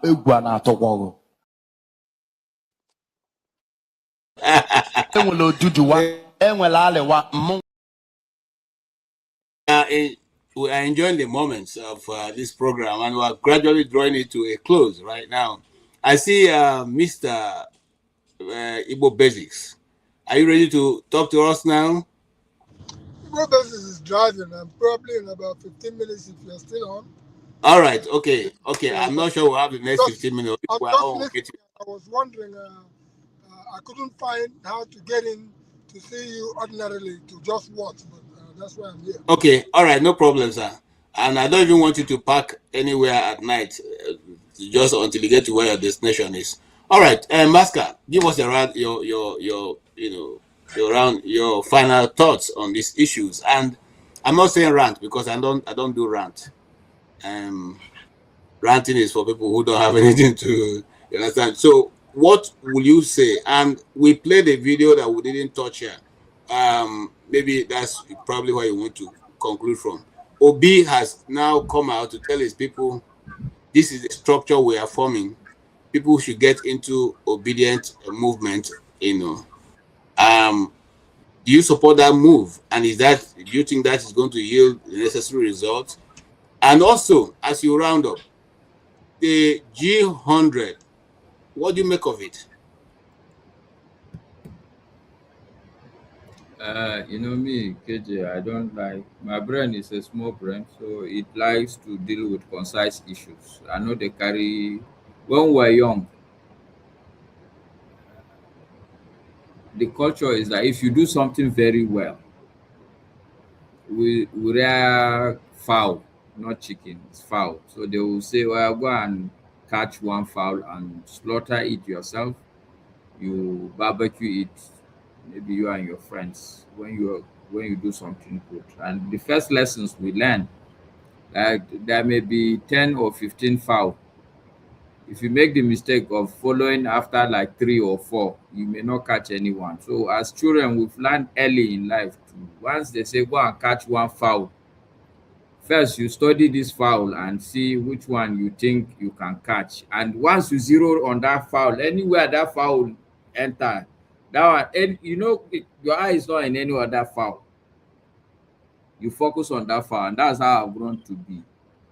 In discussions, give me a concise part. Even when we used to go to farm, they know me in our house. When we go to the farm, I'll say, give me my own portion.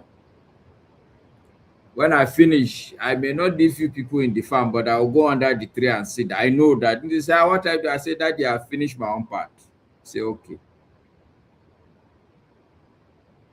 Give me something I can farm precisely. This one you are putting three I like your things. strategy. So in rounding up, I mean, the other ones have already talked about it. So in going forward, what are you going to advise those who are preparing for 2027, seeing what they've seen today? I would advise them not to waste their time. I'm not serious about this thing. Sincerely speaking. No, sincerely.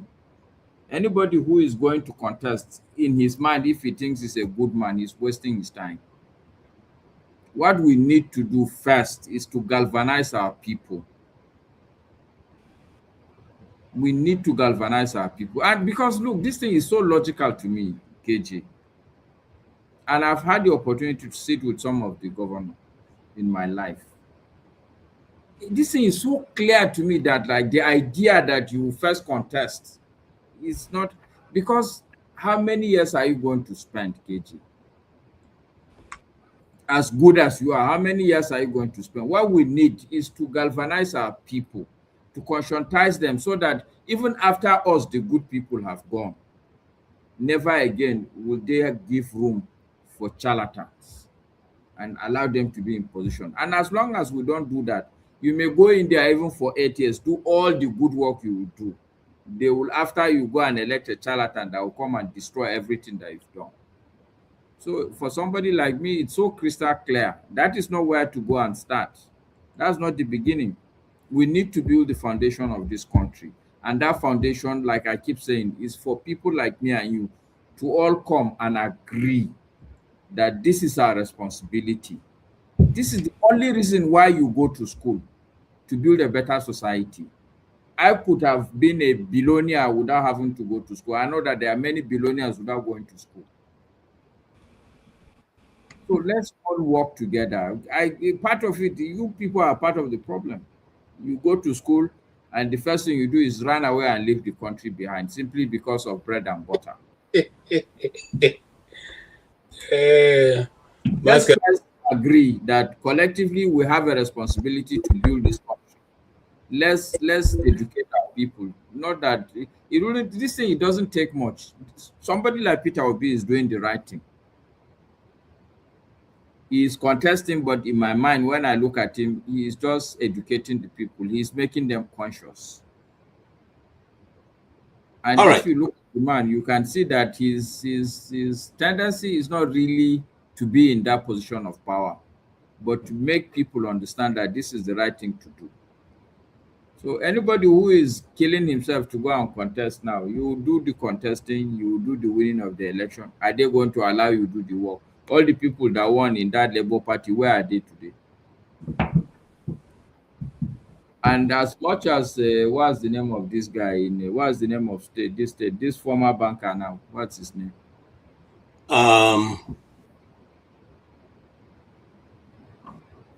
Is he contesting? Is he contesting? This Imo State guy.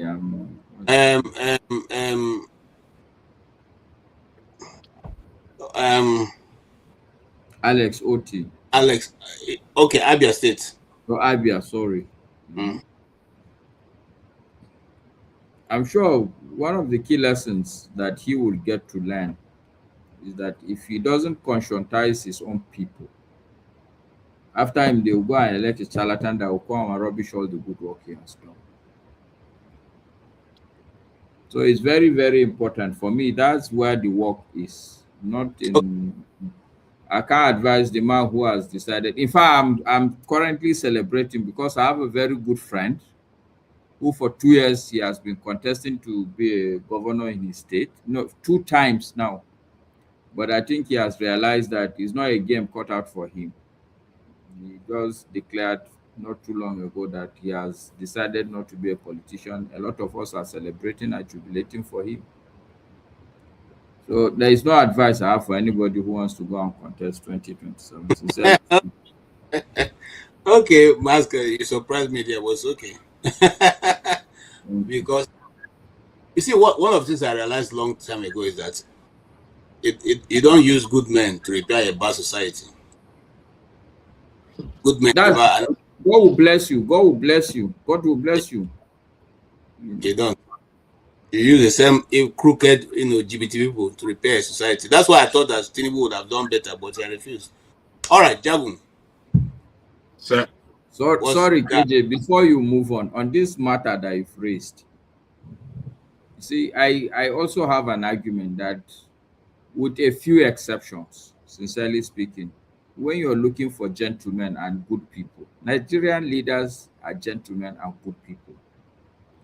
If you start from Abubakar Tafawa Balewa, there's nobody in the world that can tell you that that guy will not pass for a gentleman. Nobody. Yep. I'm sure you know Shagari. Very well. He's not a bad person. No, he's not. In fact, Tafawa Balewa was known as the golden voice because the man speaks. He had the golden voice. Oh yes, my auntie talked very well about. Fast forward from Shagari. Are you going to tell me that Goodluck Jonathan was a bad man? No. Or was Yar'Adua a bad man? Yar'Adua was a good guy. Okay. You see what I'm doing? Yeah. So look, we are the problem. I repeat, we are the problem. God has given us good people as leaders, even though you can also argue to support you that is not a gentleman that Nigeria is looking for, sincerely speaking. Okay, thank you, sir. Jagun. But I rest my case there. And again, just to show another simple examples of when you have people will be shocked, but people don't understand that in this Nigeria, a northerner has sent a Christian to be the governor of Kano State. So when I hear all these religious and tribal issues, people is funny. It's just because people have short memories. Kano State was 2 times ruled by a Christian. Masker, if you go there, you find out that during the military era, so much of Muslim Christian wasn't played up. I remember one time there were certain people wanted to break into the military, and those people were shot down immediately. They were shot down immediately and dismissed. I don't want to call their names, but at that time, this religious issue was not this loud. It wasn't even recognized, and that you said truly, that many people. Abdullahi Sheleng was the governor of Benue State. Abdullahi Sheleng. Sheleng, yes. Yes, he was a Muslim. Okay. But he didn't have any problem governing Benue State. Now, nobody even thought about his religion. Okay, we were friends with his children. Actually, three Christians were governors in Kano State at one point or the other. Nobody bothered about religion. Oh. Nobody bothered. But they've destroyed the fabric of Nigeria because they are not able to be straight people. And that's the same thing they're passing to our people. I was talking to somebody the other day. I said, we were told that we are the future generation. Today, they are telling my children that the future generation. So we have lost our own leadership, because our own leadership is no longer there. They've been taken by the same people who got independence for us. They're still there. Yeah, but KJ, again, on that note, there's also something that we are not telling ourselves the truth. What is that, sir? Okay. At what age do you think Yakubu Gowon became the 29? Yes. These people took responsibility early on. No. See, hold on, KJ. Hold on. Let's be honest with ourselves. The truth is that our generation, we dropped the ball. We dropped the ball, KJ. I am telling you. No, I refuse. Yeah, it's okay. Yeah. But the good news is the problem, KJ, you will have. The problem you will have. If we were a different generation, me and you, then we can have this argument. But the good news is that me and you were the same generation. That's what I'm saying. I'm telling you clearly that we did not drop the ball. They refused even to give us a ball before we can drop it. Okay, so you are thinking that power is given to you? No, I'm simply saying that those who took. Are you aware? Okay, so rewind back. Who gave Yakubu Gowon power? That's what I'm going to now. Who gave it to him? Hold on. Before we get to that.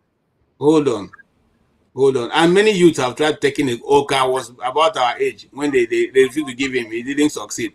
Babangida was about the same age. But what I'm saying is this: the British gave them that power. He handed the power to them. So somebody handed to them. No, KJ. Don't talk like. No. Don't say it. I'm coming. The British did not give them power. Who is them? Who is them? Exactly. Well, even the Tafa Balewas, the Azikiwes that you are talking about, these people fought them. People say that we got independence. You see, yes, maybe Nigeria, but if you go to a lot of African countries, they fought. Okay, sorry, KJ, go ahead. Maybe another time we'll make this as a topic. Let's find out who gave them. And what was those who told us that they fought for independence? What did they fight? What was the thing they did that gave them that made Britain to surrender to them? Did they go there with arms and ammunition? Who did they? How many people did they take prisoners before they gave them? So, but when they say they fought for independence, who they fight? Now, who they fight? Okay, but let us agree on one thing: that our people have refused to allow the youth, the middle class, to exist. Now, listen, these people, Yakubu Gowon took over to be head of state at 29. After he took over to be head of state at 29, did he continue the same succession? He didn't. Okay, there was not even time for the system to settle down to determine how people will now have to go from one level to the other. Let us look. A person who is 50 years old in America has already finished and is about to retire. In Nigeria, at 30 years old, you have not even left the university because the university is going on strike every day, every now and then.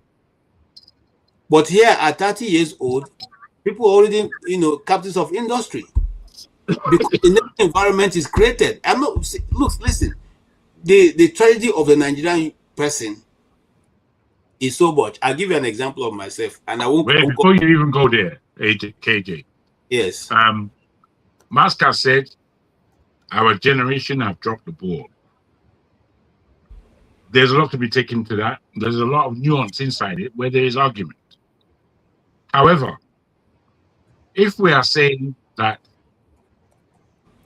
if we want to compare ourselves at 30 in Europe and America and at 30 in Nigeria, these are two different things entirely, because those who are of that age group are still seeing themselves as youth.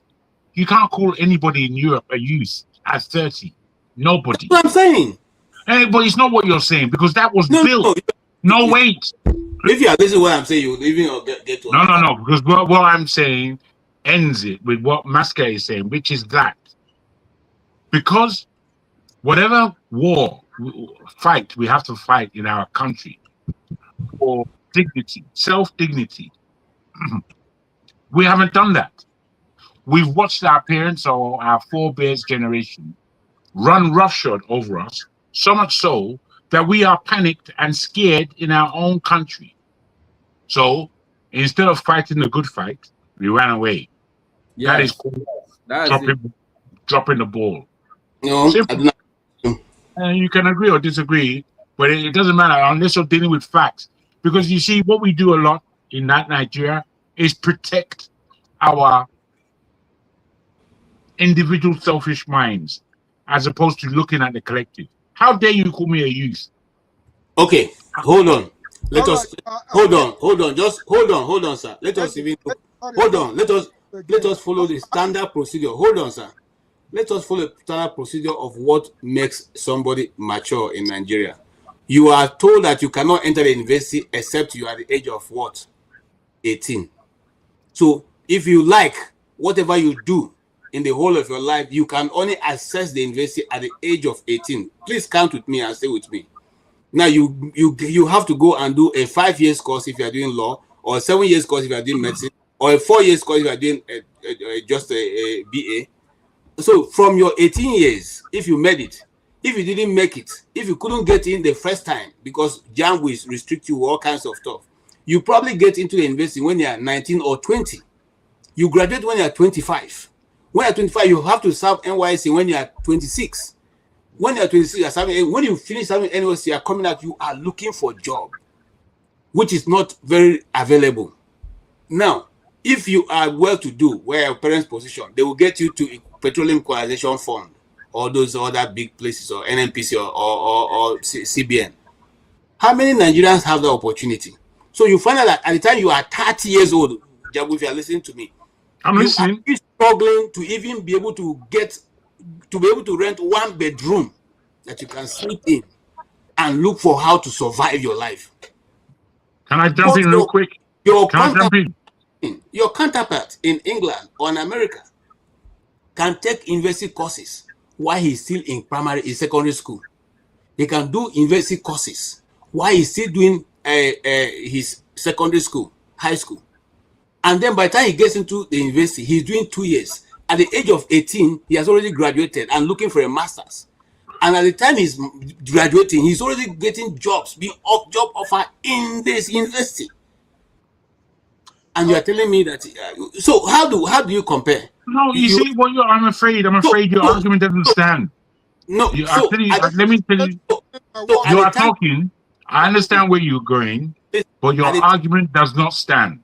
I tell you why. I tell you why, sir. Okay.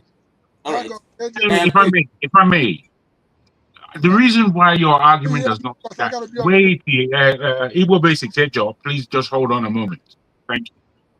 The reason why your argument does not stand, KJ, is because if you look at the history of the European nations and you look at the history of Nigeria, especially in terms of education, my grandfather's generation and my father's generation, they didn't do it. They didn't do JAM. They followed the ordinary curriculum of the West. And in such, many of them qualified early. In such, many of them did their masters before they were 21, 22. That was the age. I was listening. JAM it came out of some level of trying to equalize between the North and the South. which the South foolishly, and I'll say again, foolishly doffed their cap to that level of idiotic understanding, where the South really should have been racing ahead. Why? Because it was time to. It was time to race ahead. But instead of doing that, foolish, idiotic Nigerian politics got in the way and created jam.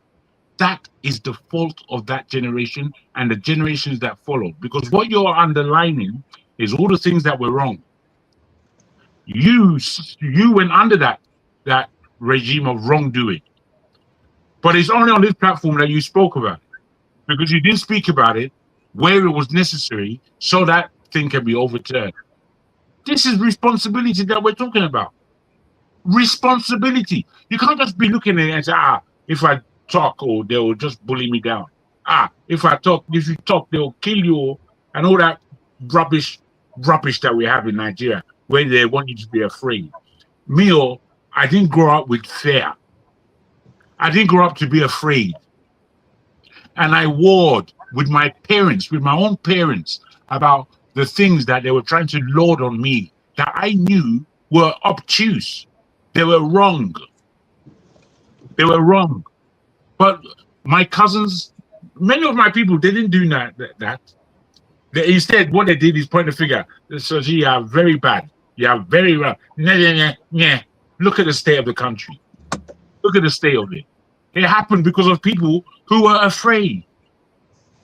As this guy said, do you think those military young hoodlums, if you like, do you think that they were afraid? Yes, they had guns, but they also had some kind of agreement with which to move forward. Some kind of agreement. Well, you see, you can't exonerate yourself, which is what we like to do. It's not my fault. That's how it was. Oh God, go away, you child. It's brother, how I deal with that kind of. No, Alan, my brother. I want just to let you know that it's well. Biophysics, what do you have to say? I will have to pull up again. I'm on the move. Sorry, bro. Nonetheless, I'm sorry. Let me Okay. my 1 or 2 cents. I haven't had my last word, okay, Jay. I was just entering into the conversation. I said it earlier on. It's our country, but some of the things that are happening as far as conscientizing our people is concerned, you got to be looked at. A few days ago in my own community, some king said that anybody who doesn't vote for number 6, Mr.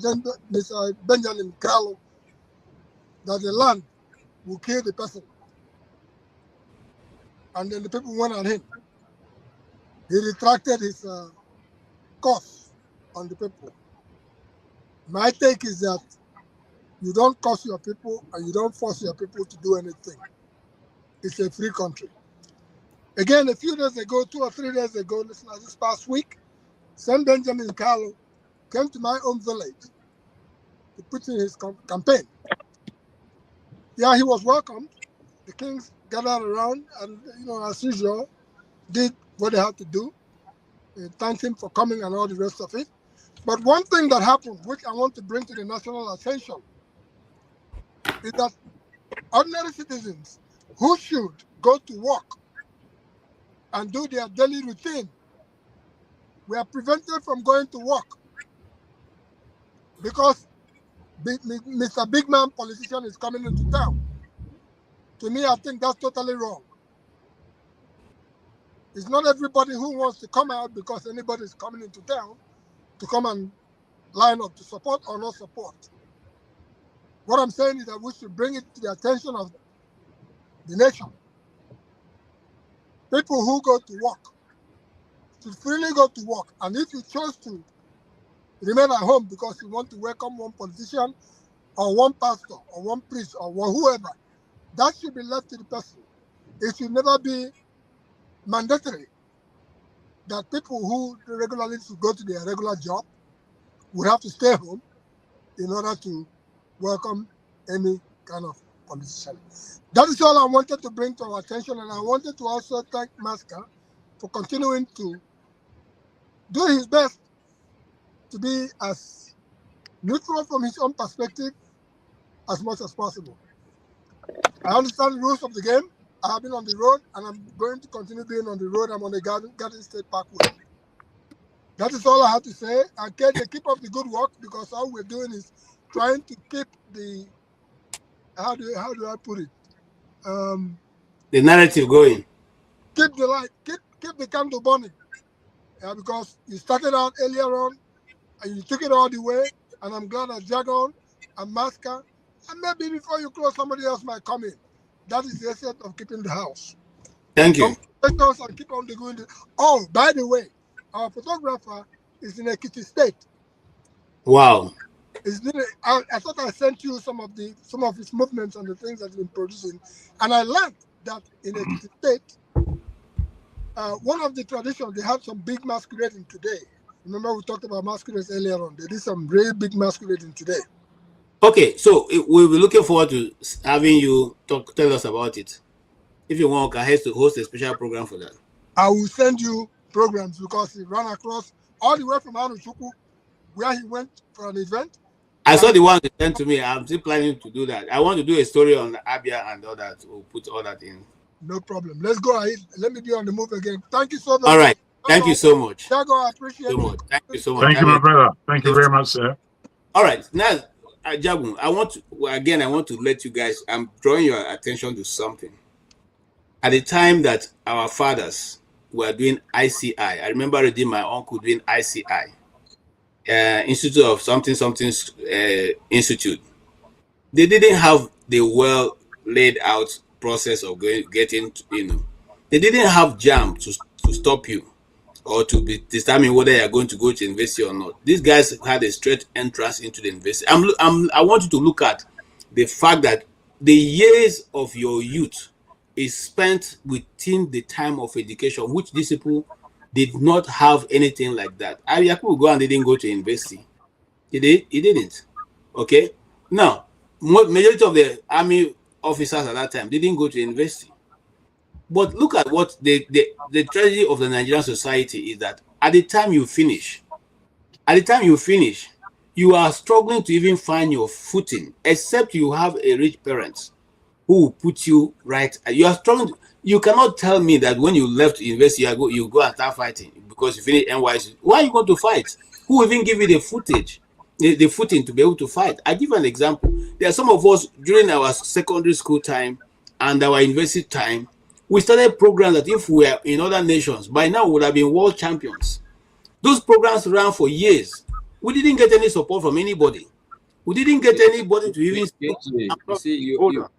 Hold on. We didn't even get anybody to even tell us, oh, what you're doing is even good. Nobody. So you find out that at the time that you have that so-called time of your youth, you are a youth even at 50. Okay. One time I went to a program in Abuja, and the guy who was the youth president, he was 50 years old, and I said to him, how can you be youth at 50? What? But he was in the youth party. He was the youth leader of a political party at 50. So what I'm trying to draw your attention to is the fact that the system has been compressed to the point that before you realize it, you are over 35. Before you even start thinking of getting your feet, except you have somebody who will help to start you up. That's what I'm just drawing your attention to. Okay, but there are two things that I think, so that we can have clarity. The point I'm making, KJ. Okay. The first set of people that came into power, all this Tafa Balewa, they didn't just come into that power. They started long ago. They started in their youth. People like Azikiwe, people like Awolowo, even the Shagaris of this world we are talking about, they started very early and they kept at it. Okay? So, if you look at even this thing you are saying, do you know how many people became governor in Nigeria before they were like maybe 35? Do you know how old Donald Duke was when he became governor in 1999? Or Saminu Tulaki, even Chimarakino, this Namani, or even Uzo Ujok, or this Kalu that we are saying. Do you know at what age he became a governor? And for you to become governor, that tells you that at least you must have started long ago. Do you get the point I'm making, KJ?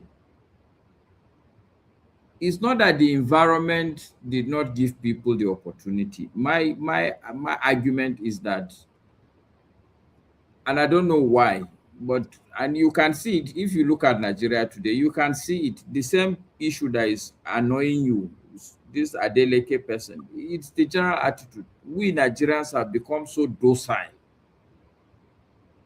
We take every shit. And in life, nothing is given on a platter of gold. Nothing, KJ. If you cast your mind back to your childhood, me, I will cast my mind back to my childhood. There are some people that will be harassing you until the day you stood your ground and give it back to them. That's the day they start respecting you. Nobody gives you anything on a platter of gold. Nobody, nobody, not anywhere. In our generation, let's not go there. But okay, so let me give you also a snippet. You talked about this G100. Do you know the leader of G100? You're muted, KJ. Patotomi. Okay. Who is the secretary? Dr. Tanko Unisa. How old is Dr. Tanko Unisa?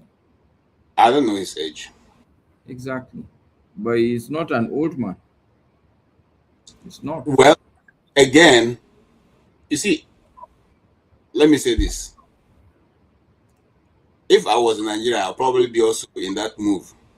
Or you understand what I'm saying? But what I'm saying, you've already finished that, because nobody, it's not like they kicked you out of Nigeria. You left. You don't know my story, so let's leave it at that. All I'm simply telling you, those people you saw now, some of them were with some of them in the same move. Dr. Moses Paul is not new to me. But he's a younger brother to me. So what I'm simply saying that we have been in the trenches also, Masker. And I'm saying what I'm saying out of. Do I look at somebody who will run away? We have been there. Run away. It's not like look like you are out of the ring. We just realize that the people do not want the country to change. They don't want good. They don't want to hear the truth. They don't want you, Masker, as you here now. Those people you call your friend, if they got into government, they cherish your idea, they cherish your intellectual capability. They won't come to you.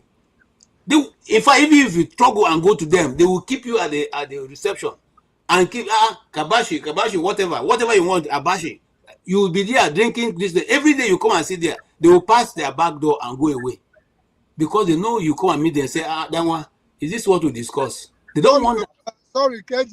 They don't want that. Sorry, KJ, I have to bother in just to make a point of correction. Masker, while you were away for briefly, I had complimented you for, in fact, I'm yet to meet you. And by the special grace of God, one day I'll meet you.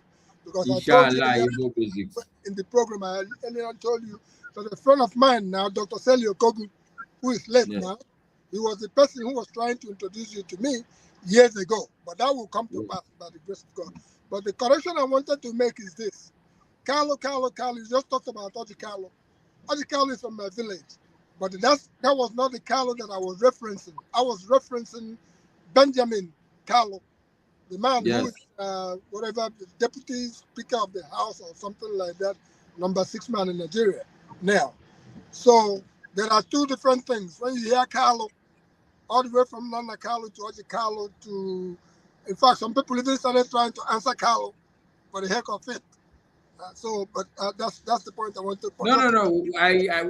The point I was trying to make to KJ is that even now as we speak, there were a lot of, when the politics came in 1999, there were a lot of young people.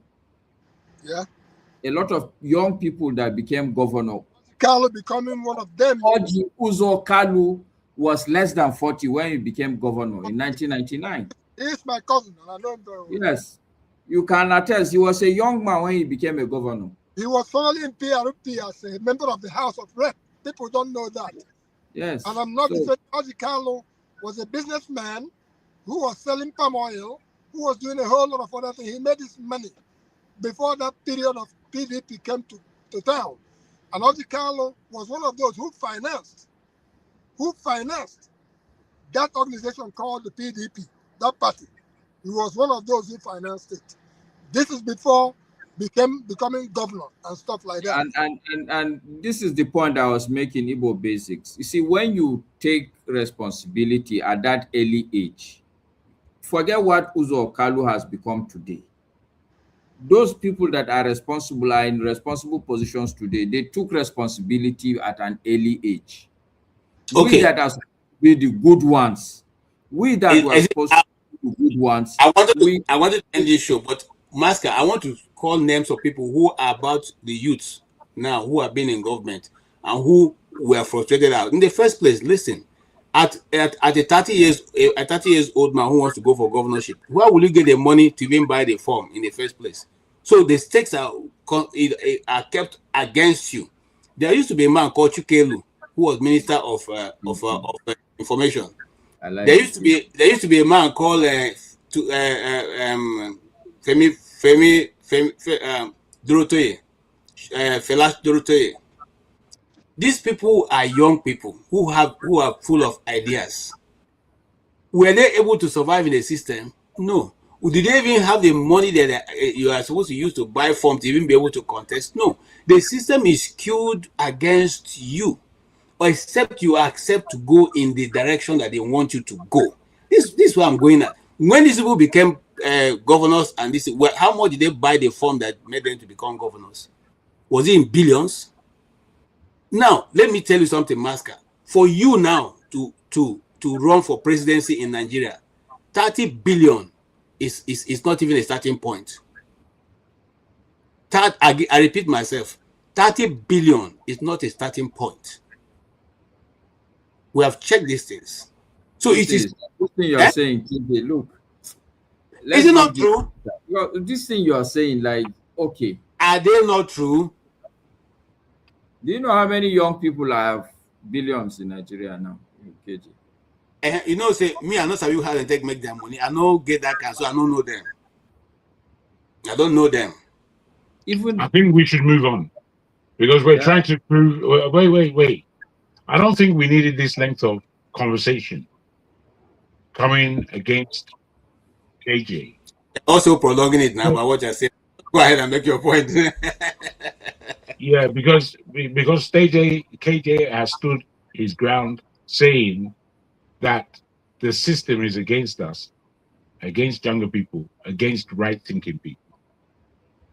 What KJ is mentioning is, to me, is just the obvious. But you're not making any point.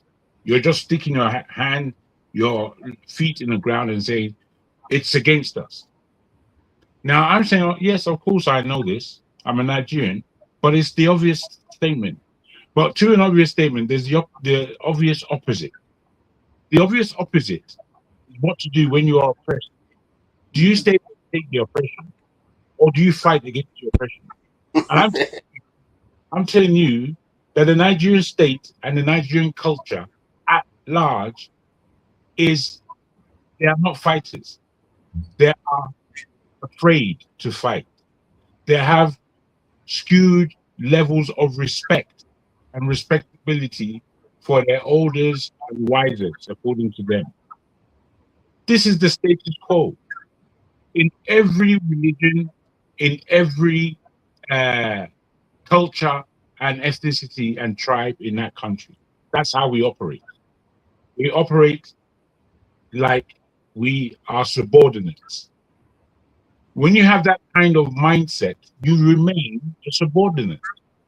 And it's a shame that you don't understand that we understand. That's how Nigeria is, that you feel that we need to reaffirm our subordination. Unfortunately, I don't agree with you, Jagun. Bro, that's the breakdown.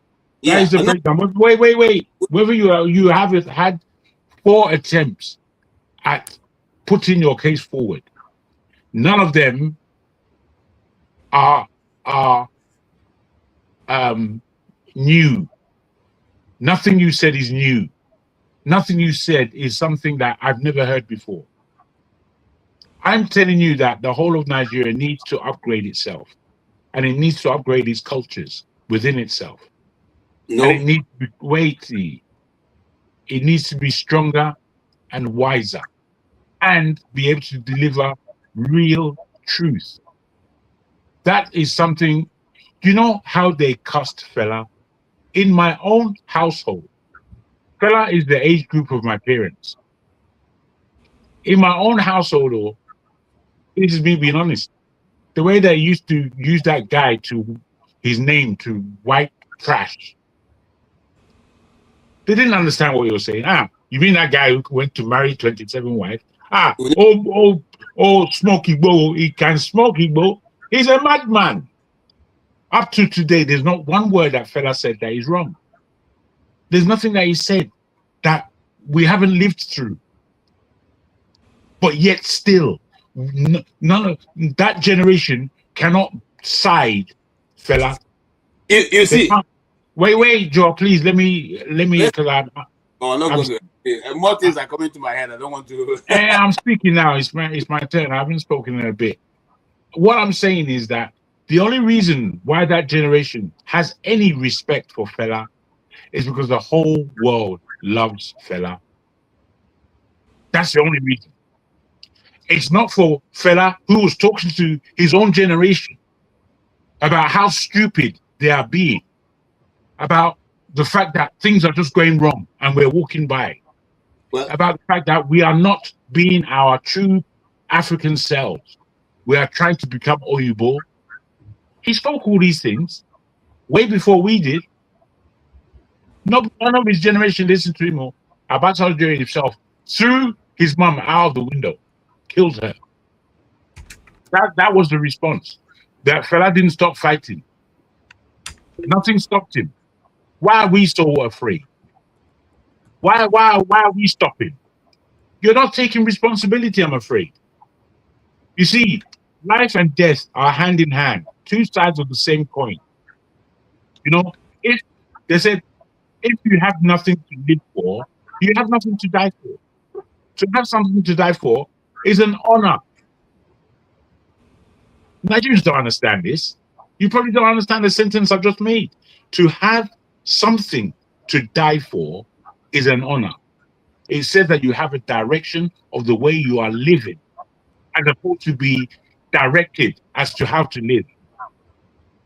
We're not doing it right in that country, and we're full of excuses. This is the bottom line. This is the point, Jagun. We are full of the bottom line.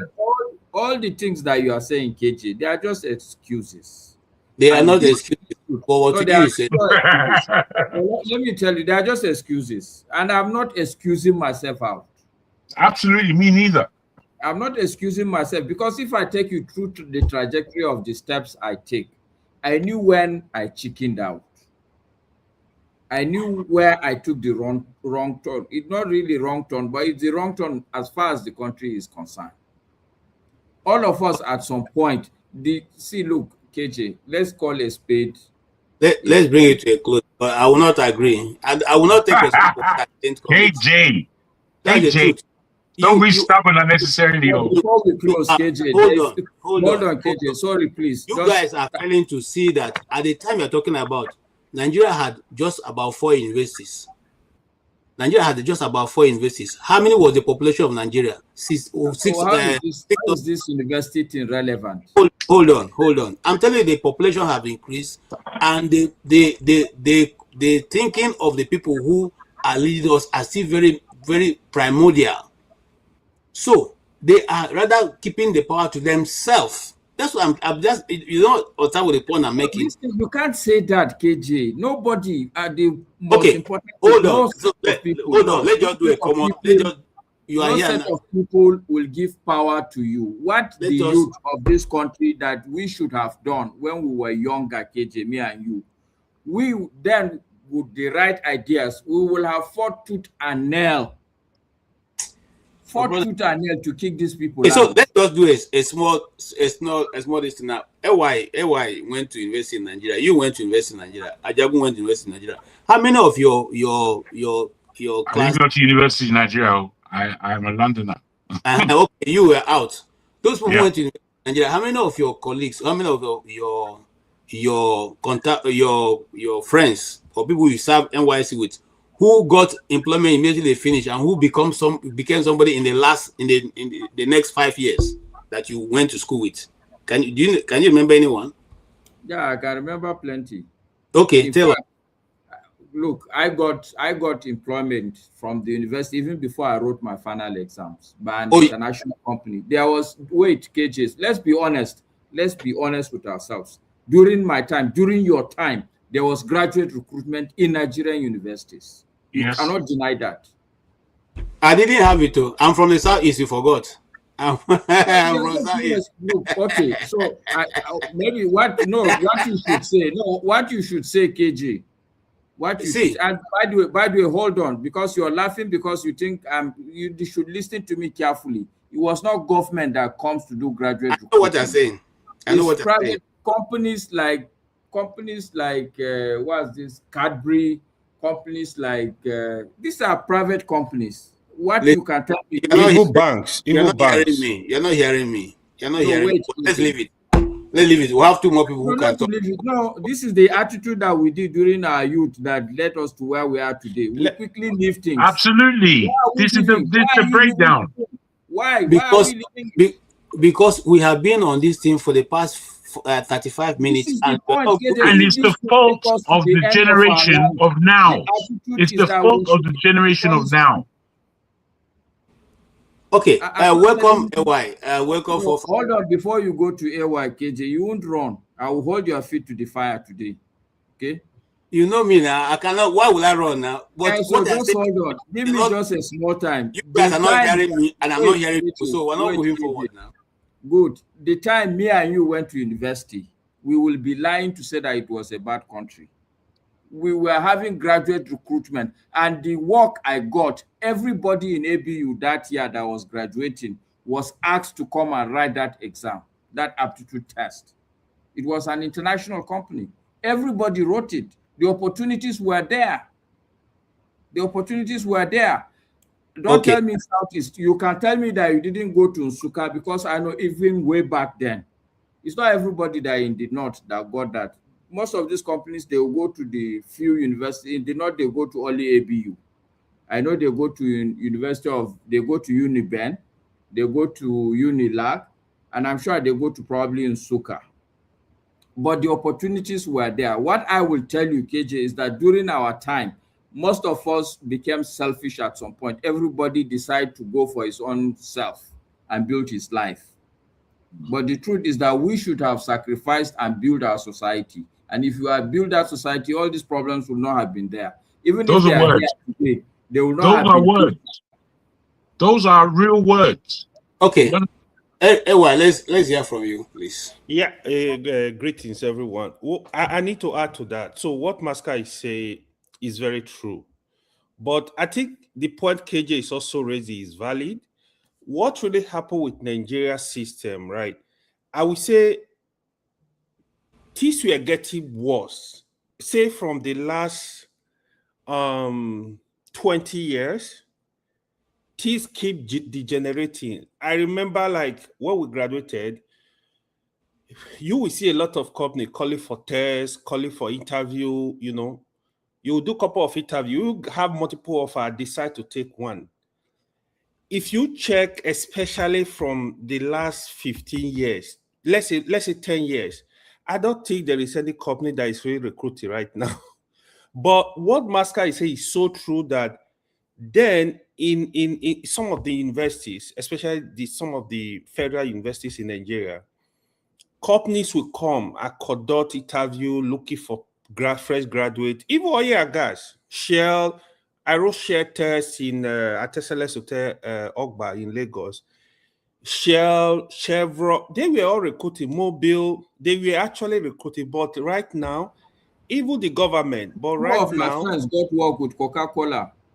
Yeah. They were recruiting genuinely all across the country. But during Obasanjo, that was the last time I experienced this system. Even banks were recruiting massively, that people were just working for a couple of years, leave bank and travel, go for masters. It's just that the work was difficult. I think the point KJ is also making, if I'm correct, right now things have really got it worse. That I don't think he's not talking about right now. He's talking about his generation. Oh, okay. No, during his time they enjoyed now. They were jobs now. This is what it is. I'm sure KJ graduated probably 50 years before me. Even during my time, we were getting jobs. Yeah, I noticed we are getting bad. Right now it's worse. That's what I will say. All right, thank you so much. Forefather, what do you have to say before we close? Greetings, and KJ. Thank you for having me. Greetings, all the panelists, the chat, and the viewers. So, what is the issue? Is it that you are saying that Nigeria is worse today than it was before? No. In terms of employment, yeah, of course. Listen, that is wait. Let me give it to him. That is the obvious thing. We all know that things have progressively gotten worse from the inception, from 1960, of what became Black Africa's Nigeria. Now, in that things have gotten worse, and things were steadily getting worse, by the time of the 80s, in my experience, the country had really fallen below par. People were behaving extremely selfishly, as Masca underlines. That selfish attitude, largely, in my estimation, came from our parents' generation, trying to secure our futures and to have us think in a very individualistic manner. It happened within families, it happened within institutions, it happened at large across the society. What KJ is saying is that because things have become skewed against us, we remained as youth, which we understand to be the truth. But I say, and I suppose in some light, Masca says, that we made a fundamental error in not fighting the fight our generational responsibility was. We didn't fight that fight. We became lazy about the fight and became more selfish and sticking to our own pockets, as it were, and what we can do for ourselves, as was the example set by many of our leaders. Now, this took place and people generally became weak, which is the breakdown of the society that we have today. Now, we can give ourselves all the excuses we want as to why it happened. But just like the question that Pauvier asks many times on this platform, the former generation, our parents' generation, are they not to blame for the dire conditions that we find ourselves in today? And whilst we may say, yes, they have a lot of the portion of the blame, we too, in our generation, have a significant portion of that blame. Why? Because we refused to fight the good fight. We refused to argue with our parents and the older generation. We refused to identify right from wrong. So the whole thing, that's what is skewed. I thought you were going to lay the question and let Paul for that make it. No, I didn't put a question. I'm just putting to him the scenario of the conversation we had. Wait. Bros, you are the adjudicator here. We respect you, but don't try to stifle the communication we're having. I'm putting this to Forefather as to bringing him up to date. Where the discuss. No, he's going to answer his own question as you put to him. Now that's what I'm saying, Jagun. You are taking too long. No, don't say that we're taking too long. Because now Forefather is here. He wasn't here yesterday. He too can run the show. We're not talking about yesterday, about today. I don't know what you're saying. But I don't have unnecessary arguments, please. We're having one argument. Let's not stretch it to another argument. Are you with us now? Are you with us now, Forefather? You have Yes, I am. I appreciate Okay, that. good.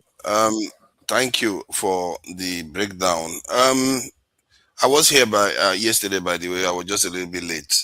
So I see. AY caught me and a few others.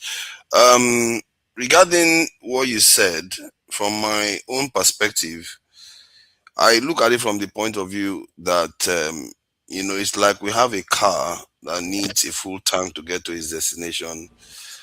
And when we had our independence, the car had less than even a quarter tank. But we never realized it. We kept going as if it was going to be sufficient. When the car broke down, we mended it a little bit. We still didn't fill the tank. We still keep going. And we are still doing it today. And that's why I said, even from the very foundation of Nigeria, when we had our independence, we're just on our way down. We just didn't know it. Just like somebody living with a quarter tank when they needed full tank. We are on our way down. And the reason why I'm saying that, can you blame the ones that took over? Because they were not any wiser, really. Because if, say, somebody like Murtala Mohammed, that was actually relatively conscious, was he not the one confronting the West, can decide that he's going to downgrade his military posture by having the size of the Nigerian military at the same time when he's confronting superpowers? Then walking around the Lagos streets without security, that kind of person is not aware they have a quarter tank or less. They are not aware. And the question you have to ask is, why were we like that in the first place? And I don't think we actually recovered from the colonization wars. We've never truly recovered ourselves since then. Maybe even before then, because we were busy selling human beings before then. We don't understand statecraft. We don't necessarily understand what it takes to ensure sustainable growth and decision making for your own nation, for the good of your own people. We've never truly done that. That's what I've seen, and I worry that even when there is little bit of improvement in the Nigerian situation, many people will go back to, we have a quarter tank. It's okay, let's just keep going, because they don't understand that their posture is not sustainable. I watched the Soviet Union collapse. I watched the whole nation disintegrate, being controlled by mafia. But within 4 years, they recovered because they had a full tank. They can change, they can misbehave, they can afford to make mistakes. But we can't. Every little mistake we make, we are punished gravely. Look at America making catastrophic mistakes, but they will recover because they have a full tank. They have a sustainable nation that can withstand adverse periods, but we can't. Every time we suffer reverses, we pay dearly for it. Things affect us very, very negatively. And until we fix that macro level problem, we are going to just keep blaming each other for, why. That's why I'm finding it hard to even blame Tafawa Balewa and all these people. Because in the end, they didn't even know why would the Igbo man give you all that power anyway? It's not in their interest to train you at Sandhurst, Oxford University, all these places, and educate you to fully be self-sufficient. Why would they do that? When they have a massive continent next to them, they'll give you all the tools you need to come and take, basically overthrow their power, their control over you. No way, that's not going to happen. That's why they put the Commonwealth system in place. They put all the necessary system, World Bank, IMF in place to ensure they keep you under control. So when you look at it from that level, where do you start blaming? There's no point of us start blaming each other. And the truth is that if you look at other nations, the same thing happened to them. They don't. Most people think that those nations cautiously made those decisions.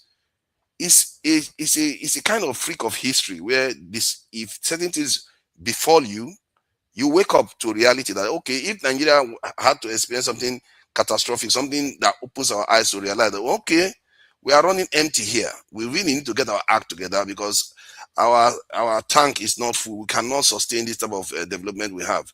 If Nigeria recovers today to where we were in 1980, we'll still be back here again. If we go back to where we were in 1970, where we were enjoying, we don't know what to do with money, and we don't fill that tank, we'll still be back here again. Maybe even worse. So it's just, who should we start blaming? Well, the only thing is, I agree with a lot of what you just said. Hold on, Jagun, hold on, please. Forefather, the question now, which is the question I wanted, which you brought us to this point. Maska said that we dropped the ball. In other words, we refused to take the position that our fathers took when they were fighting the independence. And that is why we are where we are. And I said, no, that we didn't even have an opportunity to have that ball given to us. Because at the time we were getting ready to come into youth, the space has already been shrunk. That these people didn't give us any space. At the time I finished university, I don't know when others finished.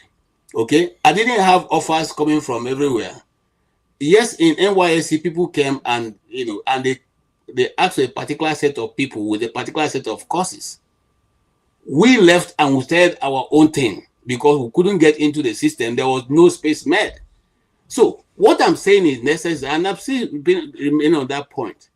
A man in Nigeria who left university, a woman left university in Nigeria, the system has already been made in such a way that you are not able to even be useful in your youth. Your youth is spent through school.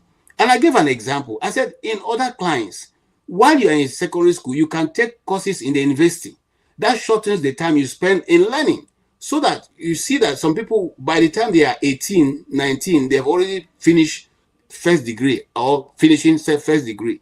But our system says in the constitution that before you can get into the university in Nigeria, it must be above 18. And now you get into the university at 18, you don't finish. God bless you if the school you went to didn't go on strike. So you remember there was a time people spent 6 years, 8 years in the university. They couldn't graduate because of continuous strike. Now, that same person who you are hoping that is going to become a youth and come out and be successful and then contest for power is still in the university at the age of 29, 30. He comes out and then he starts looking for a job if he's not well placed or his parents well placed in the society. Where is the time for you to go and now call him a youth? Because at the time he's settling down, if he's somebody who is, a nobody's son, as we all know, he's 35 getting to 36. Okay?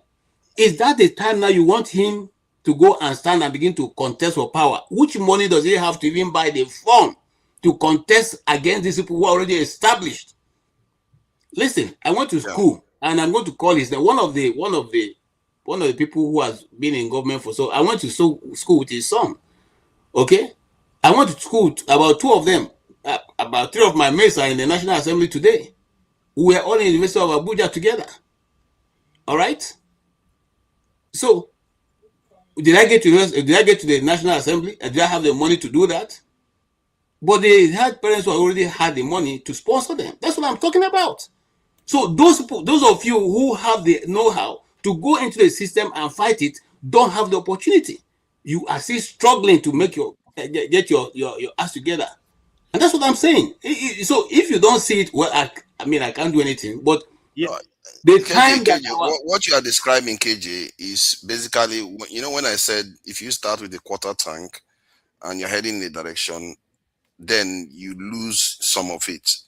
You are not going to get to your destination. What you are describing are symptoms of a system that was already hemorrhaging quality, ability to fulfill some of the things you are discussing. It's always bound for that direction. And the whole thing has already been cast, even till now. Because human beings, you forget, human beings start from somewhere. You can't just overnight wake up and you want to just go and overthrow everything. That's not how human beings work. They have to have a context that empowers them to do what they need to do, and it wasn't there. There's no use for people just saying, "Oh, we should have done this, we should have done that." How do you treat the macro? There's a reason why I specifically focus on national security, because often that's what you need to be able to start making sound decisions for your own people. In other words, you can be able to tell other people, "Leave me alone." Just like your immune system can make decision for you. If your immune system is not intact, all hell is, in short, everything is up for grabs. Your body will be determined. If a fly comes by, it will affect you. That's why when people have lower immune system, they isolate them. Because if you come out in the real world, you're not going to survive. That's exactly what is happening to us. We don't have an immune system. Zero. We are even... We are even suffering allergic reaction because we too start attacking the system itself. We attack the system and make it even worse. I So wanted how to follow. you treat the system?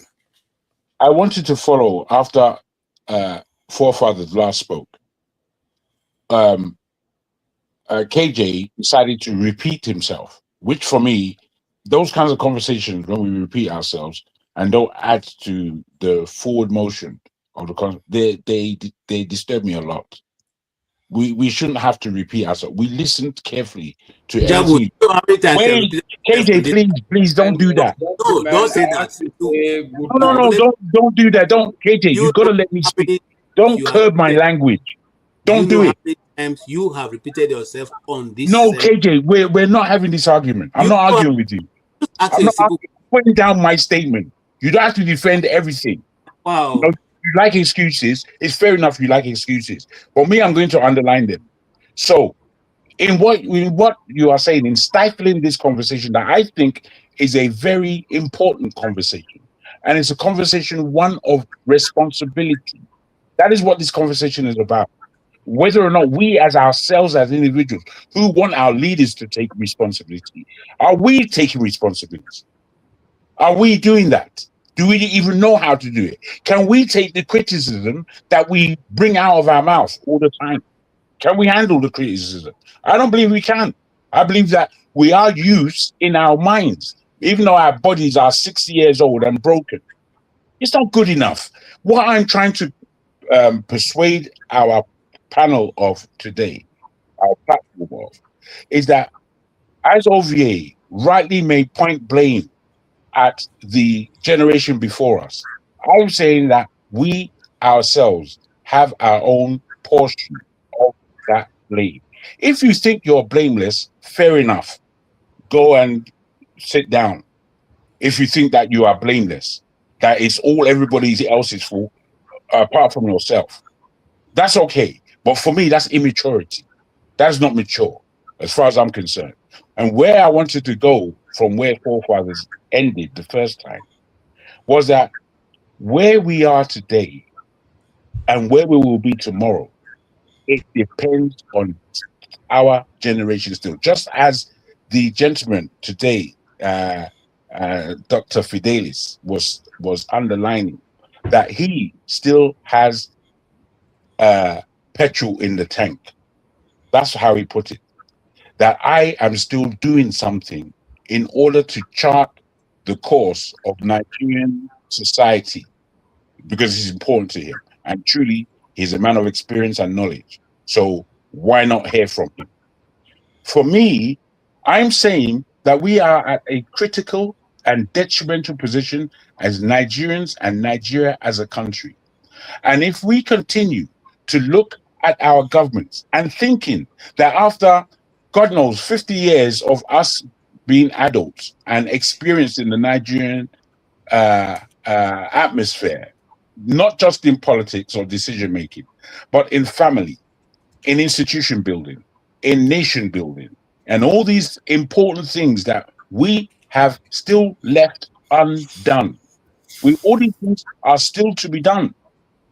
And we believe that we are going to get away and blame the older generation and then want the younger generation to now be successful where we have failed and are lending no guidance or help, then I'm afraid we are fooling ourselves.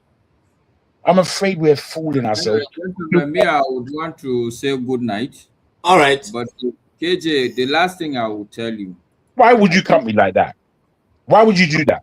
Sorry, Jagun. I find that extremely rude. It's okay. My apology. Take my apology, Jagun. I will take your apology, but I just don't understand how you did that. And consciously part of it also is because at the end of the day, you and I know that at this session we are not too much. It's true. It's true. I hear you. But, I think anyway, good night, everybody. All right, bro. I think what I will leave you with is go and check the story of Fola Adiola, the guy that set up GTB in 1990. He was 36 years old. I had no money. I don't think he's from a rich family.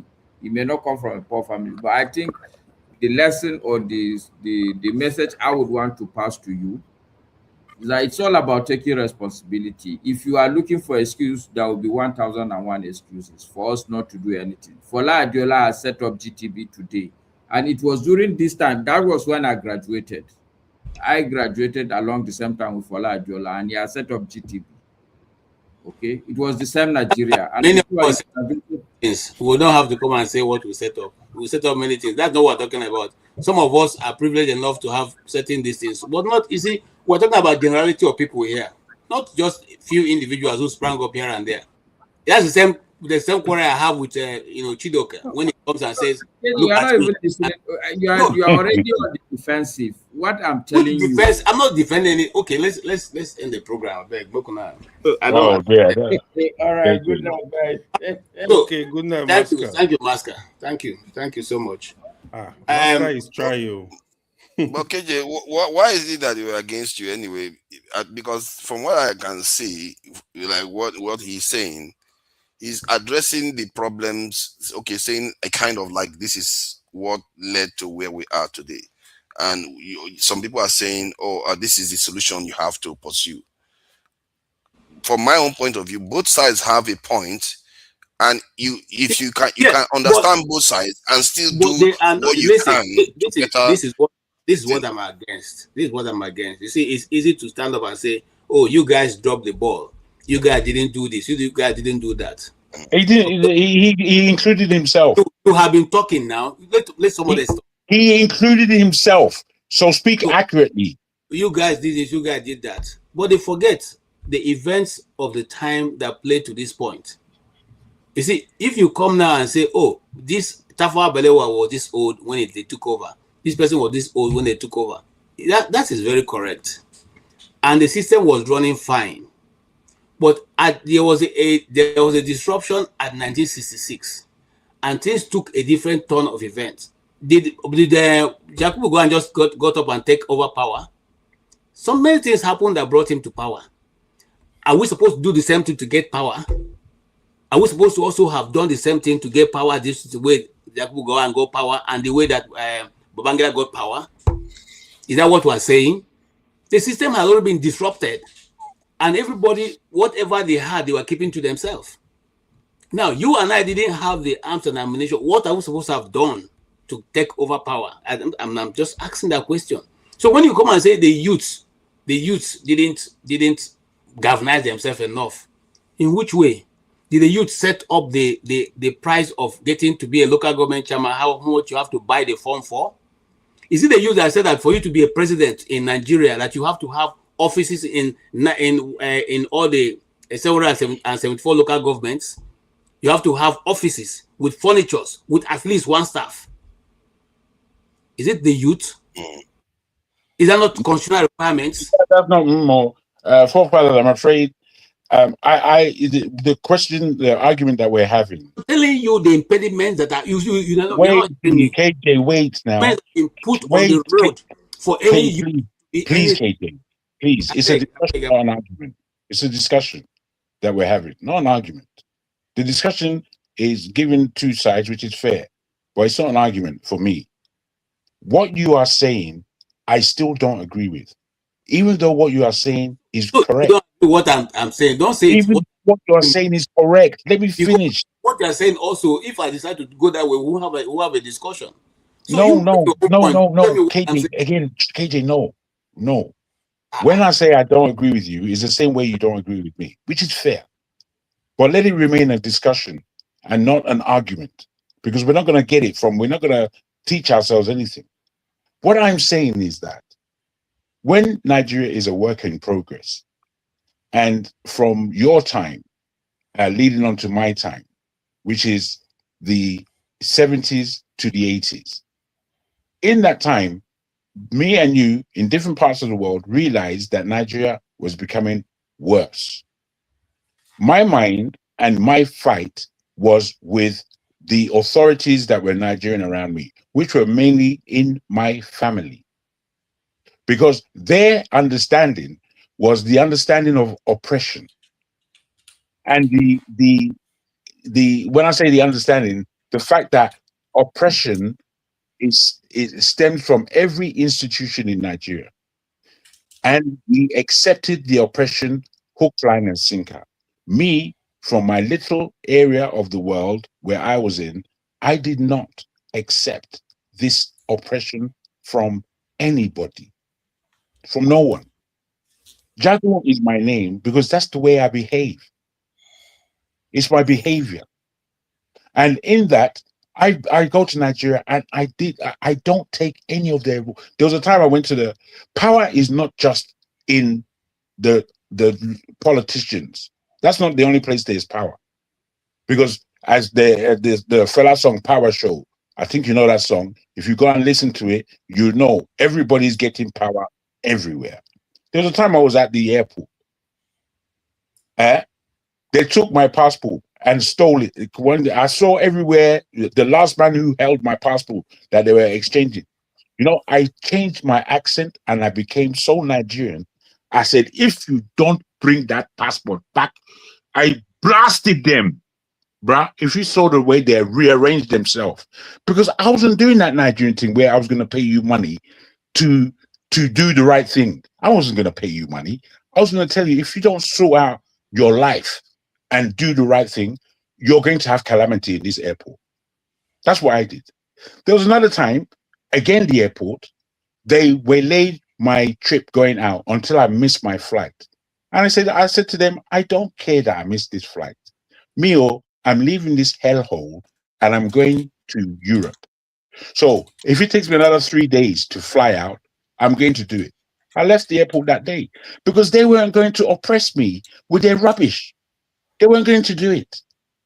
But there are so many instances, I'm afraid, where we need to fight, where we did not fight. Where we need to stand up, and we sat down instead. Where we need to achieve, and we underachieved. This is the issue, KJ. How many oppressive fights have you lost? How many oppressive fights have you won? It's the answer to your own personal question as to your own personal power. I didn't ask you to become our politician. I asked you to stand up as a citizen instead of moving around like a weak, God knows what. Too many of us do that. Too many of us behave like sheep. Too many of us behave as though we're non-entities. Even though we've studied, we've raised degrees, that means for all that you studied, that means that you haven't used 1 ounce of that study to fight for what is reasonable for yourself and for your people. This is the breakdown. The country didn't happen by itself. It didn't get to this corrupt position all by itself. It was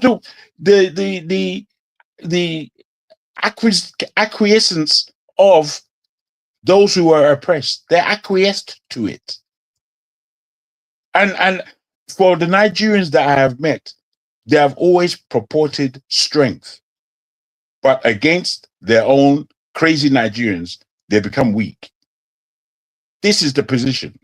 And unless we accept that we didn't just arrive here just like that, we're Nigerians of 50 something and older, years older, but maybe 40 in AY's case. The thing is, what we have done is accepted all the bullshit. We've accepted it. The most we can do is jackpot. That's the most. We can't stand up and fight. Me, or you want me to die? So I should die for these people. That's our attitude. So for all forefathers said about security, which is largely correct, nobody is secure and nobody is really looking at security apart from securing their own self. Okay, thank you. And can I have yeah, Igbo Basic, do you want to say something before we start rounding up? I guess I just have to wish you guys goodbye and continue the good job you're doing. And there's not too much to say again other than what I've already said. Thank you so much. AY. Yeah, thank you. Honestly, I think in a practical sense, KJ is actually very correct.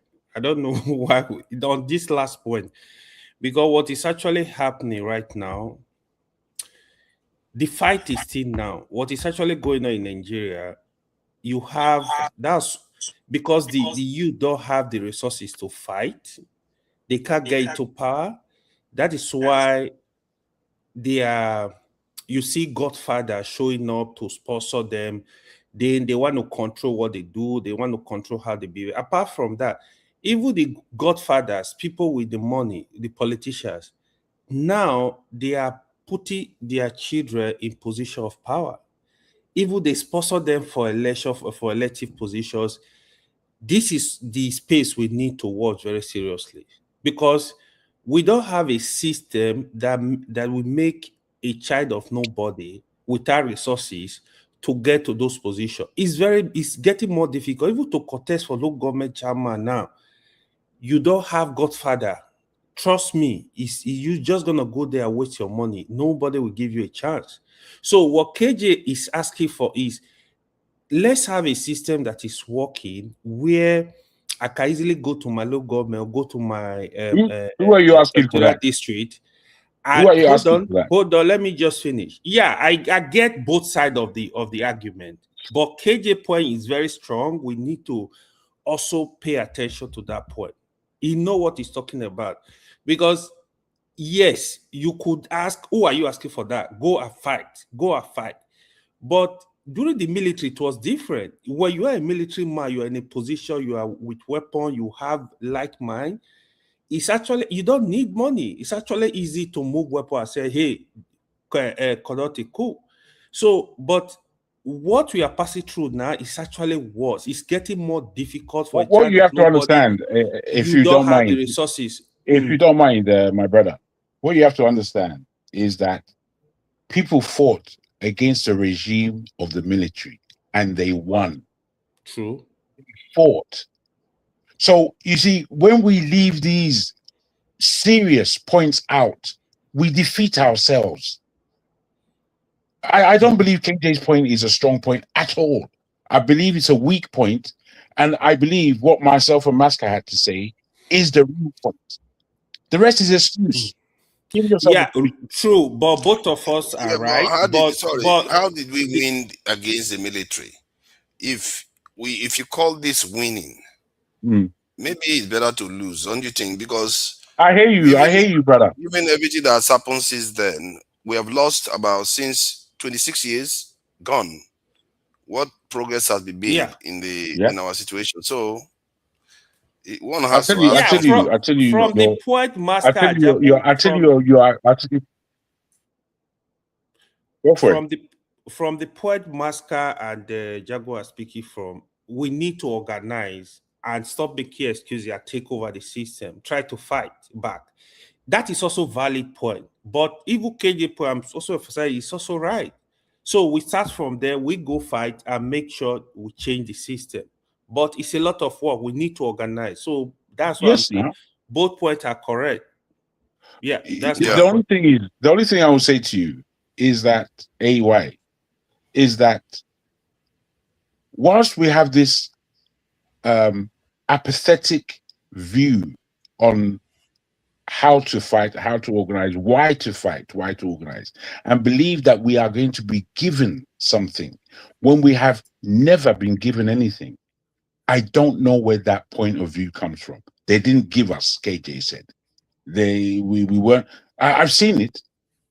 I've seen it. It happens within our own families, where our father is not giving us the birthright that is ours until he's dead and gone, and that he's forgotten that he's supposed to hand over the power of the family to the next generation, making it do something. It happens not just in government, is what I'm trying to underline with you lot.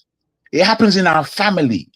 But because we don't want to speak about these issues that are very visceral to us as individuals, we make excuses. Over here used to complain. John, what AY and KJ is saying something different, but AY is trying to let you understand that just like, identity on many issues, two things can be correct and you can apply an element of both. Like you want more direct action and being able to actually action things. You can do those Because things while still understanding, because as a matter of no, fact, it might there's actually a be because. essential There's a to because understand the there. challenges. No, I mean it might be essential to understand the challenges that you face, which is what KJ is raising. That these are the problems that you encounter, and at the same time, you also want to act. Please believe me and understand me that I am not against KJ's point, apart from the terms like nothing was given, that they did not do this or that for us. I appreciate all of that. And I'm saying it doesn't happen simply at the levels of high society and government. It happens to all of us in Nigeria because we are Nigerians. We live and suffer and almost agree about the oppression that we suffer, instead of bulking that this oppression is not for us. It's not for me. I have my children. There's the next generation coming. Are they going to suffer unnecessarily as we are? You know, the way I see Nigerians and Africans generally, and black people, it's like suffering is good, is almost what Nigerians are suggesting to each other. We suffered. Do you know how much suffering we did? Did it suffer? I suffered. You suffered. Everybody else was enjoying. But they did not Everybody suffer. else was enjoying. The thing is, I when the Nigerians say they suffer, the only tragic aspect of it is that they suffered for mostly nothing. Exactly. Otherwise, suffering is true for almost all nations.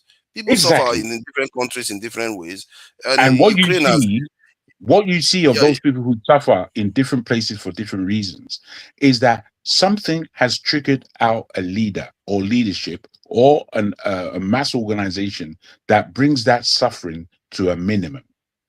That's what takes place. Because if you look at Ukraine now, Ukraine has hemorrhaged a lot of men, and Russia has. They are suffering. They are going through it. Some countries, are even the UK, they are even looking at doing some rationing. So people, based on their experiences, they are feeling the pinch in many countries today. Some people are rationing petrol in their country, but they are doing it for a reason. They are getting somewhere. We, as Africans, are not getting anywhere. I just wanted to say one quick thing. That is the issue, forefather. Let me just say one quick thing. One of the things that really pisses me off every day, every time I'm finding out more and more about Nigeria, is that like now there's a news going around that Nigeria and South Africans are arguing, which is what's happening anyway. Point is, I feel like Nigerians and has been so we have come so low. Can you even imagine just 40 years ago or so? We were the one taking pay cut for South Africa. Today, look at how low we are, to the point where people are saying, oh, if Nigeria and South Africa works together, that we are going to be very, very great. We're going to make the country great. If you look at it in real terms, it's not even South Africa we should be looking at. You should be looking at people like Ethiopia, DRC, or maybe even Tanzania. Those ones are growing faster than South Africa. These are bigger nations and bigger populations. But yet we're talking about it because the only reason why we talk about South Africa is because people are there. That is the only reason. Hausa population. They've been left a great infrastructure. Do you know that the Hausa population in Nigeria is more than the whole southern African countries put together? Just the Hausa population. And these are the people they are saying they want to wait. No, actually, it is. The Hausa population in Nigeria that is about 70 million is more than the whole southern African population.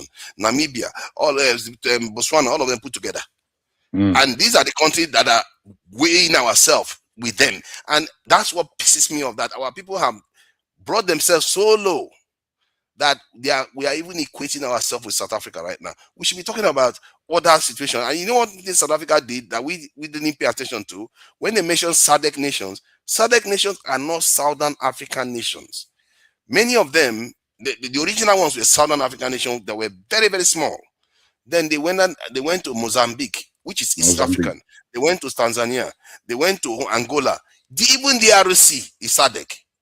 Why is Nigeria restricting itself to only this country? Why are we not taking Cameroon? Why are we not taking Central African Republic and included them as part of our influence, sphere of influence? But Nigeria has brought itself so low. But this is you're going to where I think. You're going to the areas that's how I think. Nigeria and ECOWAS should be one. That landmass, including Cameroon and the Francophone countries, which I've stated many times, should be one economic base. one economic base under the same currency and the same economic and security platform. Then you will see something that is actually manifesting in the growth and position of Africa in the world. Let's not go there, beg. We just we're there already, Joe. We're there. Okay, let's just round up there. For that, thank you so much for coming in. You came to enhance, and even AY, who was ordinarily wasn't going to come in, but he said to come in because of Mr. Jagun. No, he wanted to defend you. He wanted to defend you. No, he didn't come to defend me. He came to tell you the truth. But you know, secret. That's defending you now. You are saying that you have the truth. It's okay. No, listen. My point is clear. I didn't say whatever you are saying was not correct. I'm simply trying to draw the roadmap of where we are. And you see, so I'm not someone who would like to come and say I did that, but I'm not a pushover. I have done my best in my own part of development in Nigeria. Okay, so I'm not someone who will say I didn't. No, I did my best, and now I want to just rest. Make I leave the rest for when I sabi how to do them now. Okay. Now, having said that, the discussion has been very robust, and I thank all of you for the areas you've looked at it. We are not going to stop talking about these things because we are not close to the finishing line.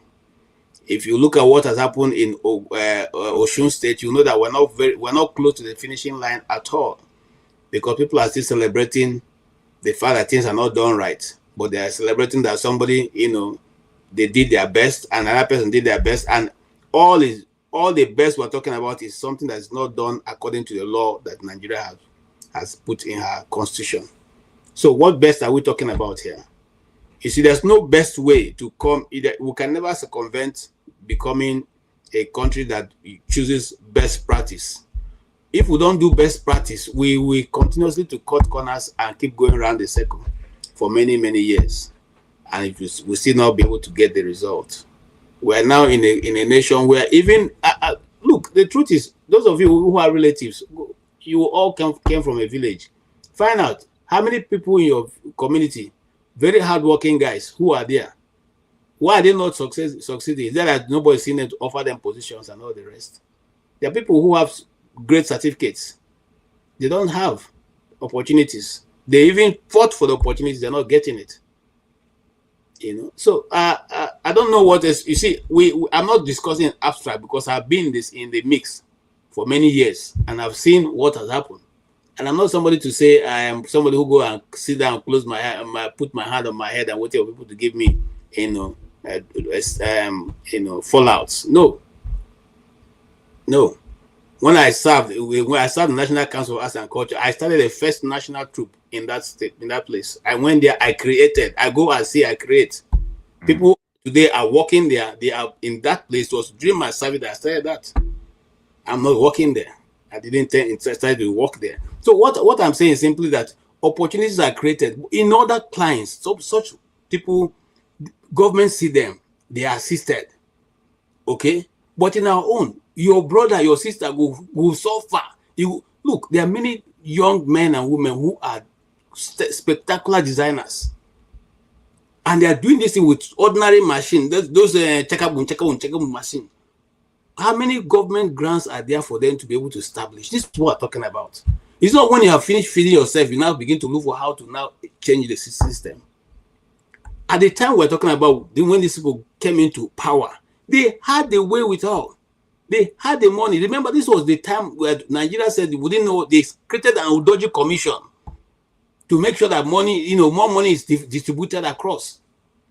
But now we're even struggling. So tell me, is there anybody who, except for those who are well-to-do, who leaves the Nigerian University below the age of 23? None. Most times, look, ASU is even preparing to go on strike now. I have a friend who spent 6 years in Unijos, 6 years to do a 4-year course. Why? That 6 years is not part of his life. If he came into the university when he was 18, add 6 years to it. That is minus NYSC. Before you now come and start planning to settle down. If he wanted to do a master's and he goes back. So tell me when he will now come and be like Nzogu, who will now be able to contest. I'm simply saying the system they know what they are doing. They built into it. Now, if we here now say, okay, we want forefather to go and contest for local government chairman in his place, do you know that if we don't raise up to ₦1 billion, he will not be able to make it? Because when he gets to the local government, he has to put offices in every of the ward and put one staff and one furniture and some, documents, stationaries. Okay, I have to run it for 6 months before election. Tell me, where is he going to get that kind of money from? But he's a brilliant youth. He has the way without. We know that he knows what he's doing. That's what organization is about.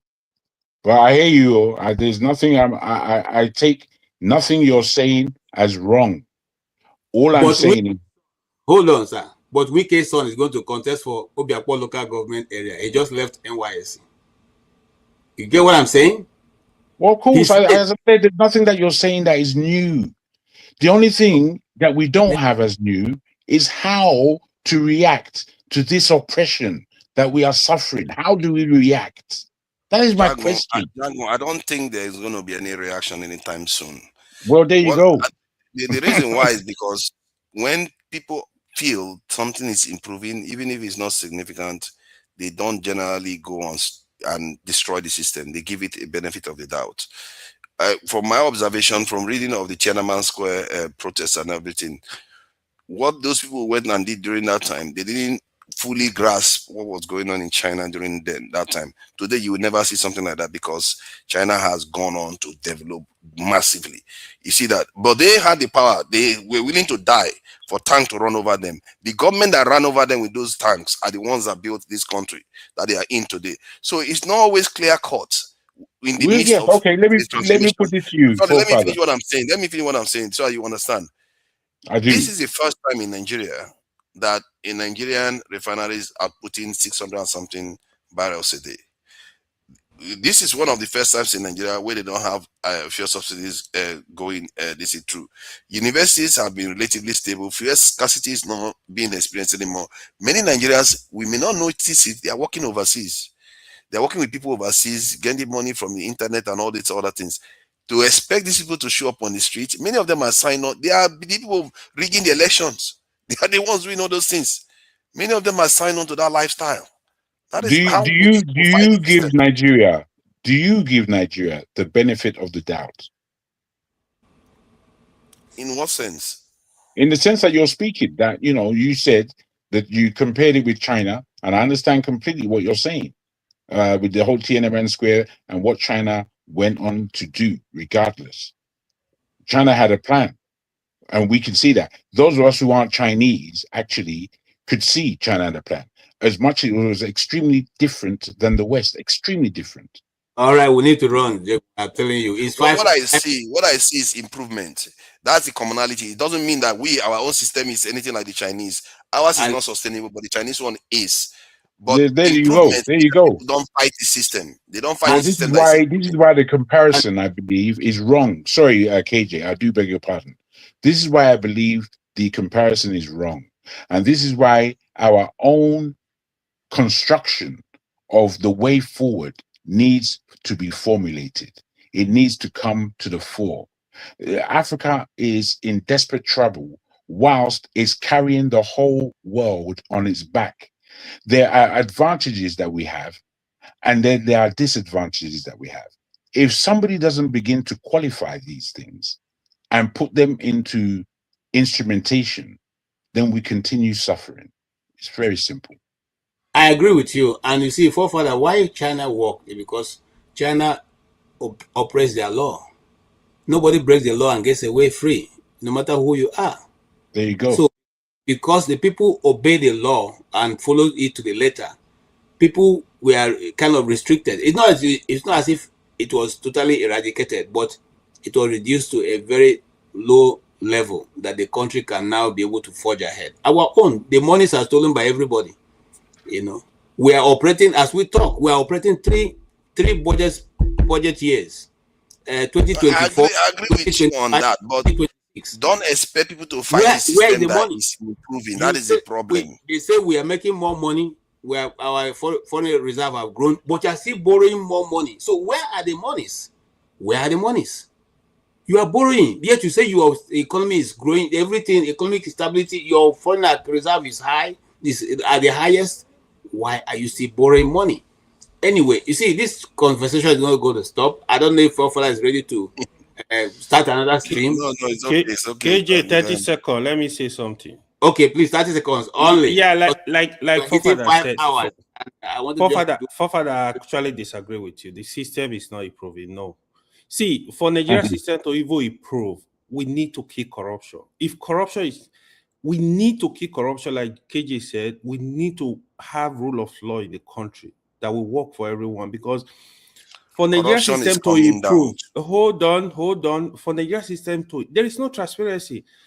For Nigeria system to improve, but corruption is coming down. You can attest to it yourself. When you go to Nigeria, it's not coming down. It's not. How many times do police people ask you for money? Is it as high as? Is it only police? We are talking of the bigger corruption going on in the government. Yeah, you see, but you are. Even police are still asking for money. What do you mean? There is no improvement. They are asking. Okay, fine. You know, a lot of you left Nigeria long ago. You don't understand where this country is I was in Nigeria a few months, and I'm going to be there again. No, you don't understand the system. Listen, let me say this one last thing. For Nigeria to improve, you actually need leadership that is far less corrupt, that is deliberate about rebuilding the system. You need to rebuild all the institutions, even the education. Education you're talking about now is nonsense. The so-called top schools in Nigeria, like all the federal big schools, go there and see what is going on.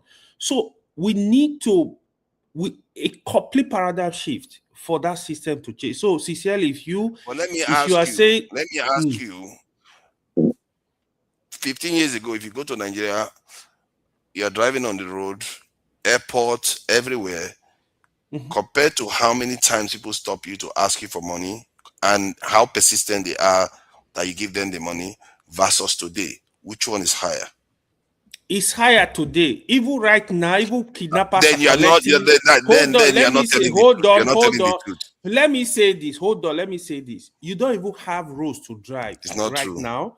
Hold on. Let me say this. Don't worry. Apart from that, see, 20 years ago in Nigeria, we were still traveling at night. You travel at night. You're not scared of anything. You get to from north to Lagos. You get but that's security issue. We're talking about corruption. That's security issue. But security issue is part of the problem. It's part of it, man. Come on. I said corruption. A bigger problem. It's a part of corruption. It's part of the corruption. If you are talking about security issues, of course, it's gotten worse in many ways. Why do we have security issues? It's because of corruption. That's what we say. Yeah, but you have to realize that most people don't experience insecurity. Most people are just busy going, working, experiencing less fear Bro, everybody is experiencing security. Even in villages now, they are kidnapping people. People are experiencing security everywhere. I know that. But see, if you go on the ground, that's not how it appears. I'm telling you. I was also in Nigeria. How else your thinking is that the people should be coming out on strike, but you are not noticing all the things that people are doing to make a living. There's Uber. There's people when they want to go to work, they will have somebody call them for Uber, then they will get money, get paid to go to work. You don't know how Nigerians are hustling. If you say I don't know Nigeria, I've been in there. Hustling, but we are talking of the system. Nigeria, people have to hustle no matter what to survive. But the system is not working. In terms of strategic term, the system has barely moved. That is true. If you want to call that one. But I'm telling you, what people notice every day, that part is not enough for them to just go on the street and burn everything down. I can tell you that. Let me tell you, I just got in. Even in Abuja now, the security in Abuja is getting worse right now. Ask people in Abuja.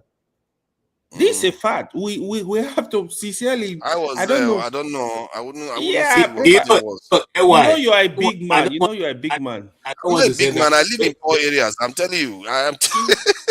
The dogs there at night. You don't know they have vigilantes everywhere in Abuja. And police I don't know why. Colonel Ude was adopted in his house. In his house in Abuja. Inside the estate. And he was spy. Yes. Shame. So right as I'm talking to you, I'm talking to Jago now. The youth that are pulling their weight. The youth just pulled his weight in Niger Delta and went to report that the road that they did was wrong. He just did a video of it. What they did with that guy was absolutely ridiculous. Oh, you know it. Okay. Yes, I know it. You've seen it. They're flogging the daylight out of him. It was just a show of stupid. I don't even know what to call it. They're only pitying him, they're flogging him. They can do him, they can tie him, nothing will happen. That is where we are. So in that situation, you don't want to waste your life for nothing, my brother. You don't want in terms of what? No. You see, that's again part of the corruption.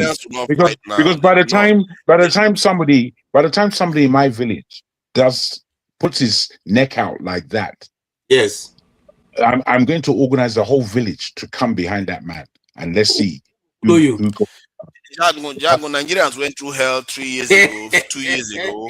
They didn't fight then. They didn't fight then. It's now. I hear what you're saying now. No, look, it's not that I don't hear. Petrol and all this. You have to be realistic. Gentlemen. No. I hear what you're saying, but because we as Nigerians have become weaker and weaker in terms of resisting any wrongdoing, that we only have ourselves to blame for that. We can't say, I no go die, oh, don't let my Pekin die. Oh. That attitude, I'm afraid, is not what the Iranians don't speak like that. By the time their child dies, they will praise Allah to say that my child is now become a martyr. You understand? That's the difference. But again, I want to tell you that what you are painting is not truly of Nigeria. Now, the southeastern states, when they went to war, What's better?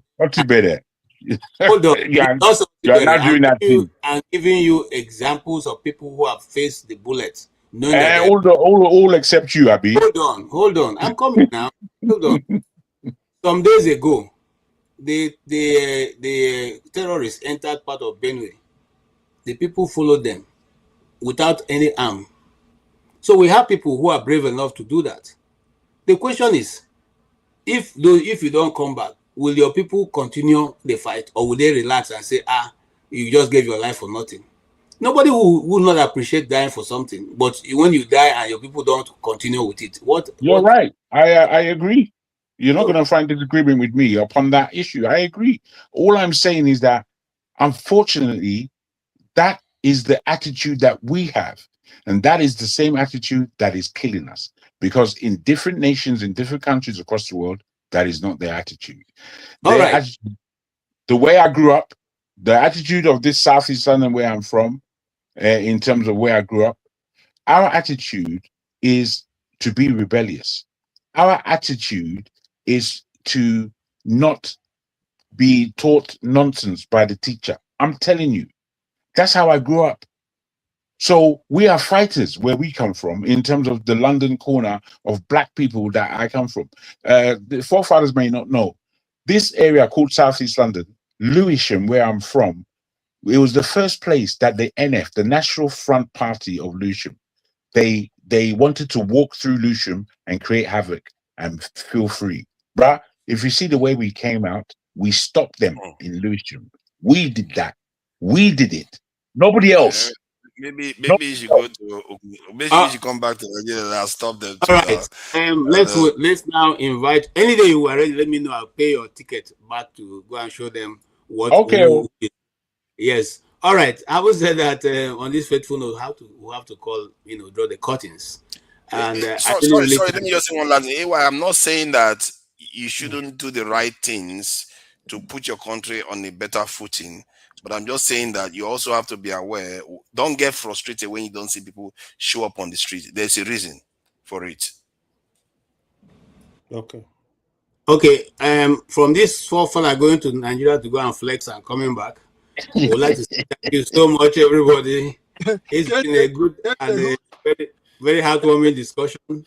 And fight and dogs live to fight another day. Yes, so it's been a good discussion. Listen, we are just trying to see the best way forward for this great nation. It's only that it's either we make it or we break it. But I would prefer that we make it, because the more the merrier. Nobody who doesn't like big things. You know, yeah, I like to travel from Port Harcourt to Sokoto and Sokoto to Lagos and all that. But if we cannot be together as a people who love one another, even if we don't love one another, let's put a rule and regulation that can govern everybody. And let's stick by the rules that were made. Mode of operation, MOU.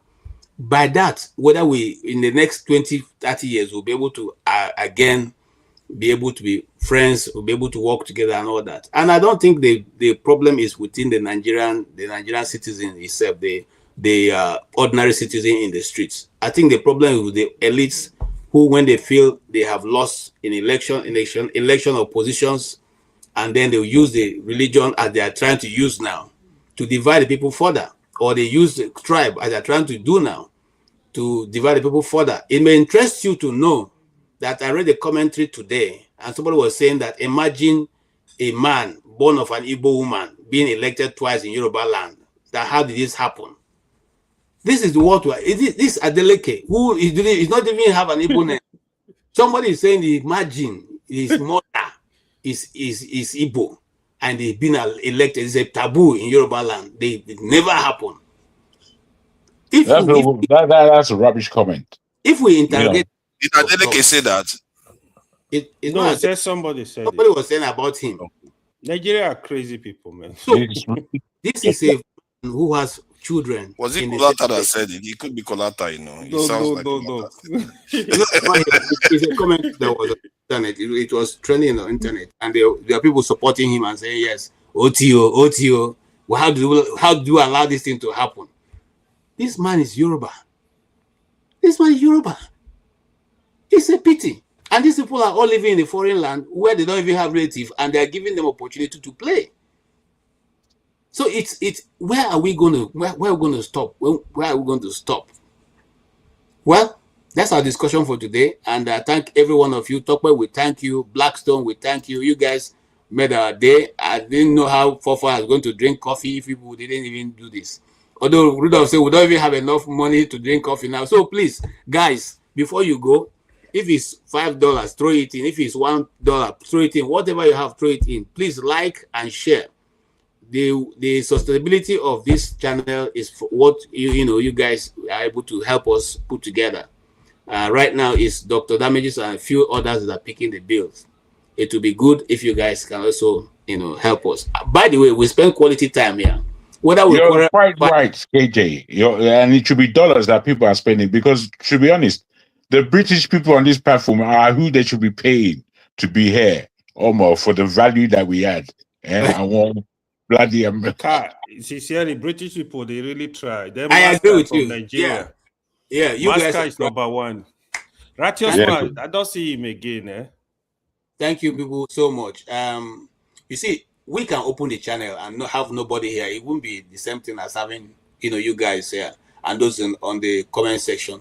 The guys on the comment section are great. They're always here with us, and many of you, I cannot call your names because we're already above 5 hours. So God bless you all, and look, I pray that God will lead all of you through the week. Blessings going forward and coming in. The enemy will not see you. You are in front. They are very far away from you, and you are behind. They are very far away in front from you, and all your plans will come true. Just keep your hands clean and your mind pure, and you have no problem. God bless all of you. Good prayer, brother. And and we'll see again by the grace of God next week, with Forefather coming in as usual, and Dr. Damages kicking it off, and then of course we'll have a Sunday. Even for atheist infidel like Forefather, I will not believe in anything there. Almost Forefather only believe in the flesh and the physical. The problem is that those people you think don't believe anything, they may be deceiving you. They do, of course. KJ, they are deceiving. What you hear? Of course, I believe in. You see, the problem is that you guys think the flesh is not spiritual. That's the problem. I don't believe it can't be, not from the point of view of a believer. The point of view of a believer is that the flesh divine. is the house of the spirit. So, of what of the unknown, you mean? you have no clue what the spirit is. He just says spirit. Well, this is where you go. This is where you go awfully wrong and turn back into they don't know an what atheist. spirit is. Before you will take us Just say the another, spirit. You don't know where he exists. we like to call it off here. Thank you so much, All right. everybody. Have a Thank good you, night. KJ.